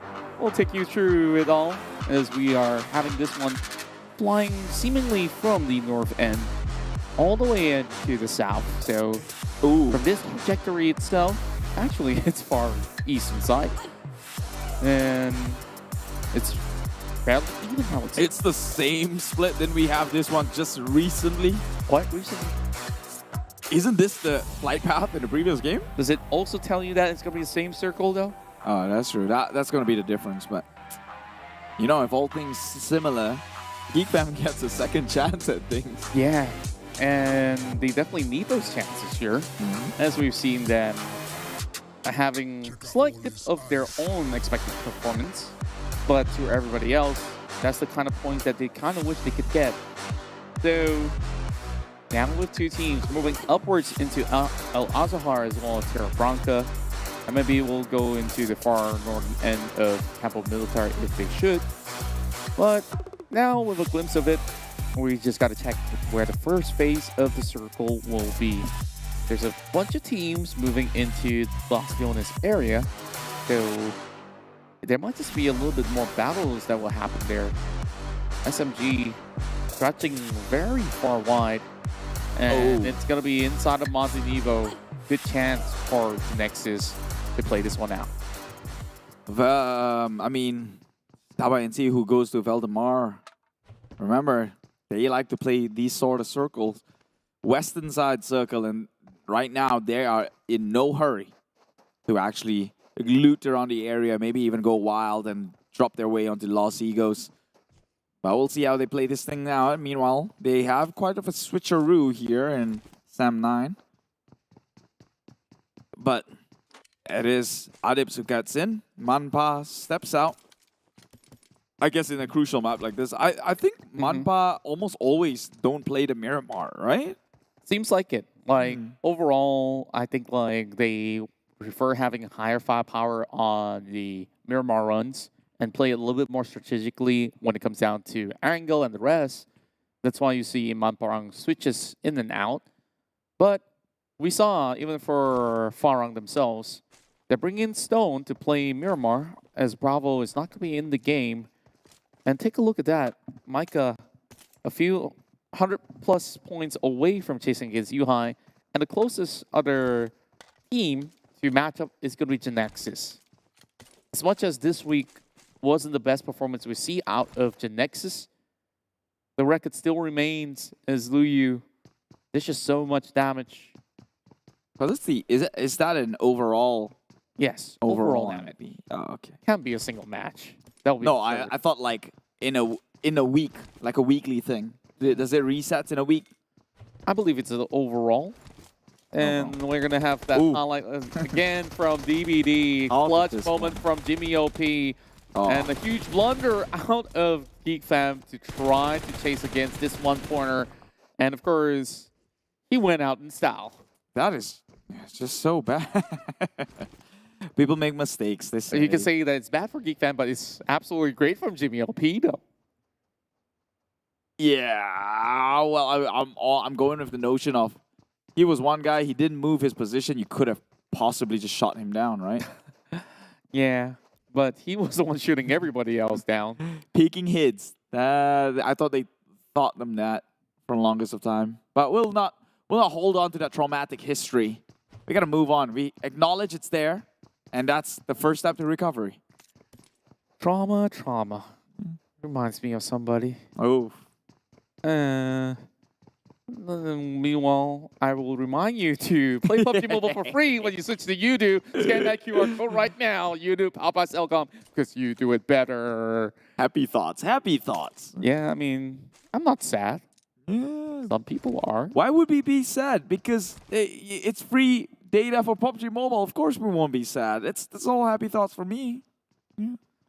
And then, as a matter of fact, you can also adjust, like, maybe call durations and stuff like that.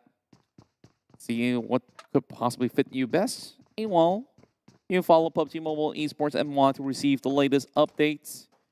You're not going to have Contra say this many more times because it's our last match of the league. Okay, so MUGEN. We just keep dropping in that, you know, that sad pit of depression. It feels like you're feeling it instead. Like, you're okay, buddy? I'm okay. I'm not even talking much. I might. I'm actually on sky high right now because I'm excited, man. I felt better today than I was in day number 1. Yeah. And I wouldn't say the same about me because I'm not late. And yeah, it's still better overall. I like that when the switch. That's the peak, right? That's the jiggle peak. Yeah, look at the aim. Like the crosshair goes on the circle. Like, do you like hold the gun sideways like a thug? Like a tug. I was trying to find a word that is appropriate. Oh yeah, well, KL Gangsters are wood, and you could just use that as a reference here in case you guys KL want Gangsters are like the Fast and Furious of Malaysia in a way, right? I don't know. To be honest, I've never watched. Don't want to. You do not support local movies. Shame on you. I don't watch movies in general. Still shame on you. Oh, There's so many great movies that was released this year. Some, unfortunately, wasn't released here in Malaysia. Oof. But then again, of course, some of you guys in Singapore as well as Philippines get to enjoy some of these shows. I won't be dropping names of the titles, but you get the drill. So far, one of the best movies that I've watched for the year was Everything, Everywhere, All at Once. I heard insane reviews. Still haven't watched it. Yeah. Despite all the reviews I've heard from it. Exactly. And I feel like GEEK Fam is exactly that team that is everything, everywhere, all at once. No, they're one thing and they all at once, right? It's either they go in all at once and take out the entire squad, or they all die at once. That's by anything, Jimmy OP. right? Like, do anything, and it happens all at once. Anyway, we will move on with that one. I thought we promised each other that. And so, talking about Fast and the Furious, this one tops that already. That's really furious. No reason to go ahead and watch movies when PUBG Mobile is an entertainment. Brian knocked it so hard, it wasn't a 360 spin. It was like a 720. 720 with an airtime of 3 seconds up in the air. How's that for flipping cars? Do they earn money out of it? Probably style points, which then maybe becomes money in the future. Notable differences, they say. What, is that what they call NFT nowadays? Like, it's just style points that sits in your PC? You want to be careful what you're talking about, man. They're gonna gun you down here. No. We did not reference anything of that nature. No. I mean, suit yourself, buy any digital products you want. It's only fair. I'm trying to save you. See, don't you realize that? I'm trying to save your skin. Okay. You will press the issue. Okay. OnlyFans understands, like, you know, what it could possibly end up with. And Sam is finally landing a couple of all these tags over on a corner wall. We're still not really seeing all too much of high elimination points coming from him. It feels like Insomnia's being a little bit more of a supportive role for the season as compared to being the main fragger. Last me year, for that. I'm not sure if you guys heard it, but I think that he's cursing me back. It's like, the hell with you, Contra. Well, that was definitely more direct than I thought. I thought you were going to find your way around it and saying the same thing, but hey, it's good to be direct sometimes, and I'm going to be direct with 4 rivals here. Oh, what the heck are they doing blue in the blue? Oh, wait. Well, you should ask, what the heck is this circle moving all the way down to the southern side? Now, it's going to be a battle upon those hills of Chumachera. While there's still a lot of teams that are moving around, still on the highway between Picado and Chumachera, MAB, they're going to struggle for a bit. And struggle they will, because they cop themselves to be first movers into the circle. And, oh no, they're actually burning in the blue right now. But if they're going to struggle, it is because they are going to come in as a late party, and gatekeeps are more probable than none. And talking about which, already MUGEN stopping the likes of RSG from getting a good game. RX is now on his knees begging for mercy. MUGEN. We'll see Brian passing by, and he's just going to sprint right off. Not going to be thinking about saving Rex at all. There's still going to be tags coming in from Kim. Just to hold the rest of MUGEN members back. Virgil! No point of him going out there in the open. And hopefully they will be able to save him for now. He will be tagged off, so that's 1 point secured by RSG. 2 members lost, and yet again, MUGEN yet to claim that point. They didn't have to go out. Like, RSG has already left off. Even if you leave him slowly bleeding, that point is still secured. A little bit of a overpush, I would say. Yeah, immediately not worth it. I mean, I kind of have to be accountable to my words here. And I did say that MUGEN should play a bit more aggressive, but that's a bit too much. Come on. Yeah, They were across the overzealousness map. definitely doesn't pay off. Meanwhile, the rest of Dingoz over on the hills and in the shack as well, Helton all alone.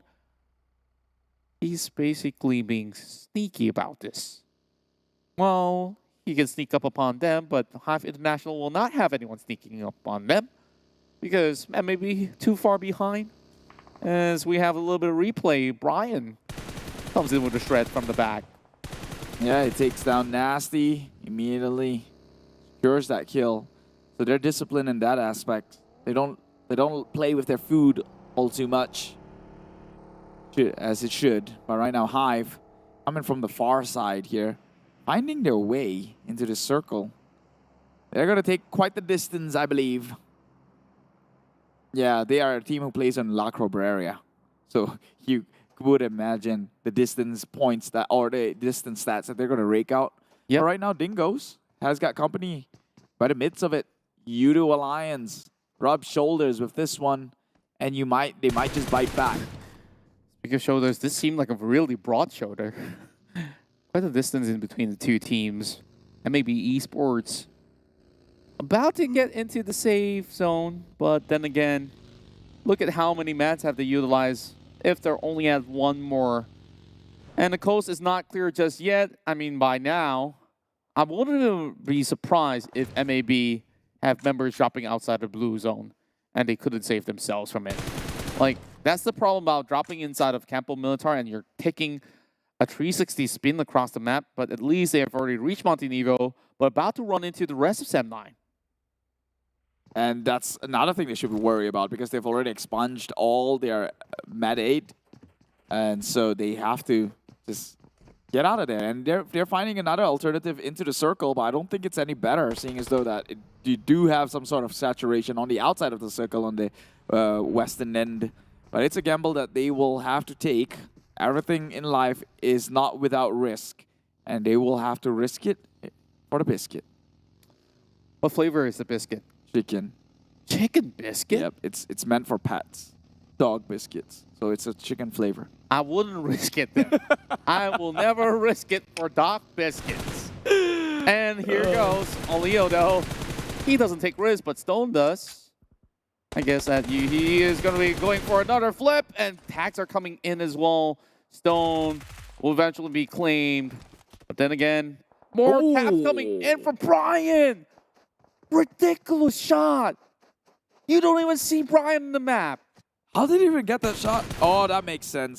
Yeah, but he's on top so of the far church. away. That's not even the direct. He's going on the heels, far right.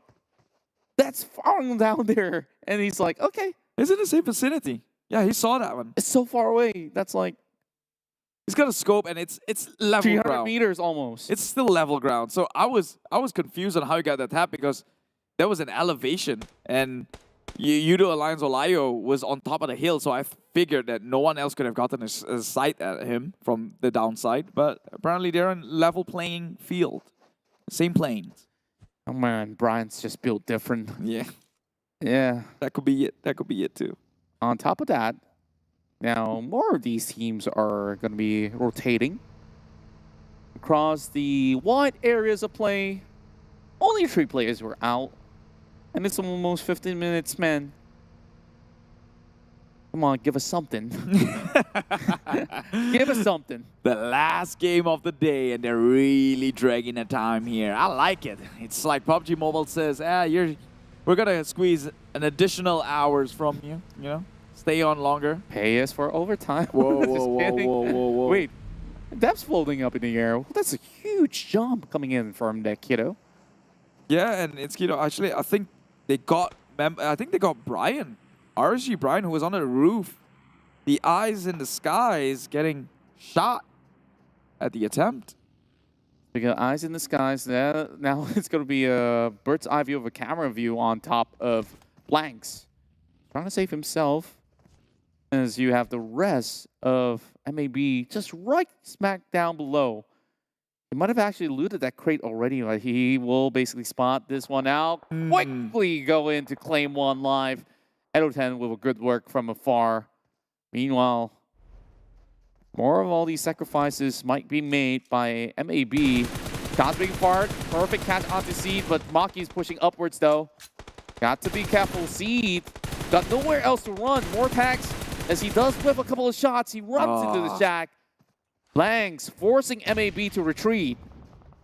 The real definition of shooting blanks was right there. Oh. Straight onto the target, but not actually hitting the shot. He might be... The teammates are though. Edo10, double knock. Yeah, empty shells, that is. But now, they're coming in from the far side. In the beeline, actually, MAB driving towards the member of HYVE. Man, they're positioned so far apart that they're just surrounding the likes of MAB onto a certain corner, gatekeeping them at the most efficient way possible. And Nate tossed his way. Said he will go down. He will concede in defeat, and MAB is now on 16th spot. HYVE International, though, it's perfect setup of an ambush right in between those hills. Garnered themselves that pure, full 4-pointers. Yeah, compliments onto them, man. That sort of tactical play. I've only seen that so aggressively done in, like, the China region, like the PEC teams. Right. And it doesn't happen that often. And they did execute this exact same move for Rivals early today against GEEK Fam. And also, MAB was also the receiving end of that. That's how they managed to go far in Sanhok. They just got to implement it a lot more. Oh, well. The only other time, so they're applicant for Rivals. The other team who did sort of an ambush tactics as well. Spread out apart, but not really this time round. Seems that HYVE for Throw, he's going to front the charge here, but they're coming in flank side with the drive-by. Spots him out, he shoots and he misses, and he pays the price here. Gets confirmed into the ground as well. Appy will fall. And Voki is a bit too far to come in for the covers. 5 eliminations, that is HYVE working like a soldier. And yeah, if you have the Winter Soldier, HYVE is the Desert Soldier instead. Every Miramar match has been so exciting with them on board. Now Genexus fights on against DBD. Don't Break Dreams won the other round. Well, actually, much earlier today with that double chicken dinner. And Genexus now trying to push upwards, but the little sprays coming from the back. Yeah. Not allowing Luyu to push through. It's NC, Rosh. Rosh has got an idea on that member of Genexus. And immediately DBD comes in, capitalize the situation. Echo confirms that kill, and now MUGEN, they'll be on eyesight right now, and we've seen the time again, MUGEN taking out the entirety of HYVE over in Erangel. This time around, Miramar seems to echo the same sentiment, but Eris, he'll hold his ground as the final member of MUGEN. And we've already seen so many teams bow out. Genexus, Dingoz, MAB, Axis, as well as Sem9, not being able to play the rest of the match. Out of nowhere, this Phase 5 is basically forcing everybody off, and whoa, quick pickup coming in from Kim. A little bit of a nail-biting moment for the guy hugging by the staircase. As RSG, they're hoping to take out the entirety of the squad. As Farang doesn't really have much to work with. Circle now moves further up into the hillside where SMG gets the advantage. 4 rivals looking pretty good as well in their position. Only have to deal with HYVE International. And HYVE, they did take a bunch of damage, but now they're all up and ready, up in arms. RSG goes in straight with the push here, does not check his corners. Luke was lurking and gets him on the crosshair in the attempt of a push. And that was a little bit iffy because he whiffed almost half a clip right there before he gets the member of Farang. Now only Stone left unturned over on the bottom side with Kim driving forward into the territories of Yoodo Alliance. A little bit of a risky move. Now Stone being spotted out, but not that they need to care about him all too much. But Kim's had second thoughts, now being shot at once again. Gonna just break the vehicle. He's got done with this Mirado that's not working out for him.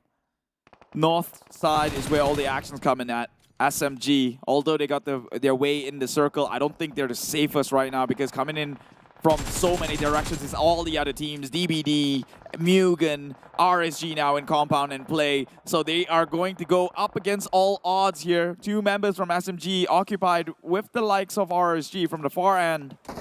But, immediately backstab is Stone, who lurked there for the longest of time and now might just get punished in the process because GEEK Fam is also in that area. Same goes to Yoodo Alliance.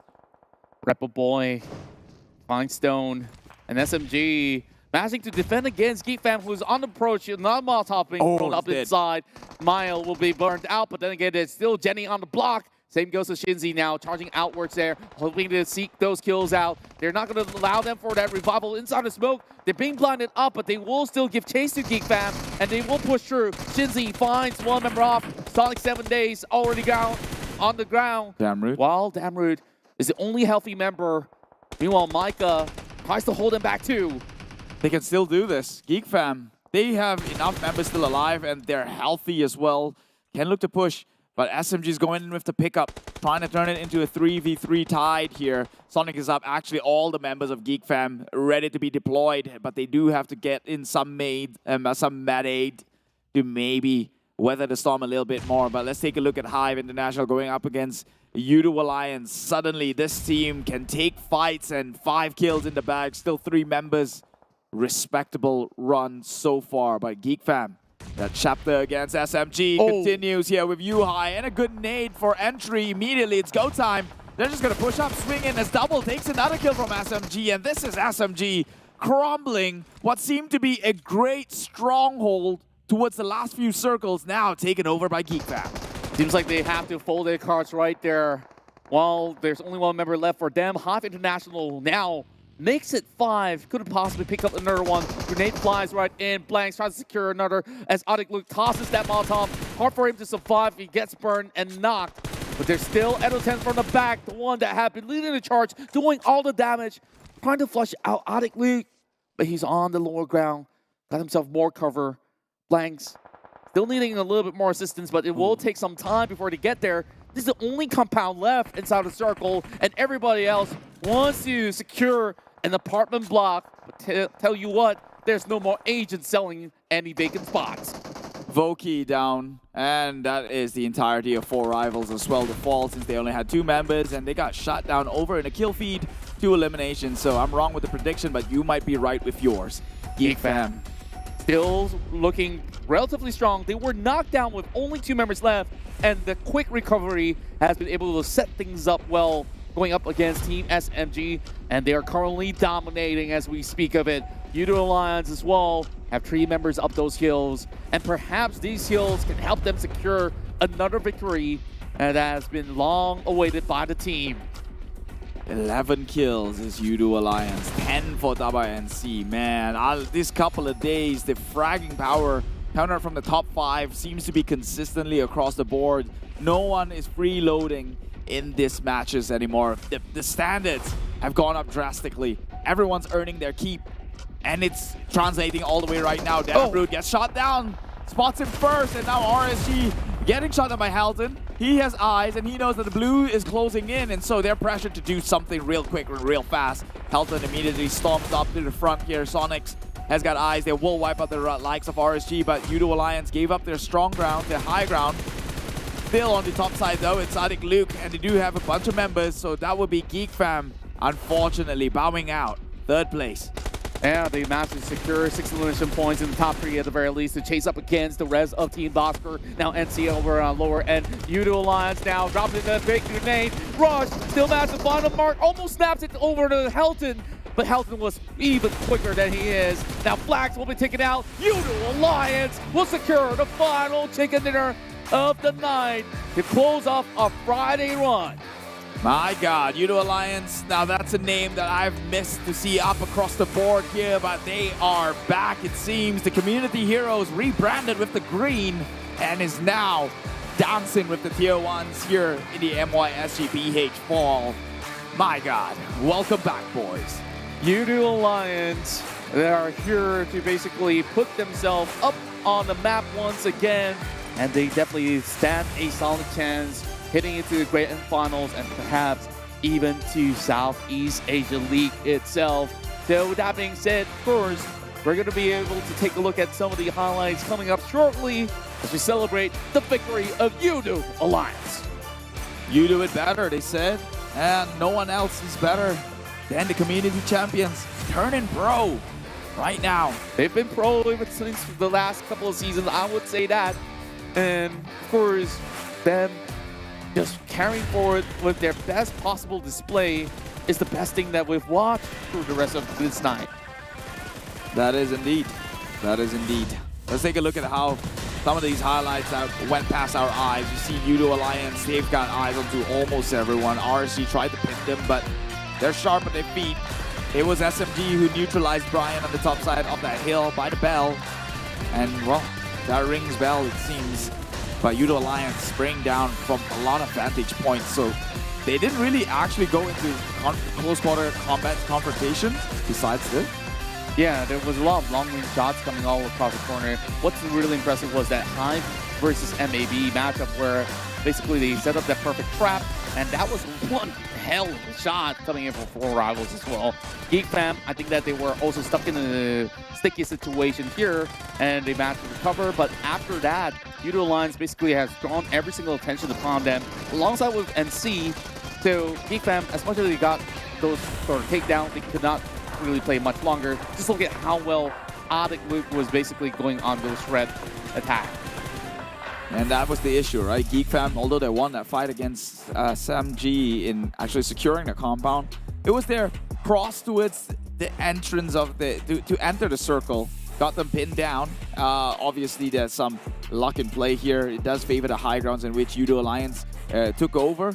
And so they were spraying down. Once again, just like how DBD got their chicken dinner. I think that it's more of other teams being too fixated on that compound itself. It's like, okay, this is the only cover that we can get. But you look at Tabah NSEA, they managed to still protect themselves and still fight out in the outskirts. Meanwhile, of course, this is Huge points being secured by Yoodo Alliance overall, with 29 being bagged in with 14 eliminations. So 22 will fall in the hands of NC at second place. 16 points being shared by both GEEK Fam as well as RSG and SMG, along with Team HYVE. Well, HYVE International, they both tie in with 8 points, now on 5th and 6th. Yeah, at least good thing for GEEK Fam. Tomorrow when they do start, they're only 15 points away from Team Bosskurr, but do note that every one of these teams only have 4 games to play, so a map that isn't played by GEEK Fam could be the map in which Team Bosskurr will increase their lead even further. Now, let's take a look at the boy wonder himself. It's Adik Luke from Yoodo Alliance. 5 eliminations, 849 damage, 40% of the team contribution. Surely, you can see that in the highlight itself. It's always the barrel of his gun that's been shooting and securing all these kills. With the furthest only being 177 meters, that brings it with a 3.1 MVP points. Now let's take a look at the weekly rankings overall. Yoodo Alliance now moves all the way up to 9th place, chasing up against even Team Secret. RSG with a consistency showing for today has put them on 7th spot. Meanwhile, Tabah NSEA has now taken over on number 4. 4 rivals who is expected to show up got taken out much early on. Yeah, unfortunately. But hey, no complaints in that one. I think they really tried their best there. Oh my goodness. Look at the bottom of the standings as well. HYVE, 1 point above HomeBois. MUGEN, same points.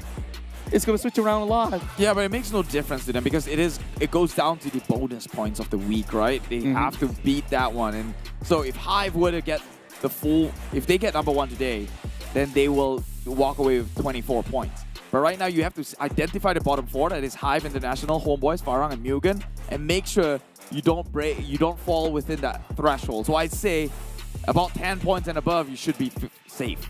I gotta say that nobody is actually safe. Same goes to Crit VIP, MAB, Axis, like these guys all on single digit.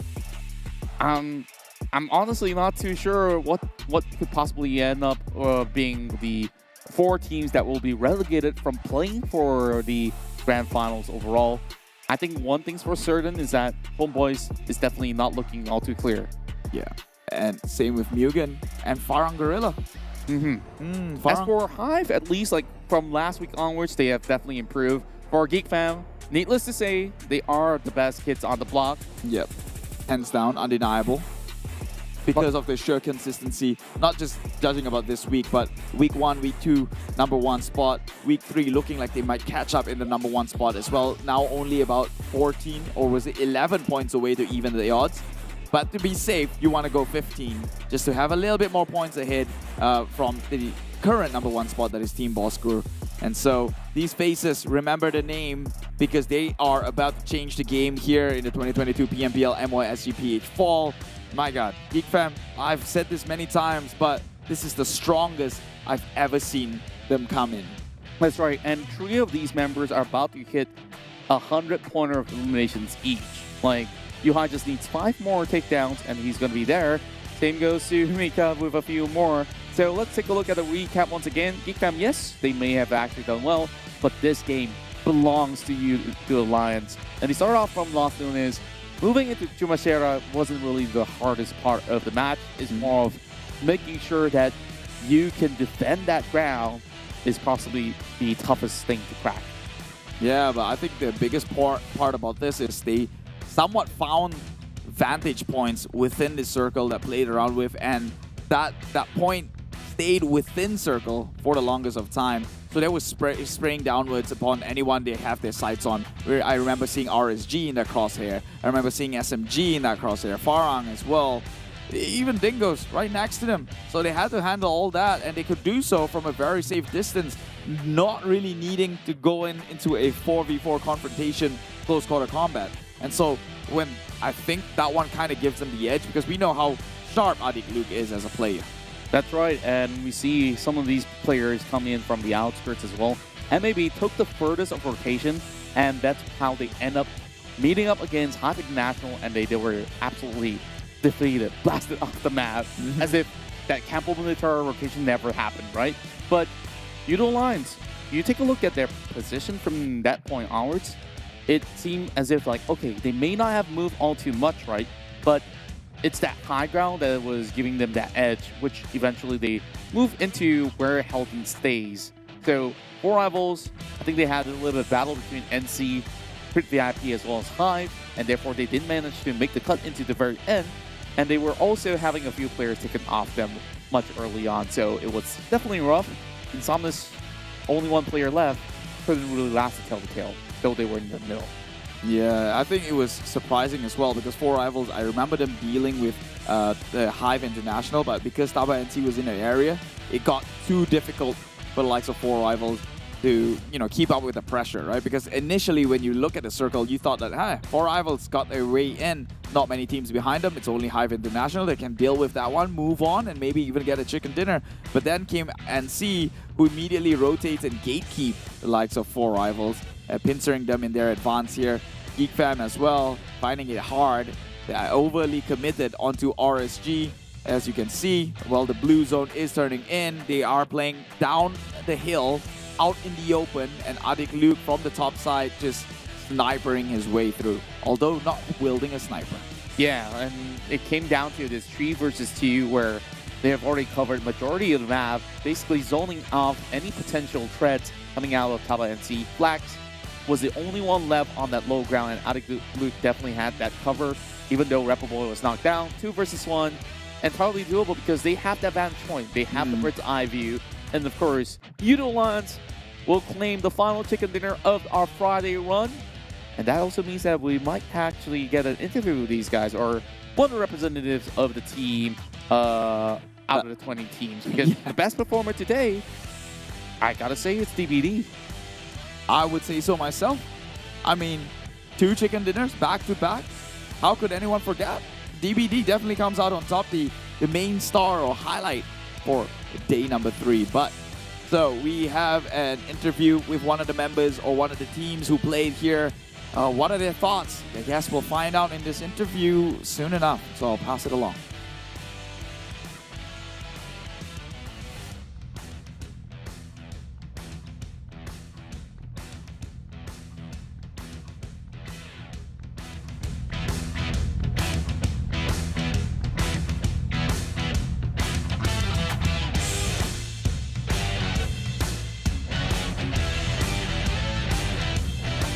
And of course, please welcome on board RSG, and I believe Brian's joining us here. And of course, how are you feeling for today? Hi, I'm feeling we're feeling good because we had like few good games today. Awesome. So we're feeling good. Yeah, and of course, you have been possibly one of the sharpest shooters for the team. We see you hitting long-range shots out there and doing so much. Now, I want to hear from you, like, how much time do you actually spend on not only streams, but personal practice? Because I'm pretty sure that people want to be as good as you are. Just I play TDM a lot and Classic. So that's just my training for like one day around like 6 to 7 hours. Which I just grind PUBG. 6 to 7 hours. That's pure dedication out there. Yeah. So 6 to 7 hours of just grinding PUBG. I mean, it's expected, right? Because your game has now turned into a career. So I have to ask this, Brian, if your game is your career, then what do you actually do for fun? Watch movies. Oh, well, that's actually a really good hobby. So, of course, these are all, of course, a little bit more insight into your daily life. But overall, I want to also ask for RSG in particular, because you guys are on a roll for week 3, and you guys could basically catch up to currently Team Bosskurr, who is also #1. But what's your aim personally, and what's the team's aim by the end of this week? Our aim for this week is to get top 1 for this week because it's possible. There's 2 more days, so it's possible for us to get top 1. So that's our aim. And of course, with the grand finals that should be secured with the amount of points that you've gathered in bonus points for the past few weeks, like, who do you actually see as some of the toughest competitors personally when you possibly fight against GEEK fam and all? Who do you think is possibly hardest in the 1v1? No one. Nobody. Ooh. Oh, I love Nobody. how you're approaching this. Not a single player. Stop, Kim. What about your teammates, Kim? Do you think that maybe he's a tough opponent to go up against? Not really. I was expecting that answer. Okay, of course. So far, of course, it's great to have you around here, joining us for the interview. Any sort of things that you'd like to share to, everyone that's been supporting RSG? Because do you guys have what it takes to basically claim another championship title, or even the C Finals championship itself? So, what can they look forward to? We'll definitely do our best for this victory and try to get champion again. So thanks for supporting us, even though we didn't perform quite last week, but the fans are still supporting us, so thanks. All right, we thank you too, Brian, and of course it's a pleasure to have you here on the interview. So good luck for the weekend, and of course have a good rest for tonight. Bye-bye. Very brutally honest guy. I like it. I like his personality. He was a bit shy, but he wasn't shy when he just mentioned that as well. No one else could challenge him, even in a 1v1. Not even his teammates, Kim. Easy, he said. Such a hard worker. You heard from the guy, like, putting scrims aside, and he's still spending 67 hours a day with personal training itself, with TDMs. Like, we've heard it from quite a lot of the players that the team deathmatch mode is really where you really take consideration of how well you could basically maneuver around, quickly get those kills, and I think like it's a really good practice.